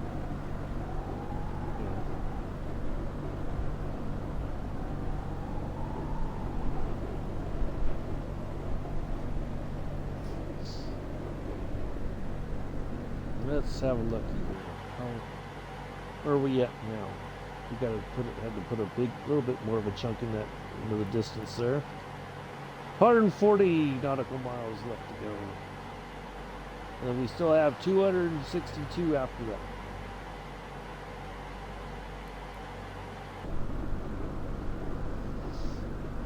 I was explaining to my daughter what the Greyhound was. Yeah. And yeah, Greyhound now is not what it used to be. I mean, Greyhound generally still is not that expensive to travel anywhere via Greyhound. But back in the day, that was like, if you didn't want to fly, that was like the cheapest way. But the cool thing was, you got to see different parts of America. If you depending on how far you were traveling, or even if you were traveling within your own state, you got to go see little, parts of it that you normally wouldn't see. So there was a bit of adventure to that, but you're cooped up on a bus for days on end, or hours, or whatever. That's not a lot of fun either. But oh yeah, That's probably, right now, that's probably the cheapest way to travel. is by grade. If you could find a way to get to where you want to go using the bus. I think more people are going back to traveling by bus versus flying.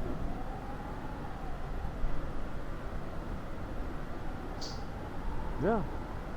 Yeah, you just stay on the bus. You can go pretty much wherever you want to go as long as the schedules line up, and you can buy a ticket from New York to California.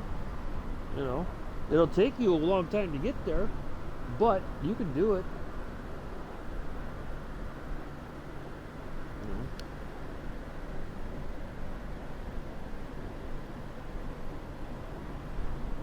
Yep, you could do it. In theory, you can still do it by train.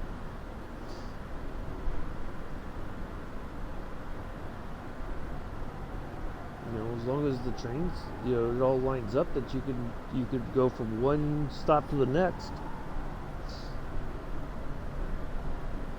I don't know. I kind of like that better than flying. I know flying is more convenient because you get there quicker, but I think it's more interesting to see things on the ground level. You know, that's what I think is more interesting than just flying over. And I mean, it's cool. Like I like, you know, when I'm flying, I like to take pictures of, you know, if we're up in the clouds, you know, whether we're taking off and it's all cloudy and it's just the shape of the clouds. I like that, but I wouldn't mind being on the ground, because then, you know, if you stop off in a cool little town and you just grab a couple pictures of the area along the way, you know, you're just creating a memory. Oh yeah, I remember when I stopped here. You know,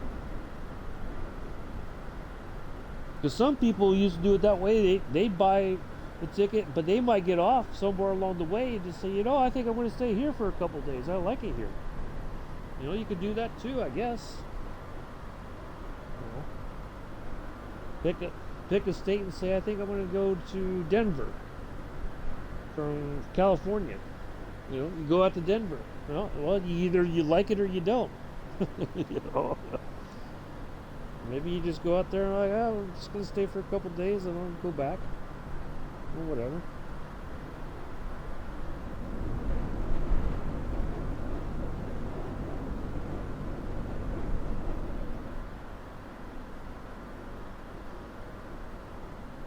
But yeah, there's more interesting ways to get around.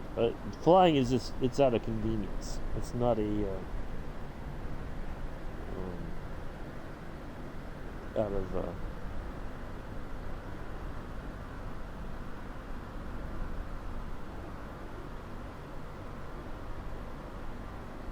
for any other reason than that. But I don't know. I wouldn't trust flying right now. There's just some issues with the way some of these pilots are acting. I think I'd rather just take a bus or take a train.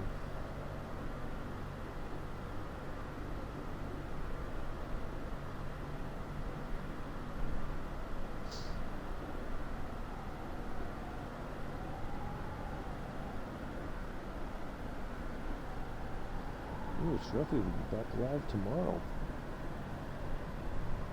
We'll be able to watch him because I'll be at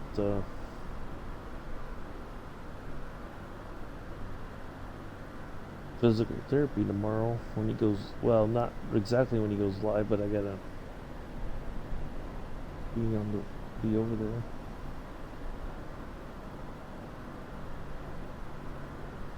Yeah, 11:20 already. Goodness gracious, it's going to be lunchtime by the time I get done. It's going to be like past lunchtime at this rate.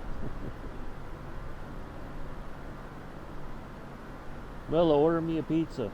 I'm kidding.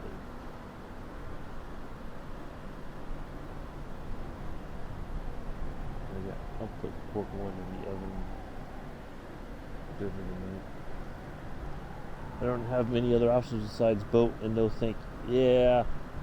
Yeah, that's a hard, yeah.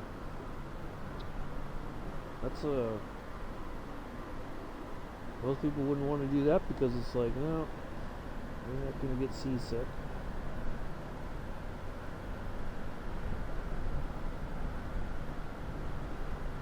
I even traveled on the Greyhound from the hotel to Disney World and to. Oh, I didn't know that.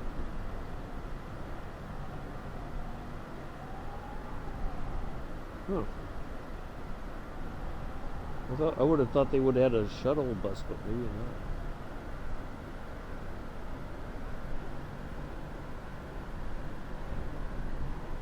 Well, I guess it depends on which hotel you stay at. They might have the ability to, if there's like 20 or 30 people that are staying there that want to go to Kennedy Space Center, they may have a shuttle bus. But many places don't have that anymore either. Especially now that there's Uber, you can just, or you rent a car.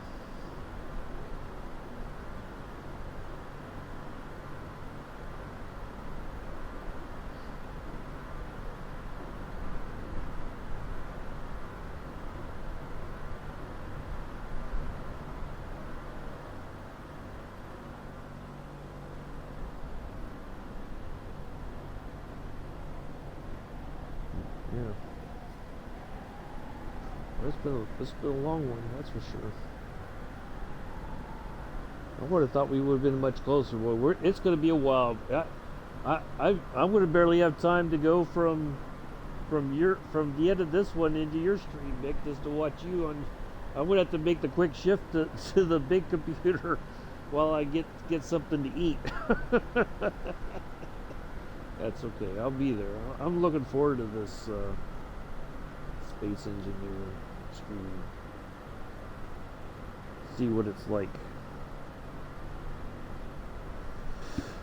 Well, we used to have a ferry that went from island to island. Oh, wow. Yeah, it's like when I was in Germany, we had at first, when I was in Heilbronn, before we moved across town to Neckarsalm,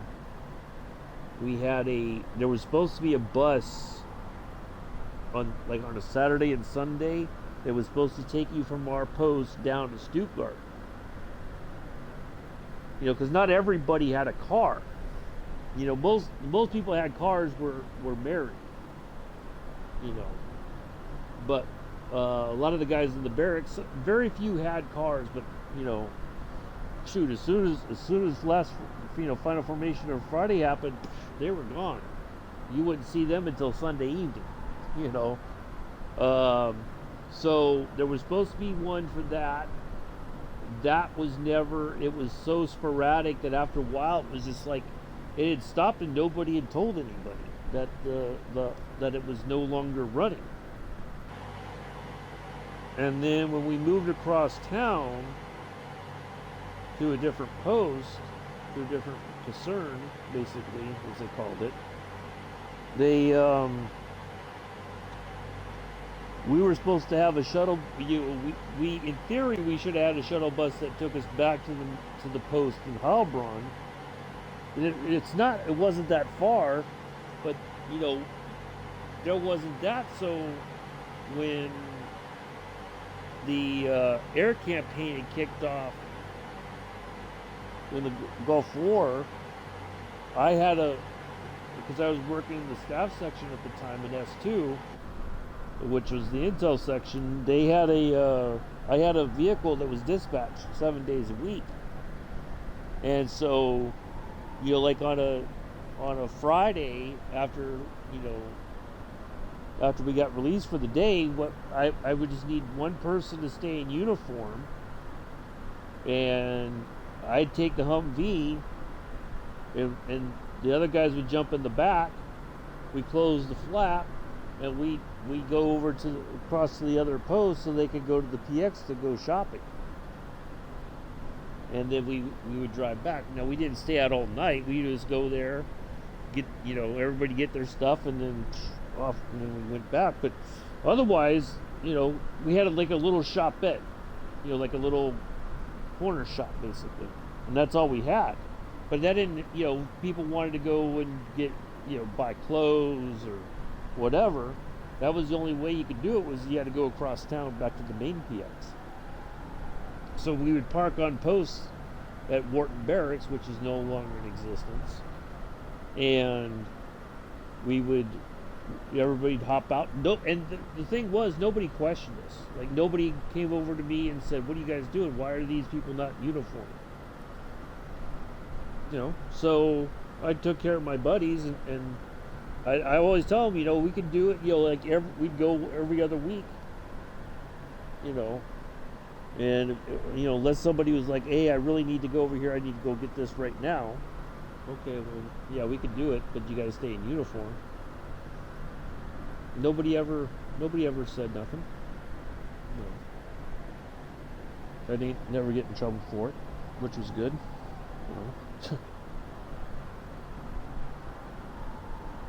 Even if I had, I think, if I explained to somebody what it was that I was doing, they would have been like, "Yeah, no, it's good. Just try to, be more careful, or maybe everybody needs to stay in uniform."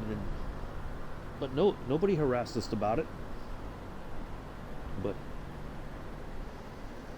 I miss those days, because I know if I'd tried to do that when I was in the second time, oh man, they would have freaking thrown the book at me.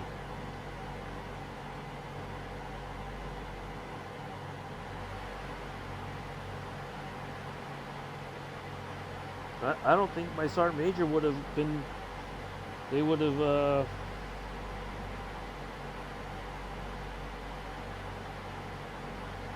He probably would have just talked to me about it and said, I would have told him, sorry, the sergeant major, these soldiers needed to go. They needed to get to the post. They need, they need stuff.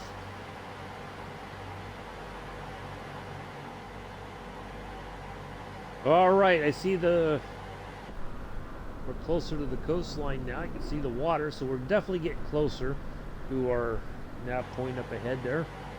Let's see what our distance is now. 89 nautical miles. All right, we're getting there. But yeah, those were the good days. Those were.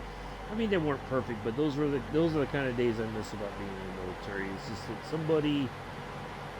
somebody says, "I need help," and you did it, and it was no harm, no foul. As long as you didn't do nothing stupid, nobody was going to bother you.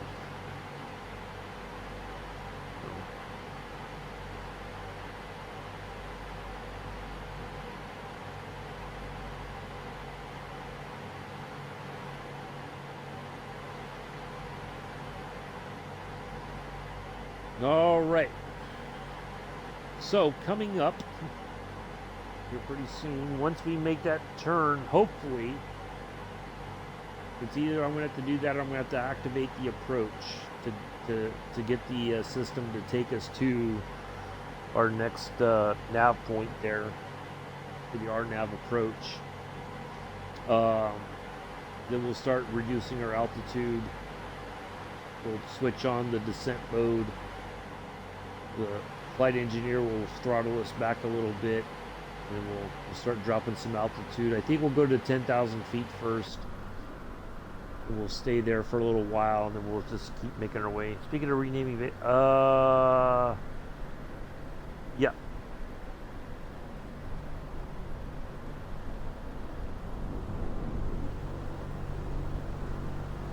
Yeah, there's a lot of that. I'll just leave it at that.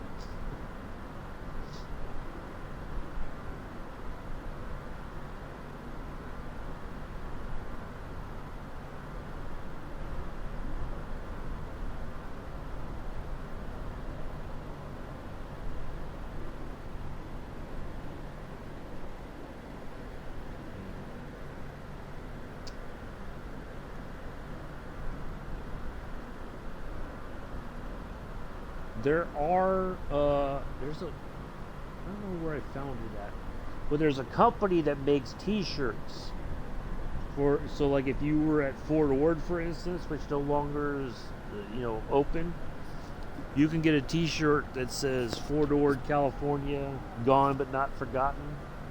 I found one. They do have one for Wharton Barracks, and I'm thinking about getting one for myself.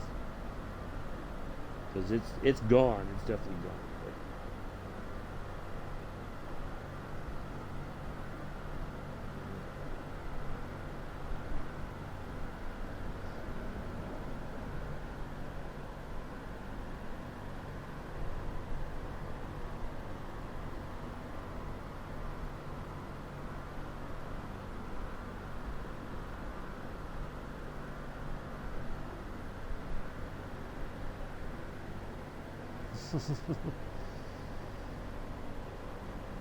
You might get rocks thrown at you in the wrong place or time. Yeah. Well, it's just yeah. There's a lot of places that are closed, for various reasons, and but the people who serve there, I think it's cool that somebody's making T-shirts that say, oh, but yeah, some.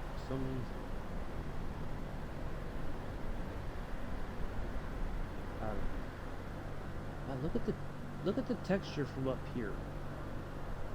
Did you guys see that? Look at that. Is that supposed to be? I don't know if it's supposed. It almost looks like it looks like sand, but it almost looks like if you look through here. I don't know, was there like a huge river here? Maybe. I mean, it's different. Maybe did the ocean come all the way up into here? I don't know.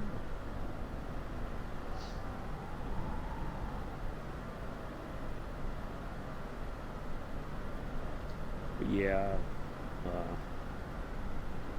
I I I think was it my uncle? We went to Fort Rucker one time when I visited Alabama once. I don't remember if it was I did it with my uncle or with my dad. My dad, he served in the Coast Guard. He's 100% disabled because he had exposure to asbestos when he was in the Coast Guard, so he's got mesothelioma. But he goes all the way up to Huntsville, to Redstone, to use the PX and commissary up there.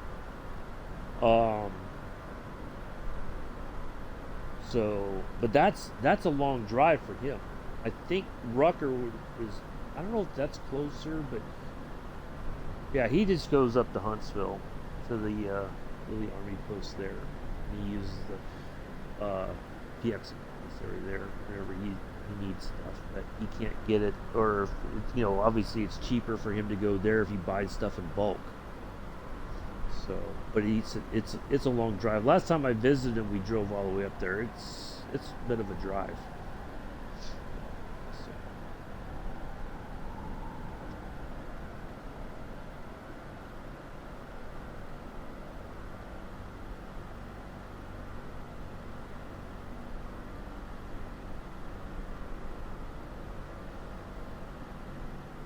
Yeah, like where I grew up in California, we had Naval Air Station Alameda. You had Moffett Naval Air Station. I mean, we had a huge. I mean, those two alone. You had. I just looked. I didn't realize this, but there was two F-14 squadrons at Alameda. We had P-3 Orion squadrons, and I think a couple F-4s over at Moffett. Maybe at least early on there was F-4s, but I think then eventually it was just P-3 Orions for sub hunting. Yeah, we had the Bay Area was a huge Presidio, San Francisco, Oakland Army Base. Where else? Yeah, all that's gone. Yeah. Alameda's been closed forever. I think Presidio, San Francisco closed first, and then Naval Air Station Alameda closed, and then Moffett closed. Well, the Navy moved out of there. NASA took it over. It's a federal airfield now, but there is an Air National Guard rescue wing there. Yeah, we had there was a lot of military bases in the Bay Area. Uh, there is still a Coast Guard station at Treasure Island in the middle of the bay, I think. Yeah. But there was quite a military presence in the Bay Area back in the day. And one by one, it's one. I would have loved to have been stationed at Presidio, San Francisco. Matter of fact, there's a movie with Sean Connery and Mark Harmon called The Presidio. It's a pretty cool movie, but yeah, you could see how the base looked back when it was still open. It's all gone now. The only thing that's still there is the housing. That's it. And those are worth a gazillion dollars nowadays, it seems to be.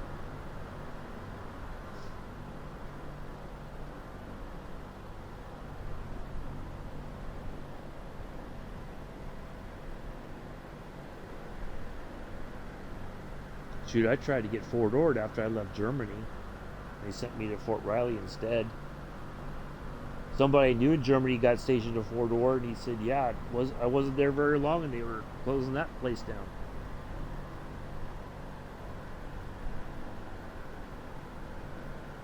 So now you have in that area, you still have the Defense Language Institute and the Naval Postgraduate School.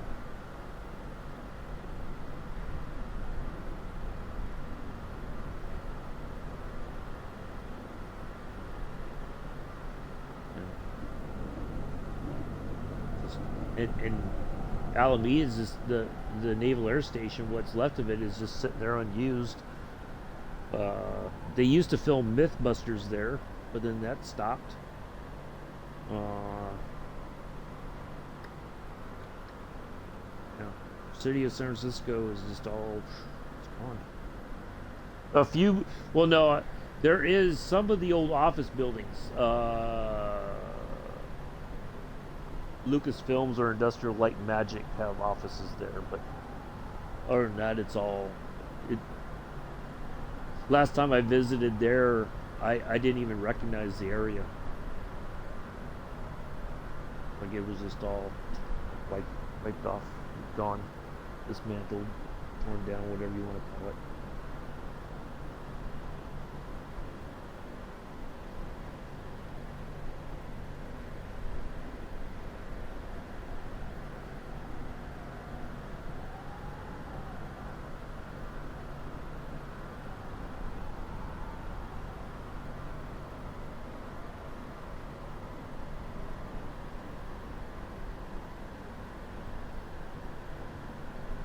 Crazy.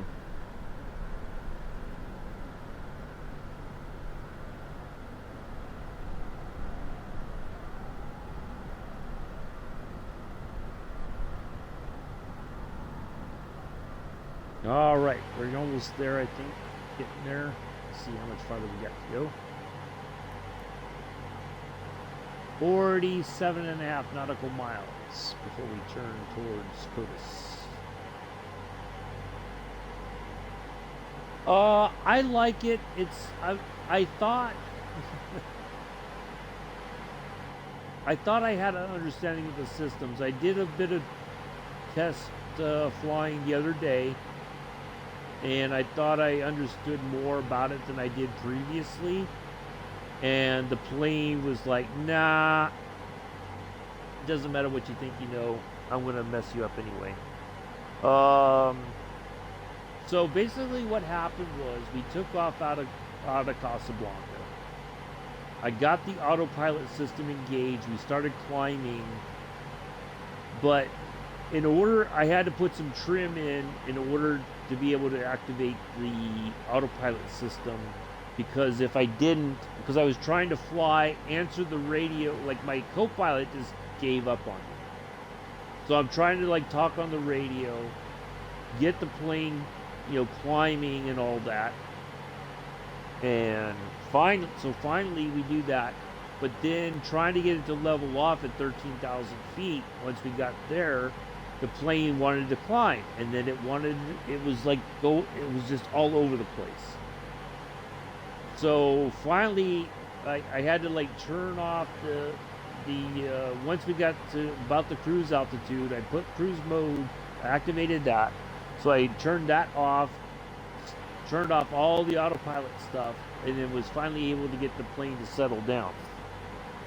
So it was a huge challenge, but that's okay. Yeah, I got frustrated, I'm not gonna lie, because there was just stuff happening that didn't make any sense to me.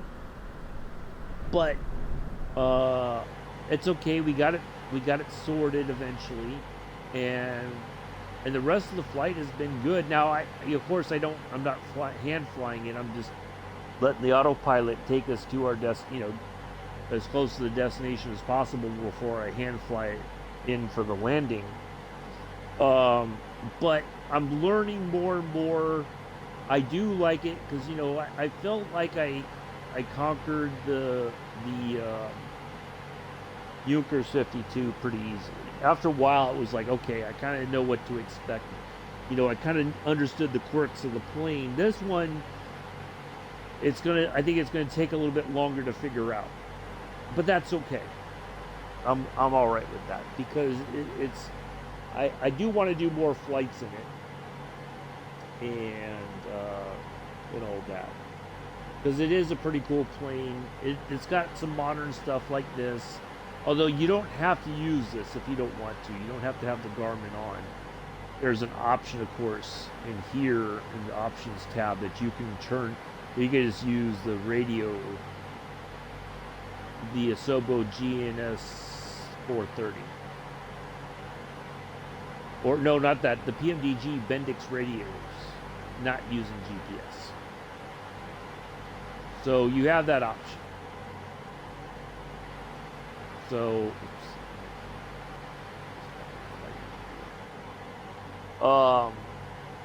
so yeah, I just wish, and I don't know, I'm guessing they're still working on it, but I would like to have some actual liveries for the plane. This just looks kind of like yuck. This, bland PMDG livery, but that's okay. I'll take it for now. So, figured it's probably a good idea to get her out. But yeah, I like it. I mean, it's cool, but it's got its quirks. But part of it is is it if the quirks are because I'm on the Xbox, or is it just? I don't know. But that's alright. We're almost there. We got things kind of settled. So, boy, that doesn't look. It looks kind of yuck. Is it gonna ring crisper as we get closer, maybe? Because you can still see the ground texture right here. Look at that. It's almost like it's like this very otherworldly landscape right here. You look at it, just this part right here. Look at that. It's all right.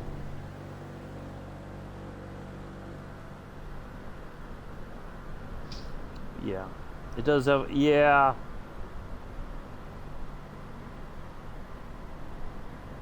Well, I think they know, but I think their focus right now, Spider Steve, is the getting the electronic flight bag done for the 737s and getting the 737 in the Xbox marketplace. Then they'll come back to it. But yeah, there are workarounds, but it wasn't so well at first. It wasn't following the line. And that I turned it on. I should have gone back to gyro, back to localizer, and then it would have picked up. But it was more about the climbing and getting leveling off. Like the plane wanted to continue to climb, and it took me forever, it seems, to get it to settle down.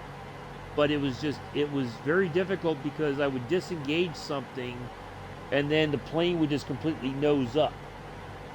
And next thing you know, I'm like, oh my God, we're going to stall. And then it noses completely over. Oh my God, we're going to, it was like this roller coaster ride. But finally got things kind of settled.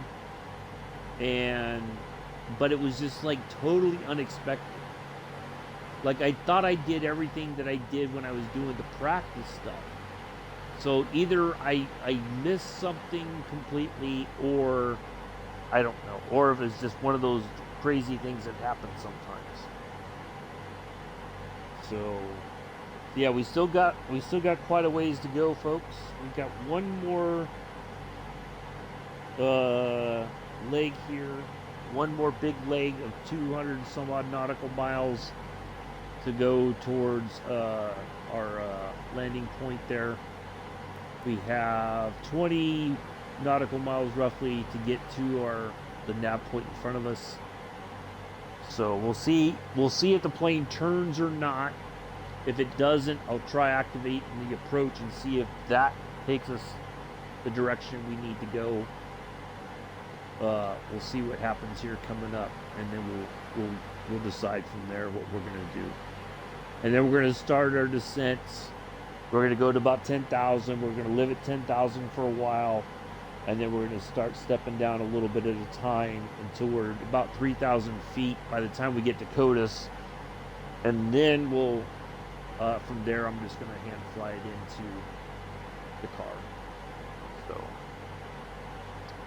thank you all for coming in and hanging out today. Next flight will be Friday morning, F-14. We're going to go from Oceana down to Pensacola. We're taking the F-14B from VF-103, the last Jolly Roger squadron for the Tomcat. And we will take that down to Pensacola to be transferred over to the museum. That's our story, and we're sticking to it. And I think a week from today, I'm going to say no stream. We're going to have a nice quiet day for Memorial Day. And then we'll do something later that week, I think. Let me look at the calendar. So that would be June 2nd. Yeah, we'll I think what we'll do June 2nd, since the 6th of June, which is the anniversary for D-Day, that Friday the 2nd we'll do a DC-3 flight. We'll try to have a military livery. We'll do a flight from one of the airfields in Normandy, in the UK, and we'll go to Normandy. We'll do that Friday. So if you want to join in on that, you're more than welcome to. Yeah, I think that's how we'll play it out. How about that?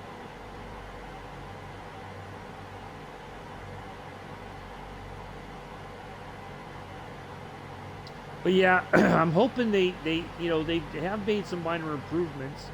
I do like the fact that now I can actually, it's easier for me, because before my tablet was stuck down here in the stowed position. So it was very difficult to read, but now they made it very easy to bring it up here where it's easier to access. So they have made some minor improvements. So that's the key, I think. But I think they'll make some more changes to the plane. And it'll get better. It's just going to take time. I think the problem now is that because Microsoft has basically put all the testing and everything back on the developers, that's going to create a whole nother kind of bottleneck, because now some of these small development companies have to change their plans. Whatever they were planning on doing, they have to now worry about testing stuff like updates and everything. Otherwise, it's not gonna. It'll never get out to us. Especially on the certain conditions must be met before it completes. I also see newer people that actually like to accidentally trip the auto fit. Oh, because I did what it was too. I did activate that before we took off. So I think I got to be in the air and climbing and then activate the auto, because I think when I was watching the videos that the guy from Robert, the head of PMDG did, he had these already activated. So there has been changes. They really need to kind of go back and update their tutorials, since this looks way different than the way it was when it was originally released as well. All right, let's how much farther we got? About 2 nautical miles. Okay, so now let's see what happens here. Is it going to churn or not? Let's see what happens.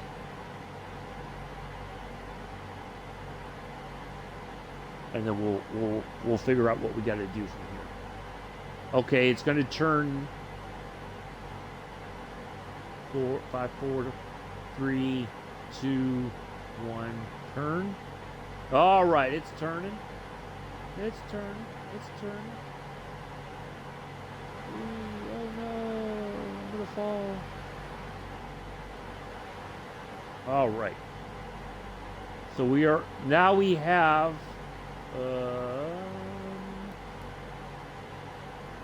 all right, we got 261 nautical miles next. The AFE will turn on the auto feather right after the lights are turned on before takeoff.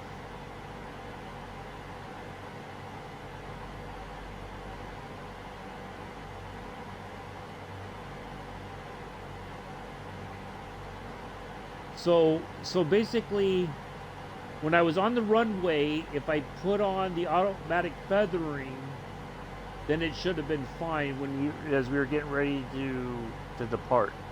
Am I understanding that correctly, or am I wrong? Because I'm kind of confused here.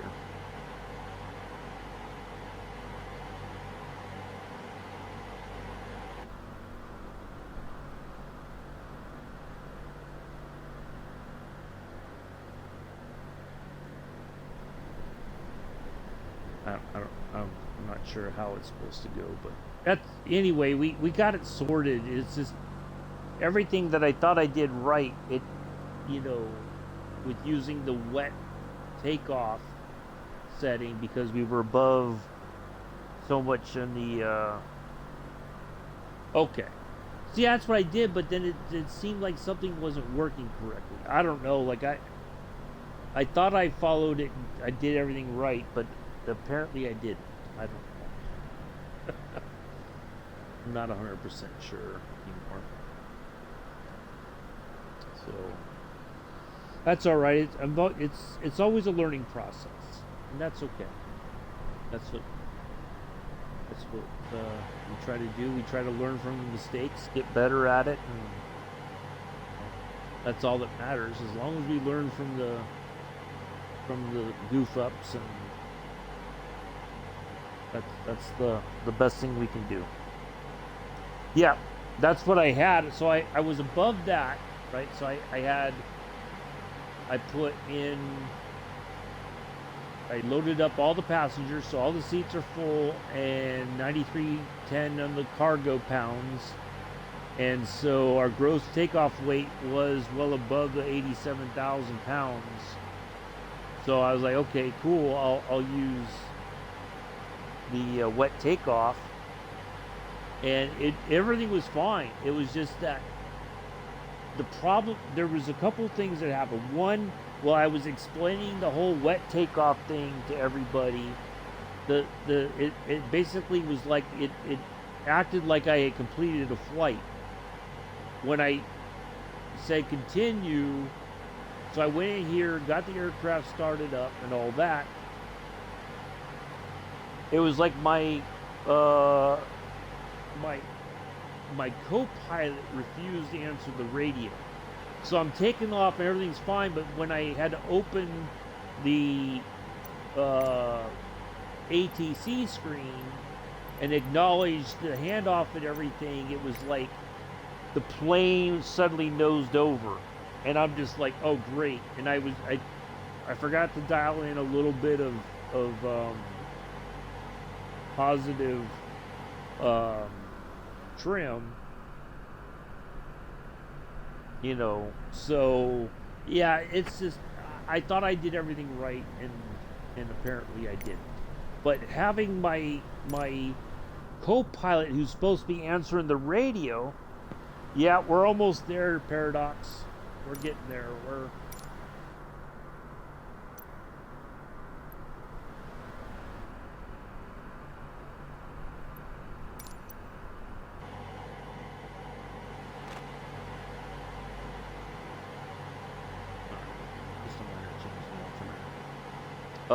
so yeah, we still got we're on our way towards our nav point, CODIS, to start lining up for our descent.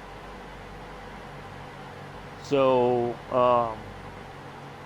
pretty soon I'll start descending. We'll get a little bit closer. I don't want to do it just yet, but I want to get farther into this leg before I start descending. Start our initial descent stuff, and then I think we'll be okay. So yeah, it's been a bit of a longer flight than I thought. I knew it was gonna be about 5, but I think we would have been, if we hadn't had the problems we had at the very beginning, I think we would have been much closer to landing. It's just that threw us off and wasted a lot of time trying to get things sorted and get the plane to get back on track correctly. So, yeah.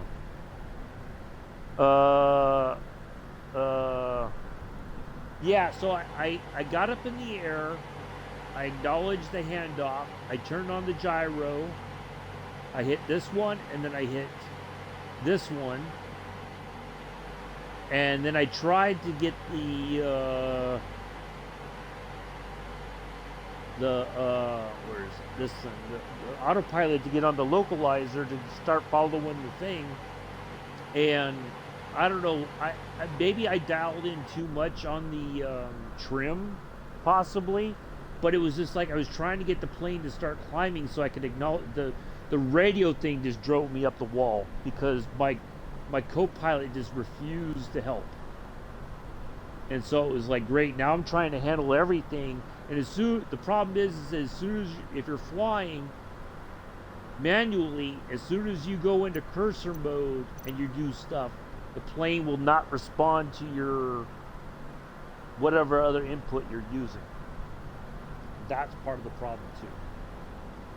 So what I probably should have done was, once we got off the ground, turn on the autopilot right away, got that going, and then worried about the radio. It was like trying to do too much at the same time, I think. But yeah, it was like I was trying to answer the radio, and then as soon as I opened the screen, like when I did this, the plane nosed over. So I'm trying to get out of this cursor mode and put some trim in to get the plane to climb, and then finally it was responding, but then I didn't do the workaround for the localizer for the autopilot to follow the flight plan as expected. So that created its own problem. So yeah, it was just a big mess, but it's, I'll go back and look, and I may just have to practice the takeoff again just to see if maybe there was something that I did wrong, that I panicked, and because everything was going good, and I'm like, okay, excellent, and then I think that's what I should have done, was just get the autopilot on right away and then worry about the radios. But when my co-pilot's not answering, it's like, why did the co-pilot just give up? But I think because the only thing I could think that caused the problem was that I had I was trying to deal with this, or show people what I had learned about the wet takeoff setting on the AFE, and then it was like, suddenly I get this thing saying flight completed, and I'm like, but I didn't end the flight. I haven't even started the flight. So what I probably should have done was get the aircraft started up and then talk about the stuff, because otherwise if you sit there too long, for some reason it's like they think that you just You ended your flight. I don't get it. I don't know.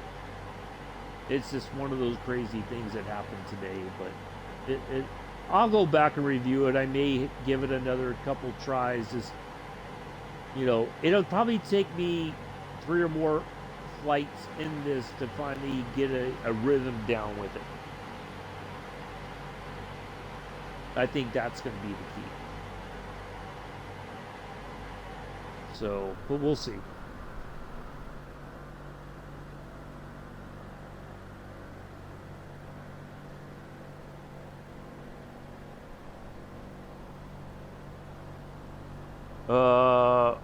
Do I have VoIP?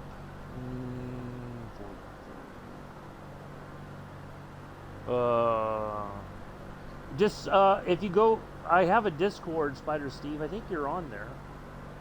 Just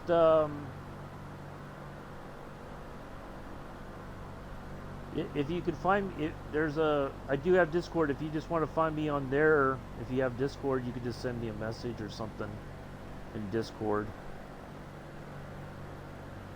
That's perfectly fine.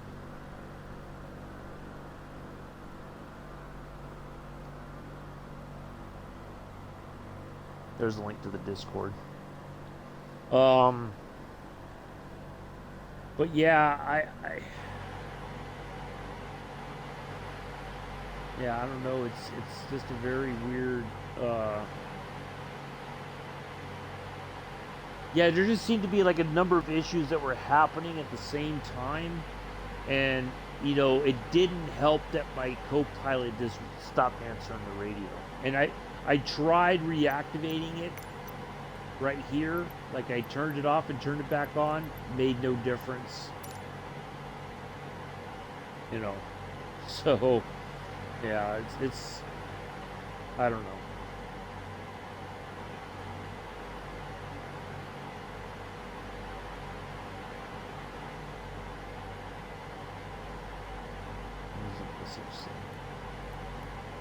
We're already on. Well, we're not exactly on 2-4 because we got a little bit of a crosswind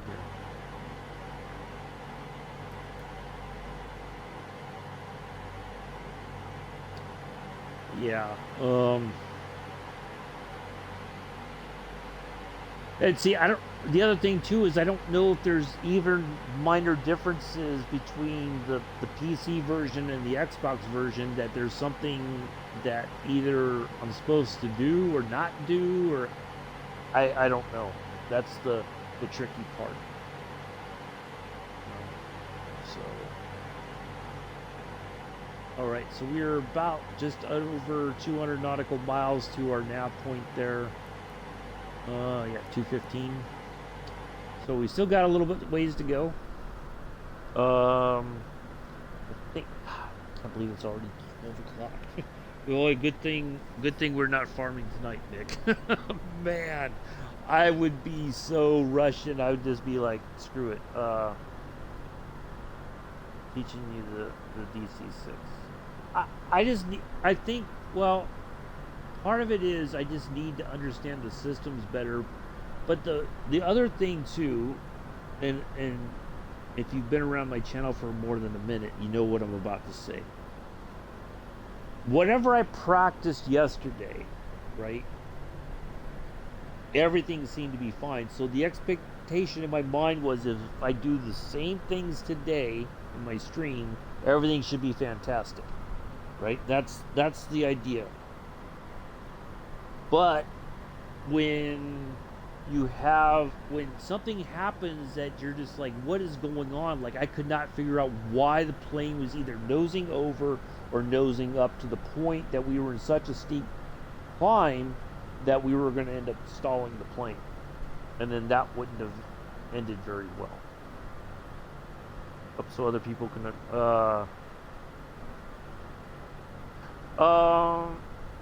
put it in the, just send it to me in the Discord, and I'll post it in my Discord, Steve. How about that? Will that work?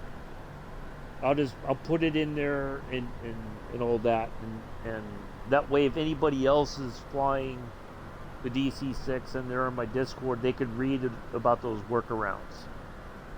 How about we do that?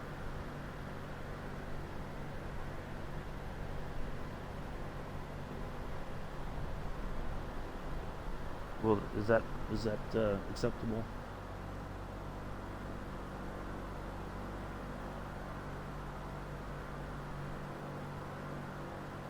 Because I'd like to be able to share that knowledge too and learn from it as well. I thought I figured out the thing about the workaround for the localized, but I may have not used the workaround. You know, that's the thing. Perfect. Thank you. Yeah, we'll get that knowledge out there.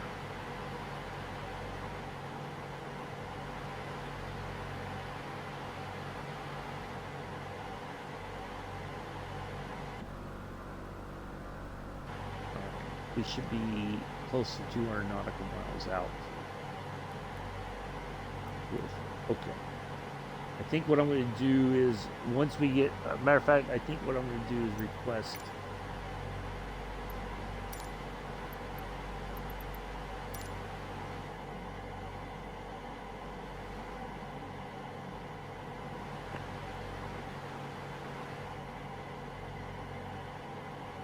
inches, please. Setting 26 inches.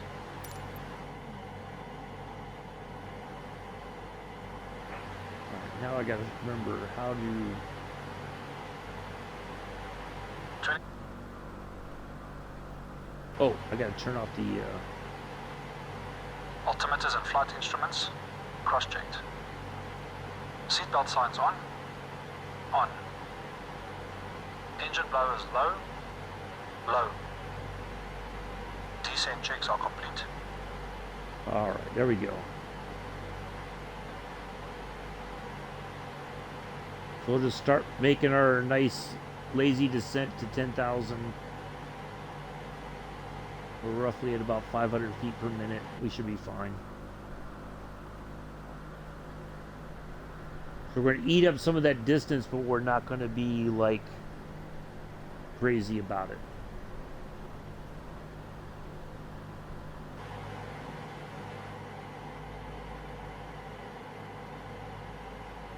No.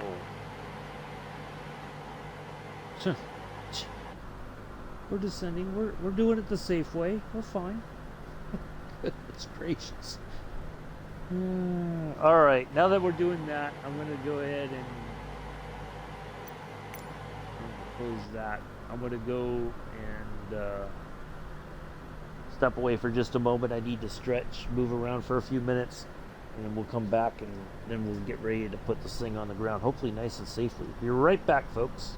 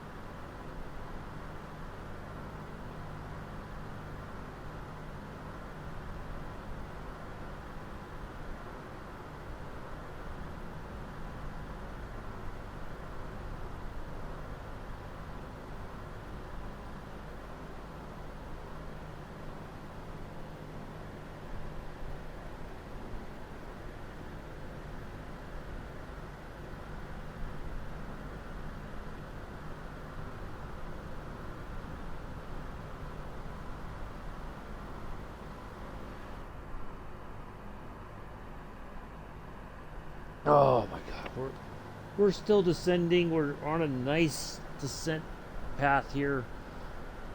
Just nearing 11,000, and they're freaking out that we're not at 10,000 already. Like we're in a jet fighter or something.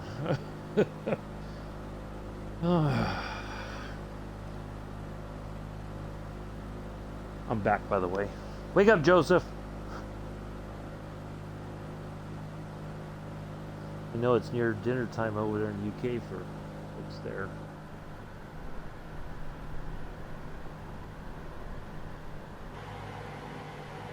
All right.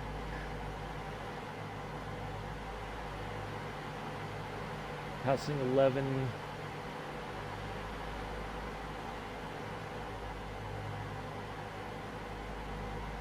Let's have. We're almost there. Goodness gracious. Alright, 184 nautical miles. So we've eaten up some, yes. I did download that, and I think I need to like, review that or have it. See, the problem is, Spider Steve, I'm looking at the stream and everything on a little 13-inch MacBook Pro. And it's hard to look at. You keep the stream, look at the chat and everything, acknowledge the people in chat who post something, look at a checklist. What I really need to do is get it printed. That way I can have it in my hand.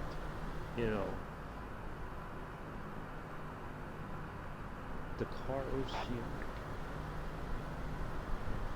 We're almost there. What are you freaking out about, ATC? My goodness. So naggy. Nag. ATC seems to think we're married or something. Alright. Let's go ahead and get ready to put on the altitude control here as we get close to 10,000. We'll level off.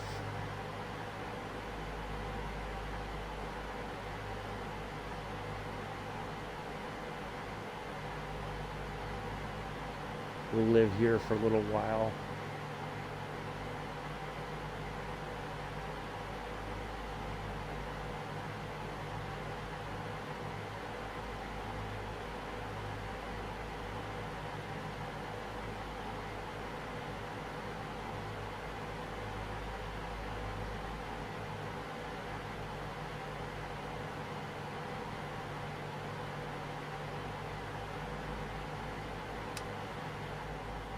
Alright, so now we should level off here.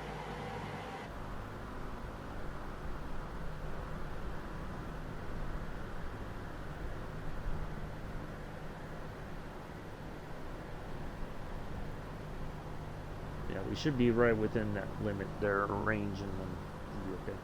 Yeah, I did download that. I found one, and I think that's what I need to do is practice with the...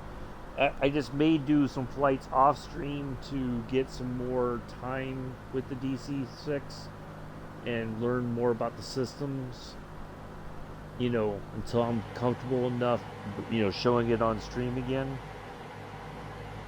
I think what I could do, or what I should do, is to do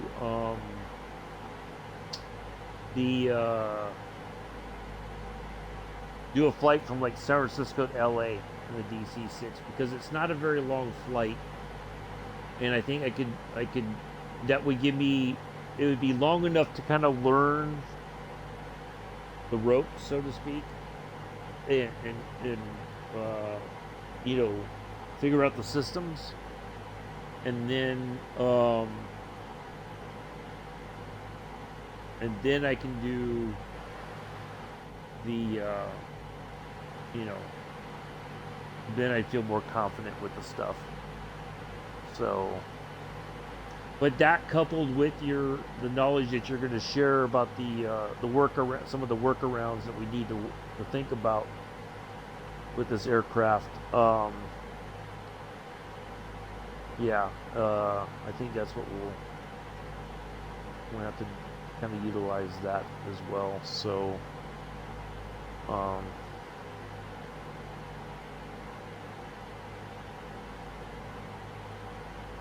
yeah.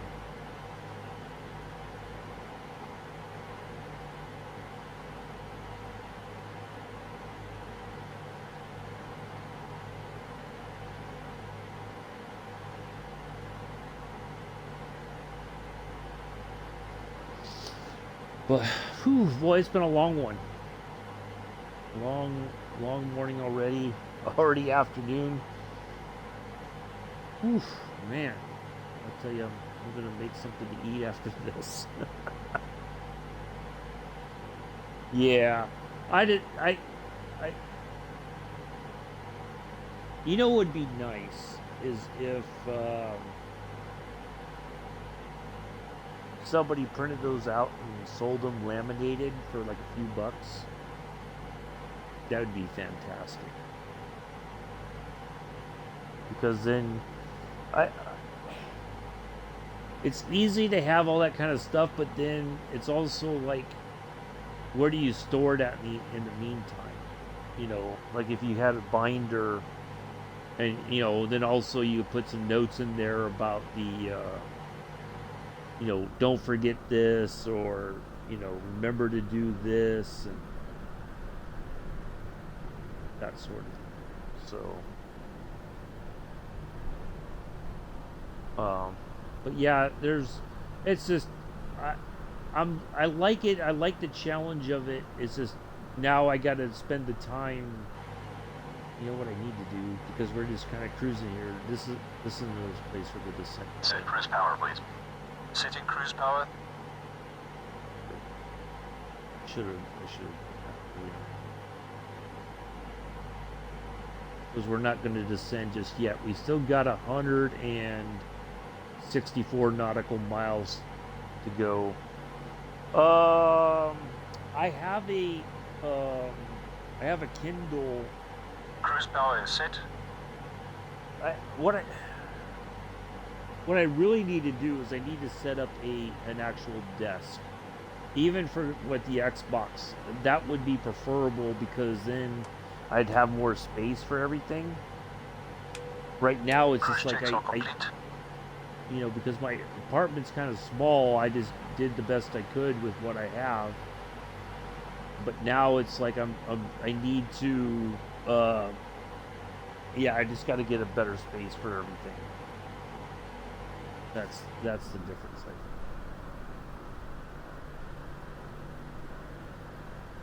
Quite honest. But yeah, I did like I have like stuff for, like, I think I downloaded the user manual for the DC-6, I think, onto my Kindle, so that I can just kind of learn some of the stuff. Like if I go to an appointment, I'm sitting there waiting, I can read that in the meantime.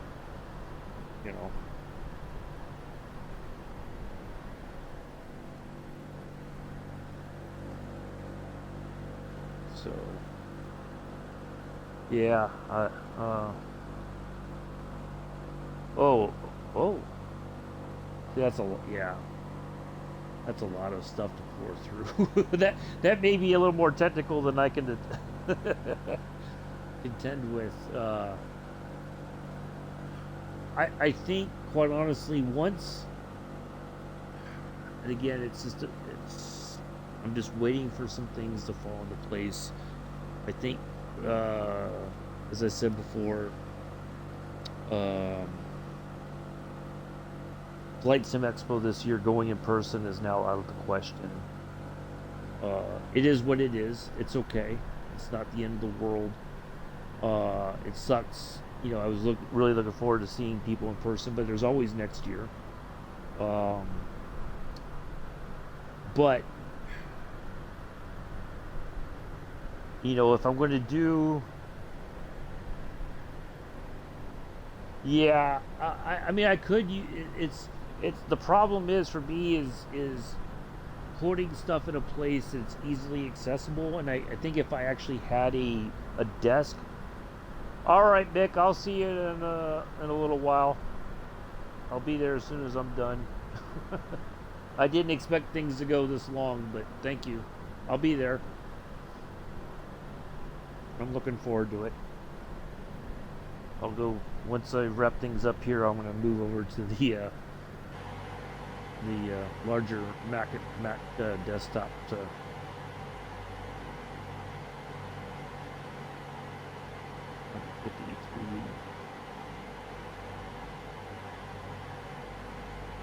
So yeah, I just need to move stuff out of the way and get an actual desk of some kind that would make it easier for me to do everything flight sim wise. Have space that I can have a tablet, because it's got a cover that if you fold it a certain way, it's like its own little stand.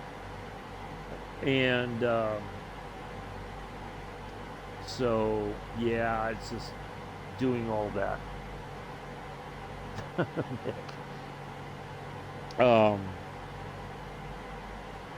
But yeah, I would like to move to the. I think, quite honestly, and I was talking about this before for those who were kind of late to the stream. I as much as I'm in a conundrum here. Like, I enjoy flying this on the Xbox, but there may come a point, because I'm on the very low end of the two series. I'm on the Series S as in Sam, which I think it's capable, but it's not. It doesn't have the same graphics setting or stuff as the Series X as an X-Ray has. So I feel like if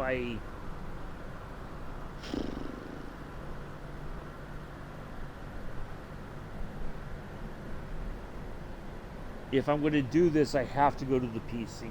But it's a matter of things falling into place where I can afford a PC, I can afford a proper yoke and throttle system and rudder pedals.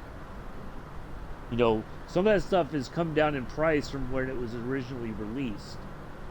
And there may be better stuff coming later in the year or next year. You know, there's just no telling. But that's the only way. And then I would need also a laptop. It doesn't have to be like a high-end laptop, but a laptop that I can monitor the stream, I can have OBS, and I can pull up stuff. Or it would allow me the opportunity to pull, you know, like if the plane's flying kind of on its own, or I can have my Kindle with the checklist open, and I can scroll. The problem is that if you don't move the Kindle, if you're not reading it and swapping, you know, turning the page or whatever, pretty soon it's going to power down on its own. It's going to go into sleep mode. So I'd have to learn the settings for that, or, you know, like, there's just a multitude of things that, but I don't want to get too, like, crazy with all the peripheral stuff either, you know, because it can be very distracting. So I don't know. I mean, I'm sure there's a better way to do it on the PC, but yeah.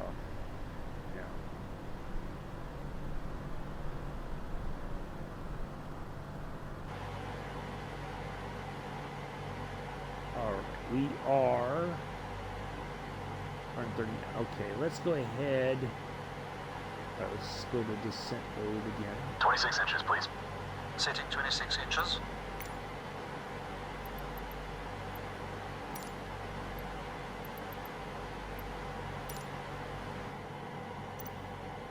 Inches set. Descent checklist, please.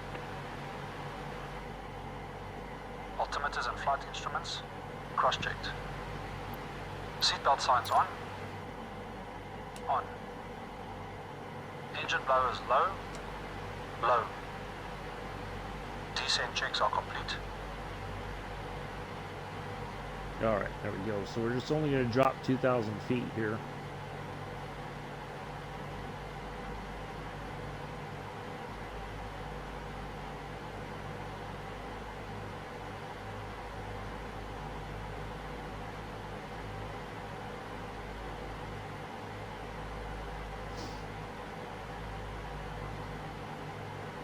We'll live at 8,000 for a little while.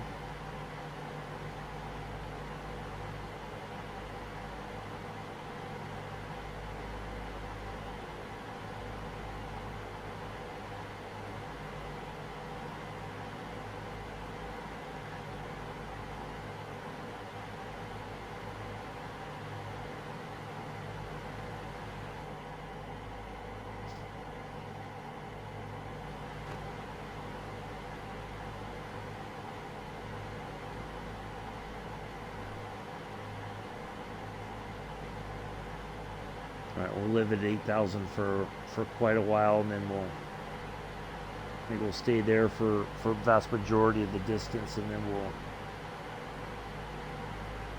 as we get about 30 or so nautical miles out, then we'll finish up our descent. You know, we'll step down even further, and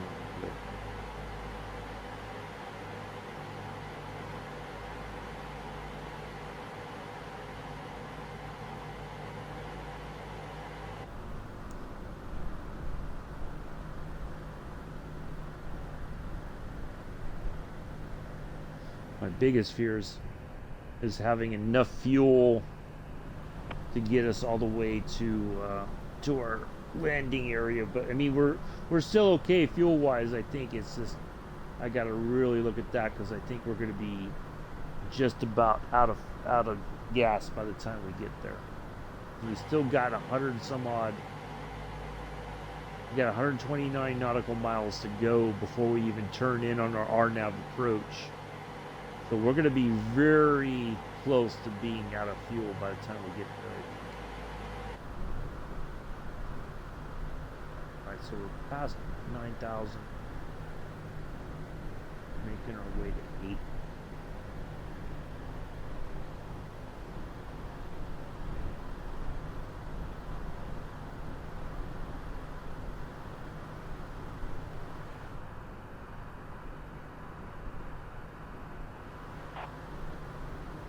Getting there.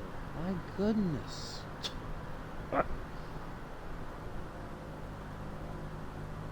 We like to have a nice, easy descent to our next altitude. We don't want to freak out the passengers. They already had their freak out earlier. We were going on a roller coaster ride. Man.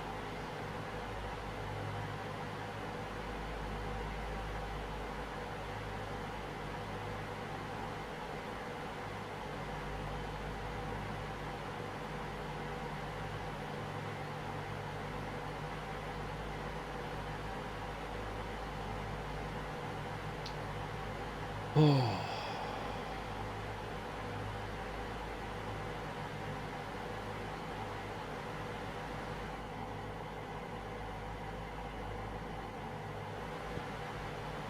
What are you freaking out about? We're so close to it. My goodness.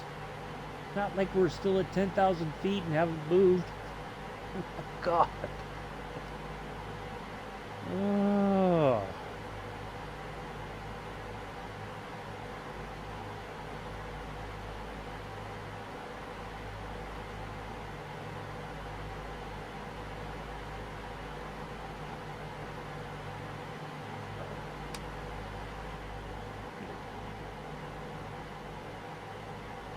Level off right about there. Alright.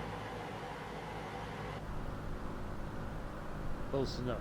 Close enough for government work. There we go. Alright. We have 120 nautical miles. Alright, so we're gonna cruise right here for quite some time. Eat up some distance as best as we can. When we're a little bit closer, we'll continue our altitude descent. Descending. I'm gonna go ahead and put the cruise power back Set on. cruise power, please. Setting cruise power. So we get some speed back on. Not that we're bad at where we're at, but just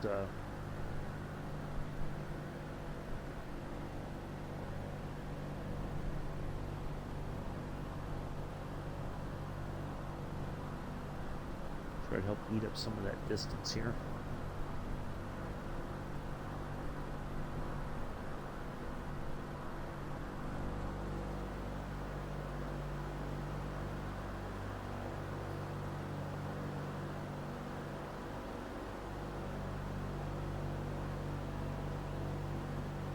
Yeah, this is turning into a much longer than I expected.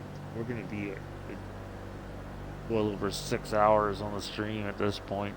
This isn't gonna premiere until late afternoon tomorrow. Actually, what I could do is premiere at. I can premiere it Wednesday at around noon Wednesday. Yeah, I think that's what I'll do.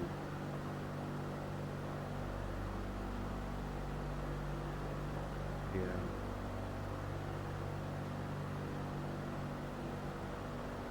Yeah, I'll download and get it all set up, and then it'll just premiere at noon on Wednesday, East Coast time.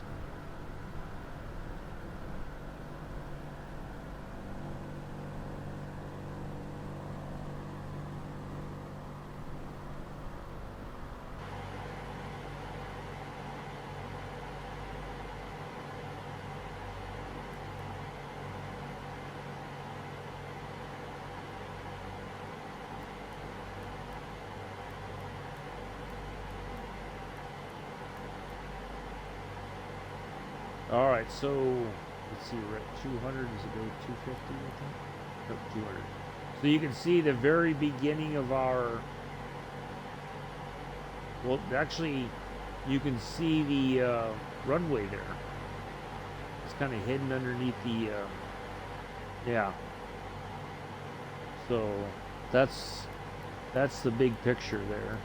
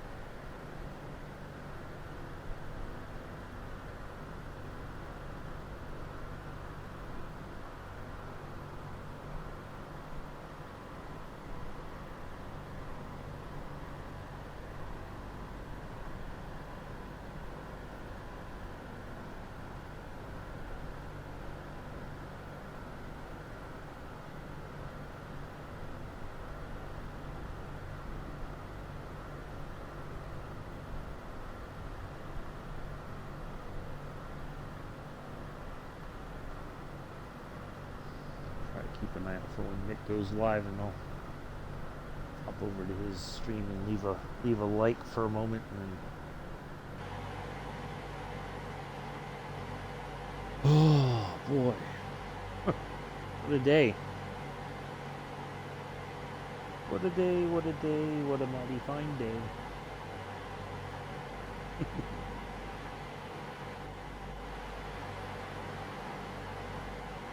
All right, how much farther are we at? What are we looking at now? We got to be inside the 100 nautical miles. Oh, almost.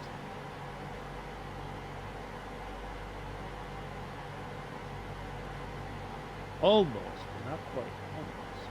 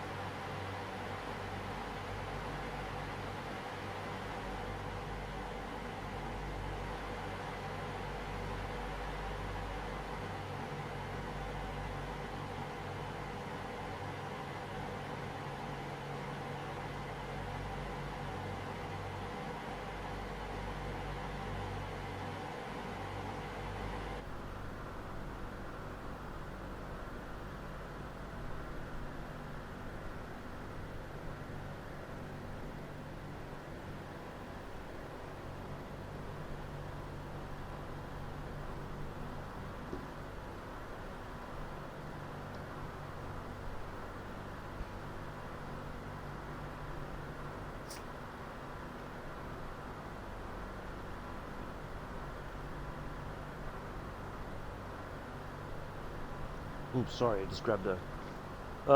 You will see lifted. Oh, yeah, I think I over. The problem was, Steve, I might have, because I panicked because of the radio situation. I expect my co-pilot to handle the ATC because that's how I have things set up in the sim. And because it didn't do that, it was like I'm trying to handle everything on my own instead of the systems working the way that they're supposed to work. It was just like, well, yeah. So I think that's part of the problem. Is I was trying to do too much on my own. What I should have done was fly the aircraft first, get it going, climbing at a decent rate first, then worry about the radio. But when you have it set where your co-pilot is supposed to help you handle all those things and it doesn't, it's just like, and they're calling like, did you get my last transmission? Did you get, it's like that nagging person in your life. Did you hear me? Did you hear me? Did you and they're like, man, can you calm down for a moment, let me sort things out, and then I'll get back to you?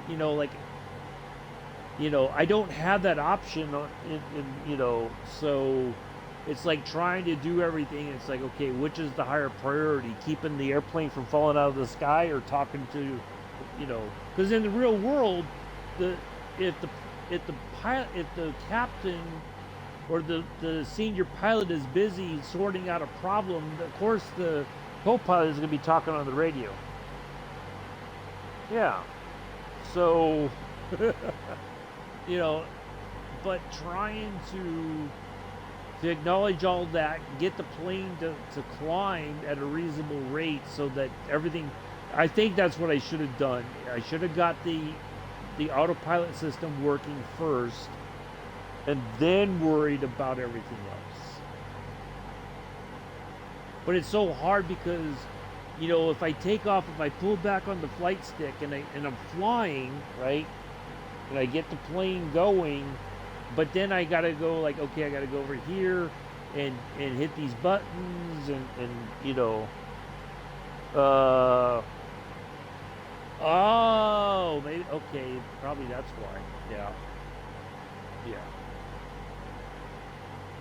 So it might have been the AFE kind of set me up for failure as well. All my virtual helpers failed me today. That's what it is. That's who I'm going to blame.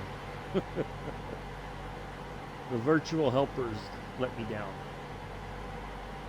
All right, 85 nautical miles. So we're getting there. We're almost there, folks. We're getting there. Be there soon. I keep saying that. Wait, you take off at 0.5 and never go above 1.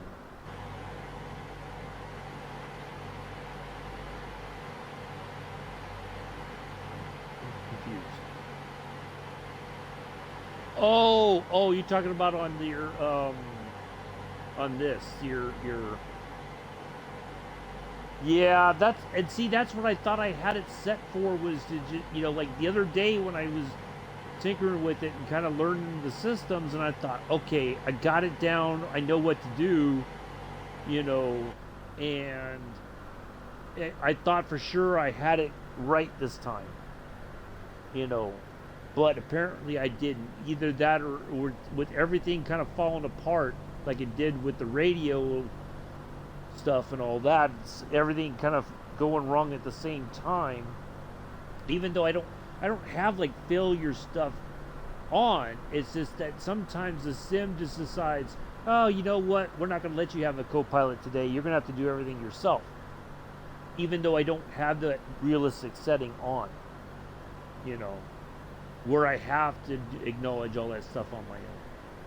And if I had stuff set correctly, like if I was on a computer, of course, I could mouse over, bang, click that, and still be able to fly and keep my hand, like, even though my hand was on the flight stick and I was pulling back to keep climbing, not in an excessive attitude, but just at a reasonable rate until I can get the autopilot on, you know, yeah, everything just kind of fell apart. But it's a learning process, and that's okay. You know, it's okay. I'd rather fail and learn from it instead. You know, I don't always expect things to be perfect. You know, because if I do, that's not very real. That's not a very realistic expectation. So, but we got it sorted. You know, I think I wasted time trying to get the aircraft to sort itself out. You know, we would have been here a little bit sooner if it hadn't been for all that. So, you know.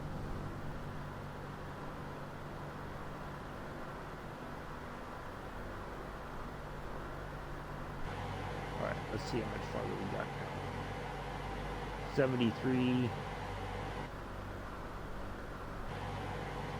Alright, so let's get to about 60 or 50. Let's get to 50 nautical miles out, and then we'll descend a little bit more, and we're going to target 3,000 feet. I think we're going to shoot for that, because it's only 900 feet above where we need to be for the RNAV approach anyway. So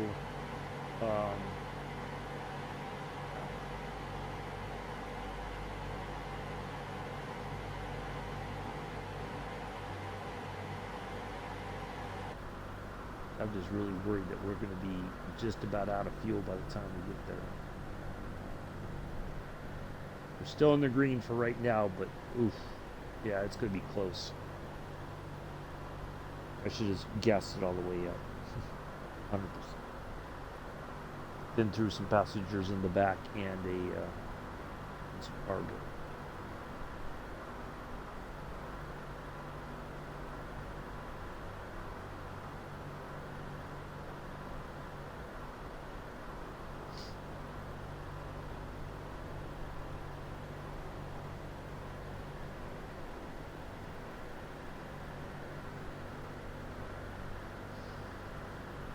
But thanks, Steve, for looking at that. And yeah, it's just a matter of practicing and trying to get better at it. I think that's what I'll probably try to do. Next chance I get, I'm gonna fly from like San Francisco to Los Angeles and just practice off stream and get things a little bit better on the. Try to learn from everything. Just keep trying at it.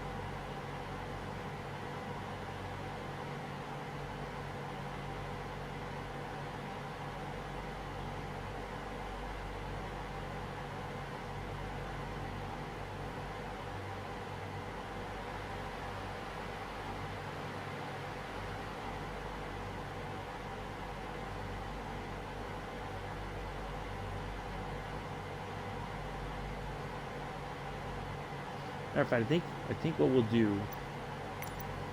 Let's just do this.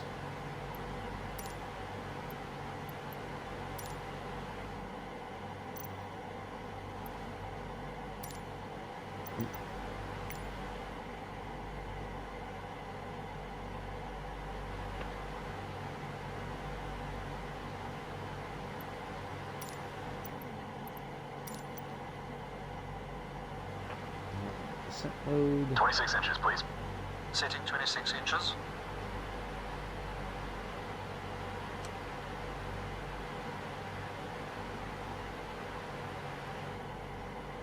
Inches set. Descent checklist, please. Ah. Altimeters and flight instruments cross-checked. Seatbelt signs on. On. Ooh boy, I might have gone a little Engine blowers overboard low. with the. Low. Descent checks are complete. All right, here we go.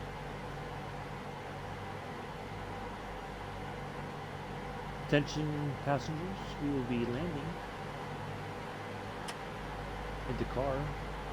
Well, not momentarily. We still got a little bit to go, but we're almost there.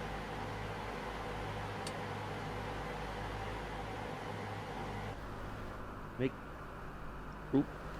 Yeah, sorry.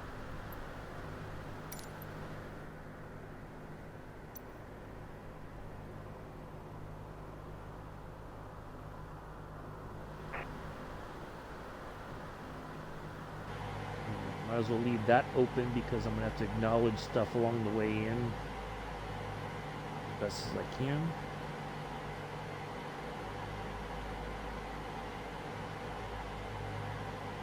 Yeah. That's what I learned, and maybe because I should have just thrown in a full tank of fuel, some passengers, and some cargo, and I think I would have been fine.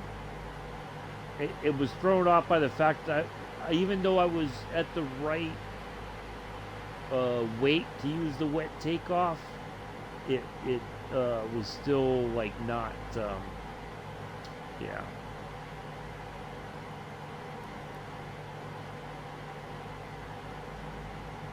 It's a learning process, that's all. But I'll get there. Just like with the Junkers 52, eventually we'll get this plane somewhat mastered, I guess, and you know.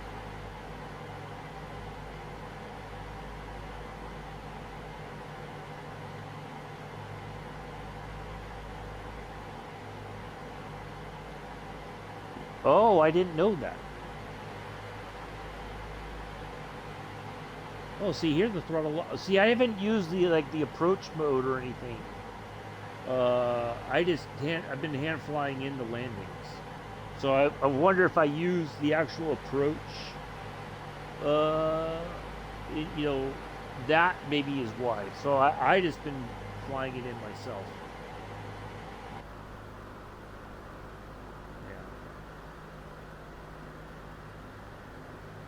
I've not been too confident with the other stuff yet. But now that I know that, I'd be like, no, I better not.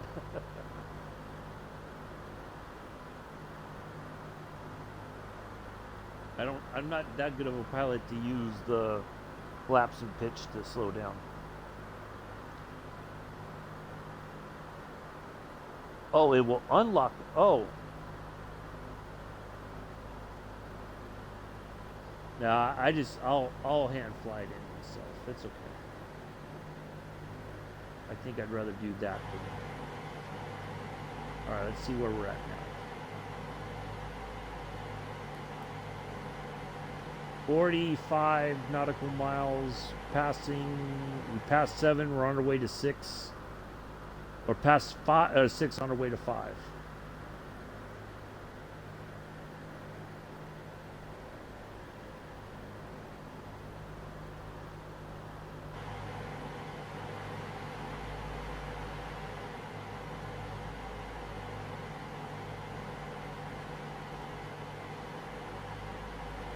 Yeah, see, like right now, I feel like I should drop some flaps to help start slowing down. But I'll do. We're gonna be leveling off here pretty soon too. We're gonna have to travel at about 3,000 feet until we're ready to turn in. But there'll be like a quick succession of things that are gonna happen. So.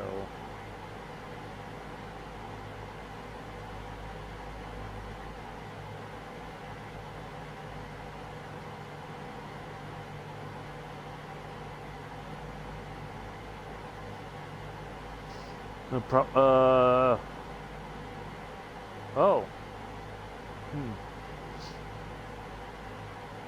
Got me on that one. There's 5 heading for 4. So our airport, oh, our airport should be right over in here. It's on the tip of this peninsula.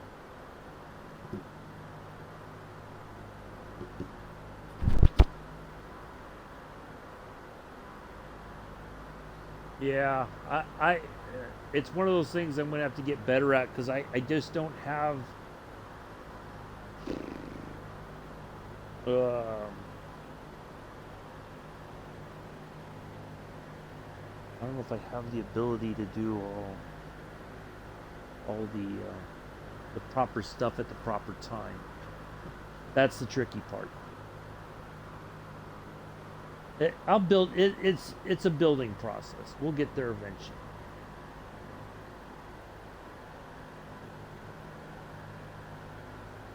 I mean, at first I didn't even know how to use like using the descent mode and just putting enough trim to get it to descend, but not like at a crazy like just nosing completely over, right? Just a nice, even, gentle descent to get things ready to happen. You know. Oh yeah, I did hear about that. Robert, there was he talked about it. What is that? Oh, it's up here. Yeah.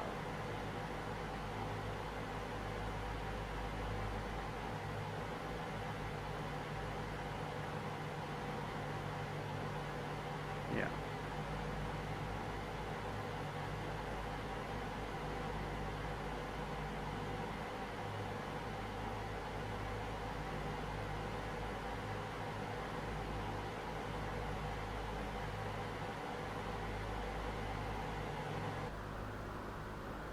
All right, we're almost at 3,000. We're getting there.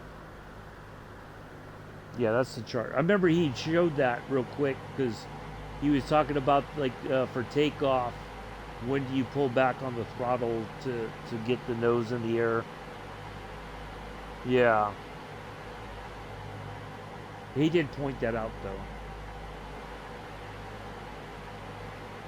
All right, we'll level off here at 3,000 feet, and then we're gonna. Now the fun part really begins here in a moment. Can I fly this thing in manually here to Dakar? I know I can. I know I can. It's just, is the plane going to behave? That's the thing.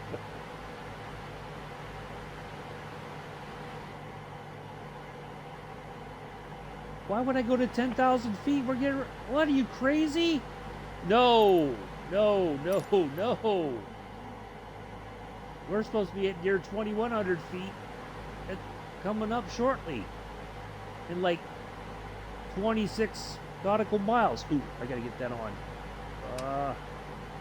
See, this is the crazy thing in this sim that happens, that they tell you to. Yeah, like I've not had a problem landing it. Like when I flew from Algiers to Casablanca in this, I hand flew in the approach and it was fine. So yeah. All right. Let me put this down, like standard controller, and get the flight stick here, because I'm gonna have to figure out roughly how to match where the throttles are. So when I fire the autopilot system, I think I'm gonna just go. No.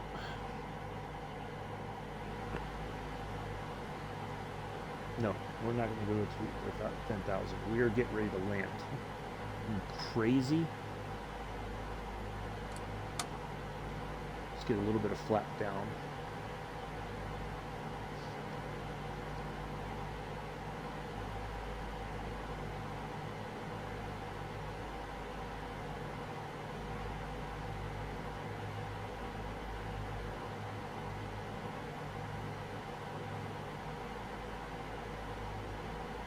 So our airport should be coming up here. It should come into view here in a minute.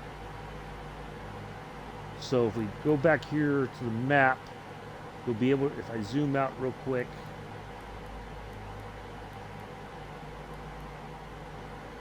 that's pretty much it.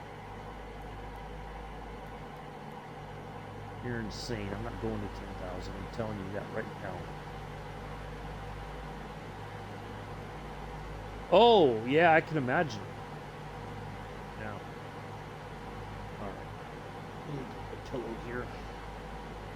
Off my legs, because I've been trying to keep the pillow nearby to rest my right elbow on.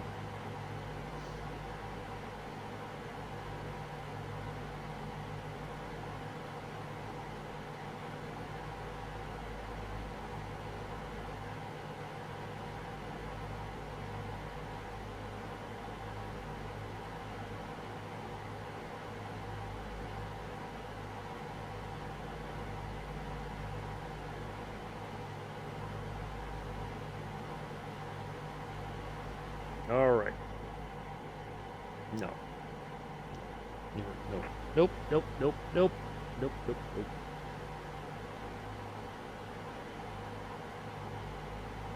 Not gonna happen. You're crazy.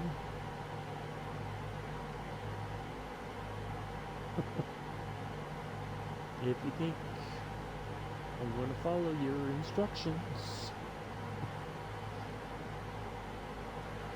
Alright, I think what we're going to do is we're going to turn off the descent code.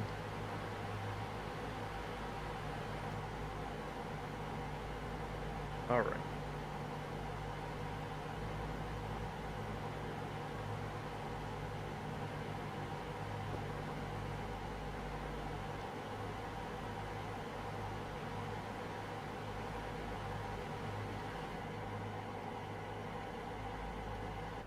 Alright, we should...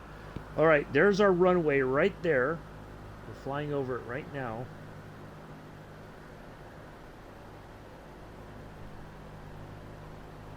There it is. Oh, let me grab my controller here so I can utilize it for... Did the flaps not go down? Okay. See, the outside part's not showing flaps.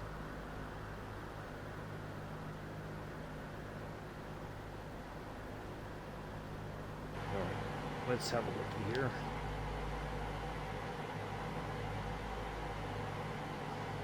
Oh.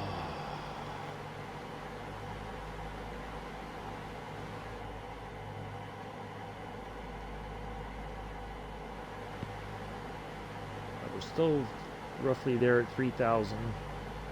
We still got to fly this little part here, and then we should turn to, it will make a big like left-hander to line up there on the runway.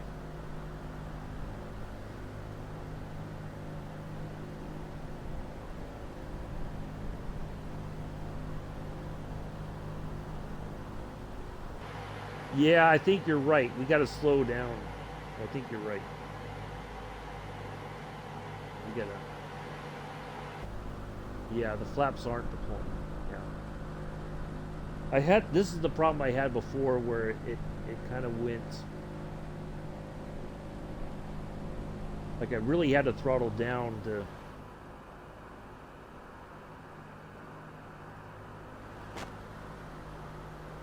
They should drop here in a moment. They should start dropping.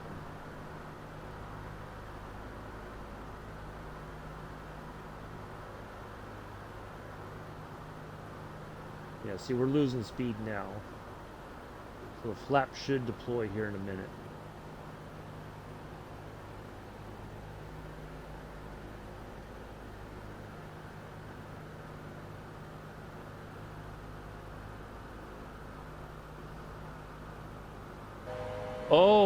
Oh, yeah, I totally forgot about that.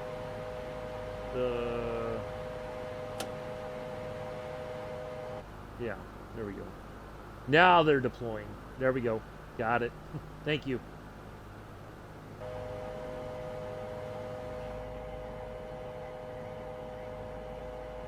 You're crazy.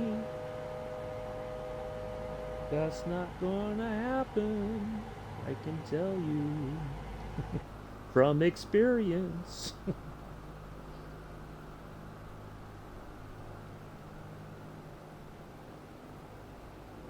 Your instructions are nuts.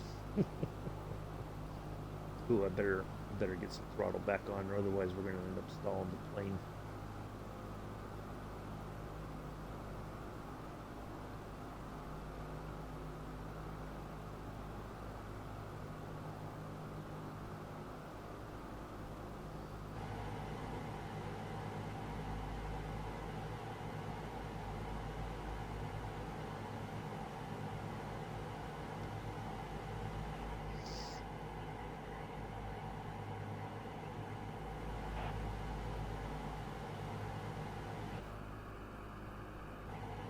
Ah, see, now you want to tell me what's what.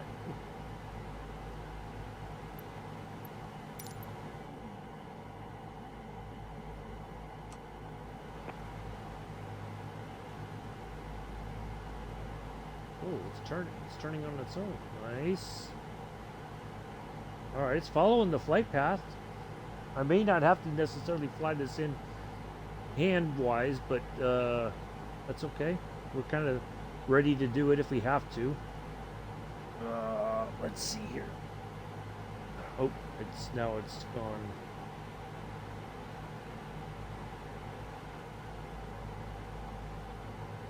Come on, plane, you gotta descend. Come on, plane. There you go.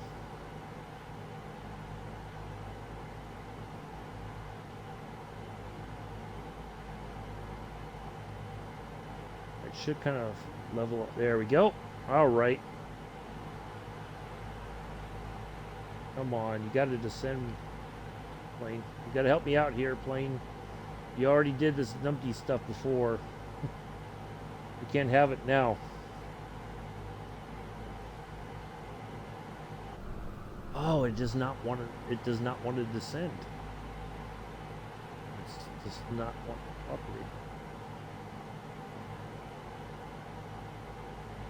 All right, now I think I got it to cooperate. Maybe. Am I going a little too fast? I need to throttle back just a smidge. All right, we should see the pattern entry coming up here in just a second.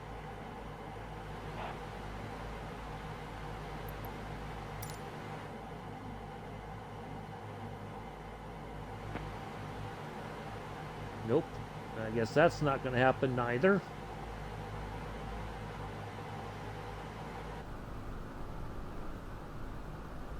All right, we're going to have to get a little bit more flap here.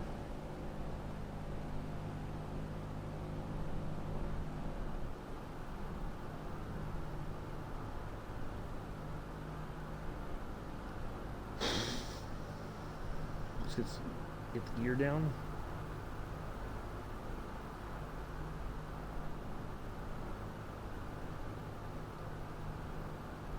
Maybe I need to talk to our tower, huh? Ooh, wow, we are way off the flight path now.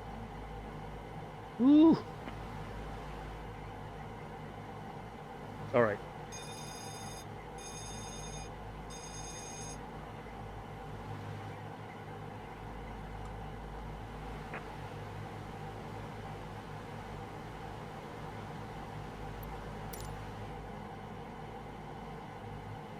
All right, here we go, folks.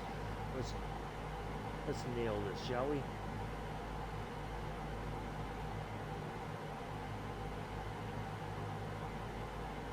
Why does it feel like we're floating like a butterfly? No, we're moving. It just doesn't seem like we're moving at all. It's like we're just kind of hovering in the air right here.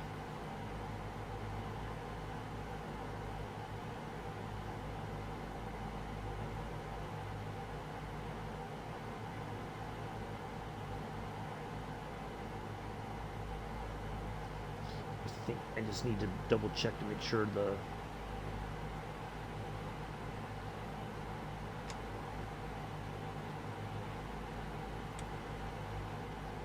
all right, all the systems should be off now. All right, let's do this.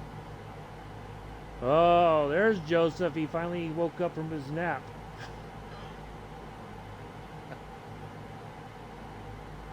Did you have a good nap there, Joseph? You ready for Mick's long stream tonight or whatever he's going to be doing? Or however long?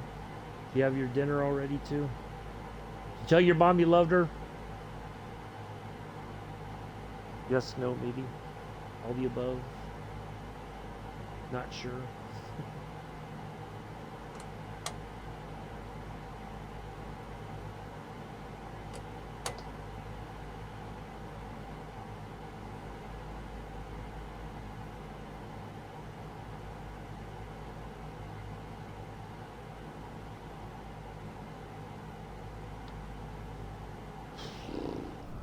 Fuel.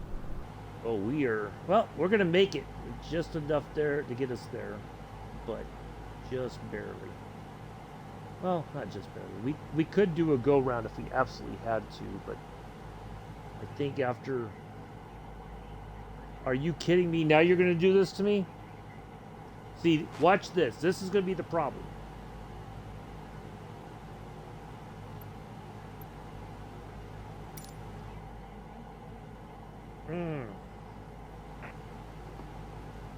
Ah, see?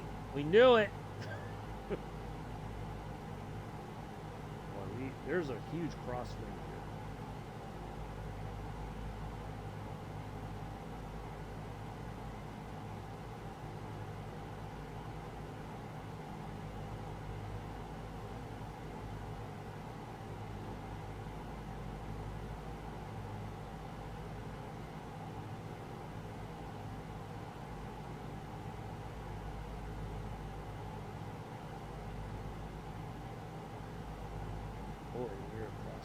Woo.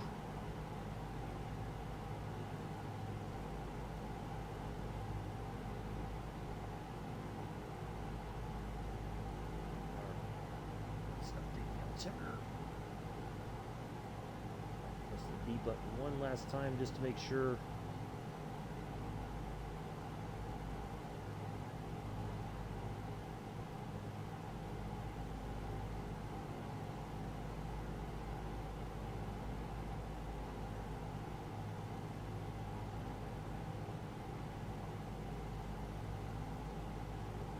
Alright, catch up with the chat once we're on the ground. Here we go, folks.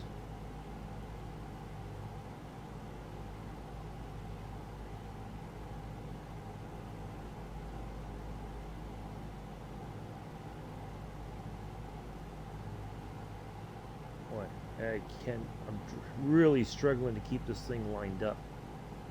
There is a big crosswind right now that is just making it really. I wish I had rudder pedals because I think I could counteract it, but there's a rudder. It's assisting me with the rudder. I'm just trying to fly the rest of it the other way, you know.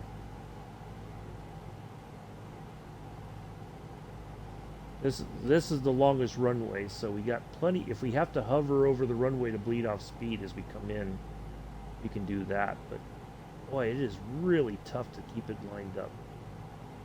I feel like we're way higher than we need to be, where we should be coming in, but it was just difficult to keep the aircraft lined up on the approach here. And it didn't help that we didn't get our guidelines to help us, you know, kind of figure out where we need to be altitude wise and you know what rate of descent and everything.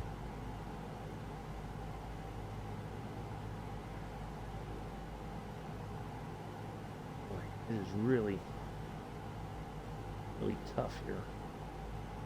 It's crosswind, but I think we got it as good as it's going to get here.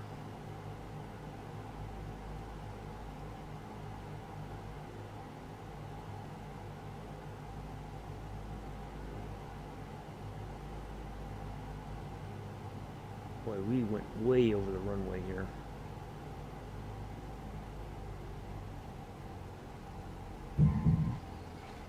Oof.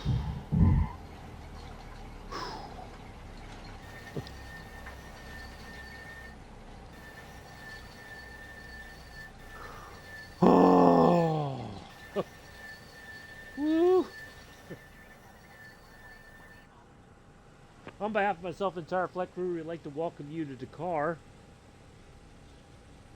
Local time is about 6:12 in the evening. We understand and appreciate the fact that this went on way longer than expected, but we made it. Oh, I'm glad that's over with.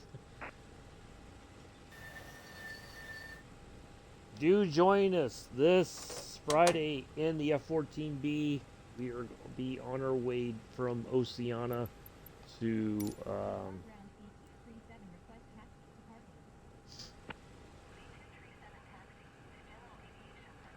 don't tell me my autopilot or my co-pilot's going to talk now. You've got to be kidding me. Oh, I'm going to choke that co-pilot. I'm going to choke that co-pilot silly. You've got to be kidding me.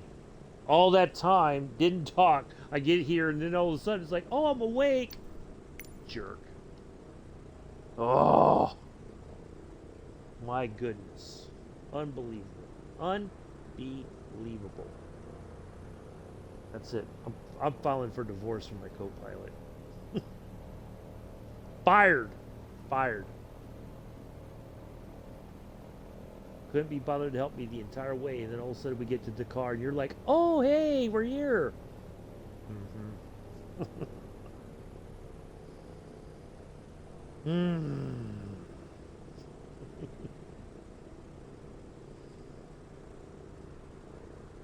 See, now look at the... See, I had this problem before the other day, too, where the number one engine was not in sync with the rest of them. See, look at its RPMs are a bit higher than the rest of them. I had this problem the other day too.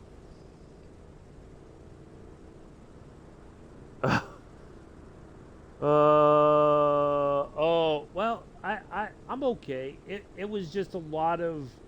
It's been a crazy flight, Bex. How are you? No, I wouldn't choke you, Bex. I wouldn't do that. No, it's just my co-pilot was not helpful at all. The entire flight. Now all of a sudden we get to Dakar and the co-pilot's like, "Hey, how are you?"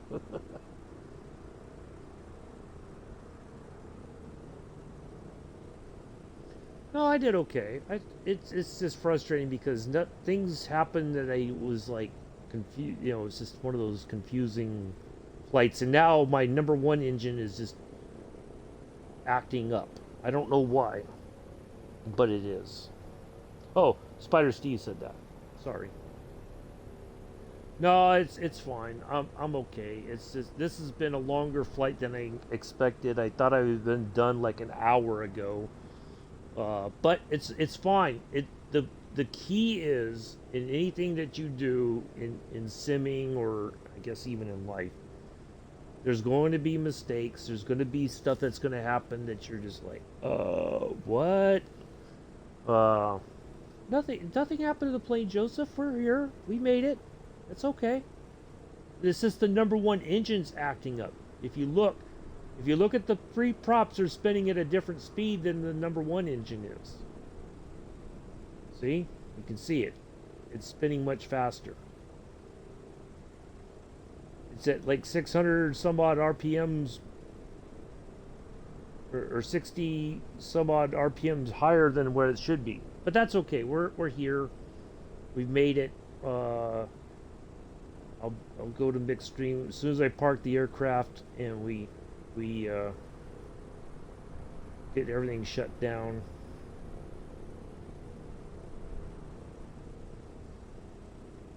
Oh, you know what? Thank you, Steve. I think I still have the auto feather on. I bet. Nope, the auto feathers are off. Nope, wait.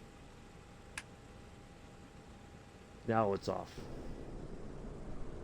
That's why. Okay, that solved it. I think that's what it was.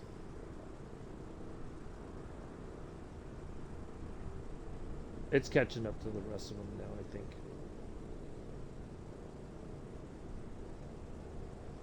Oh. Yeah. It's fine. I think that's what it was. I forgot to switch off the automatic feathering on approach.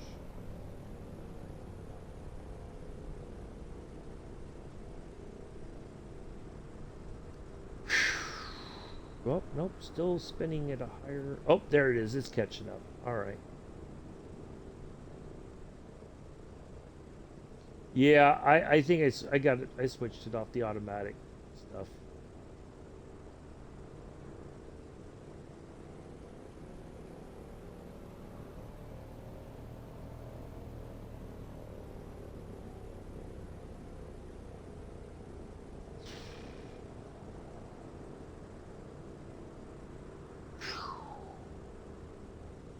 Oh, okay. Let me park here first, and then we can.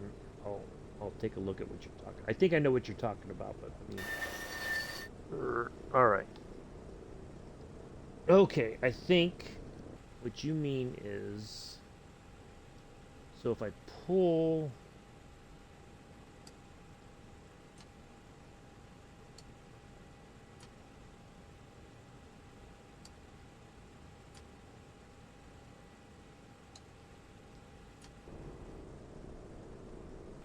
You're talking about those lights, right?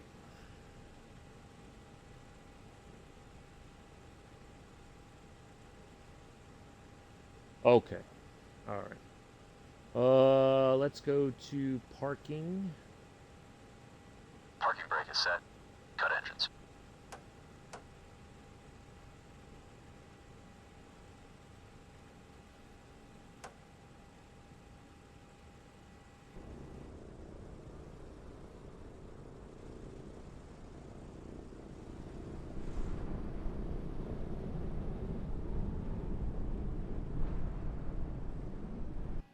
Now, real quick, want to look at the.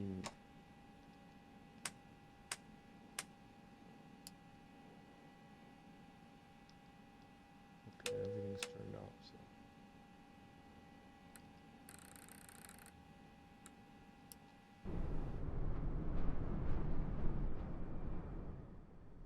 There we go.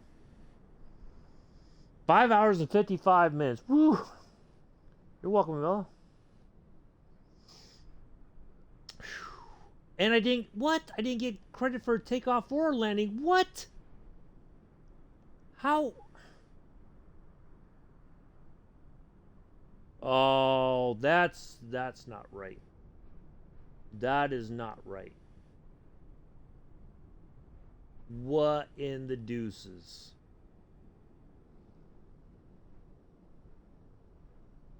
Oh, yeah. Didn't get credit for takeoff or landing.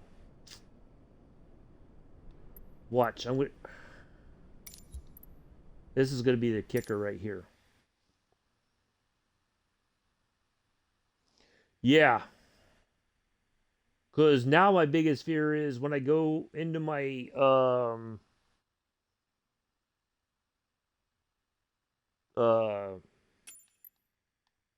logbook.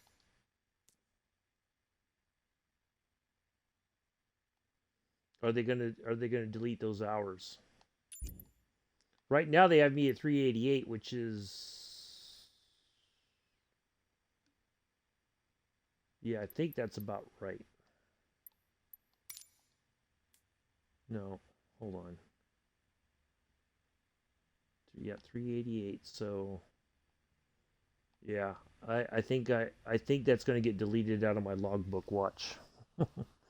Yeah, well, it's one of those weird sort of things that happens with the flight sim. Uh, there, the logbook stuff. Oh, and I'm getting close to 500 again. I'm almost at 400 and on my way to 500, and now I'm probably gonna get screwed, and I'm gonna be like right back to like it's gonna delete a bunch of hours. But anyways, anywho's let me wrap things up. Thank you everybody for coming in. Thanks for the help for those who offered some suggestions and kind of help me figure. Yes, Friday, 6:45 Eastern. We'll be in the F-14. We're gonna go from right here in Oceana, Virginia, at the Naval Air Station. We're going to depart from here. We're going to skedaddle across down to Pensacola to the Naval Air Station here, right there. And we're delivering an F-14 for to be taken to the Naval Air Aviation Museum, which I believe is, if we can find the planes here, we might be able to find it in the air. I think there it is right there. That should be the Naval Aviation Museum right there. Yep. That should be it. Yeah. So, we're taking a plane for delivery to there. And, yeah, we're going to go down to Florida. So, that shouldn't take very long to do. Hopefully we don't have any hiccups with that one. So I'm just going to go back to my logbook so I can put my hours in here on a good old FS Hub. At least they'll track my hours versus this numpty nonsense. But anyway, thank you everybody for coming in and hanging out. Hopefully you enjoyed the flight. Sorry it was a bit crazy, but it is what it is. Sometimes that's just the way it goes. I will see you all Friday morning. Do enjoy the rest of your Monday morning, afternoon, evening, early Tuesday already for some folks. Well, not even early. It might be late Tuesday at this point for some folks. I have been and always shall be your host, the pilot Uncle B. Until Friday, peace, live long and prosper.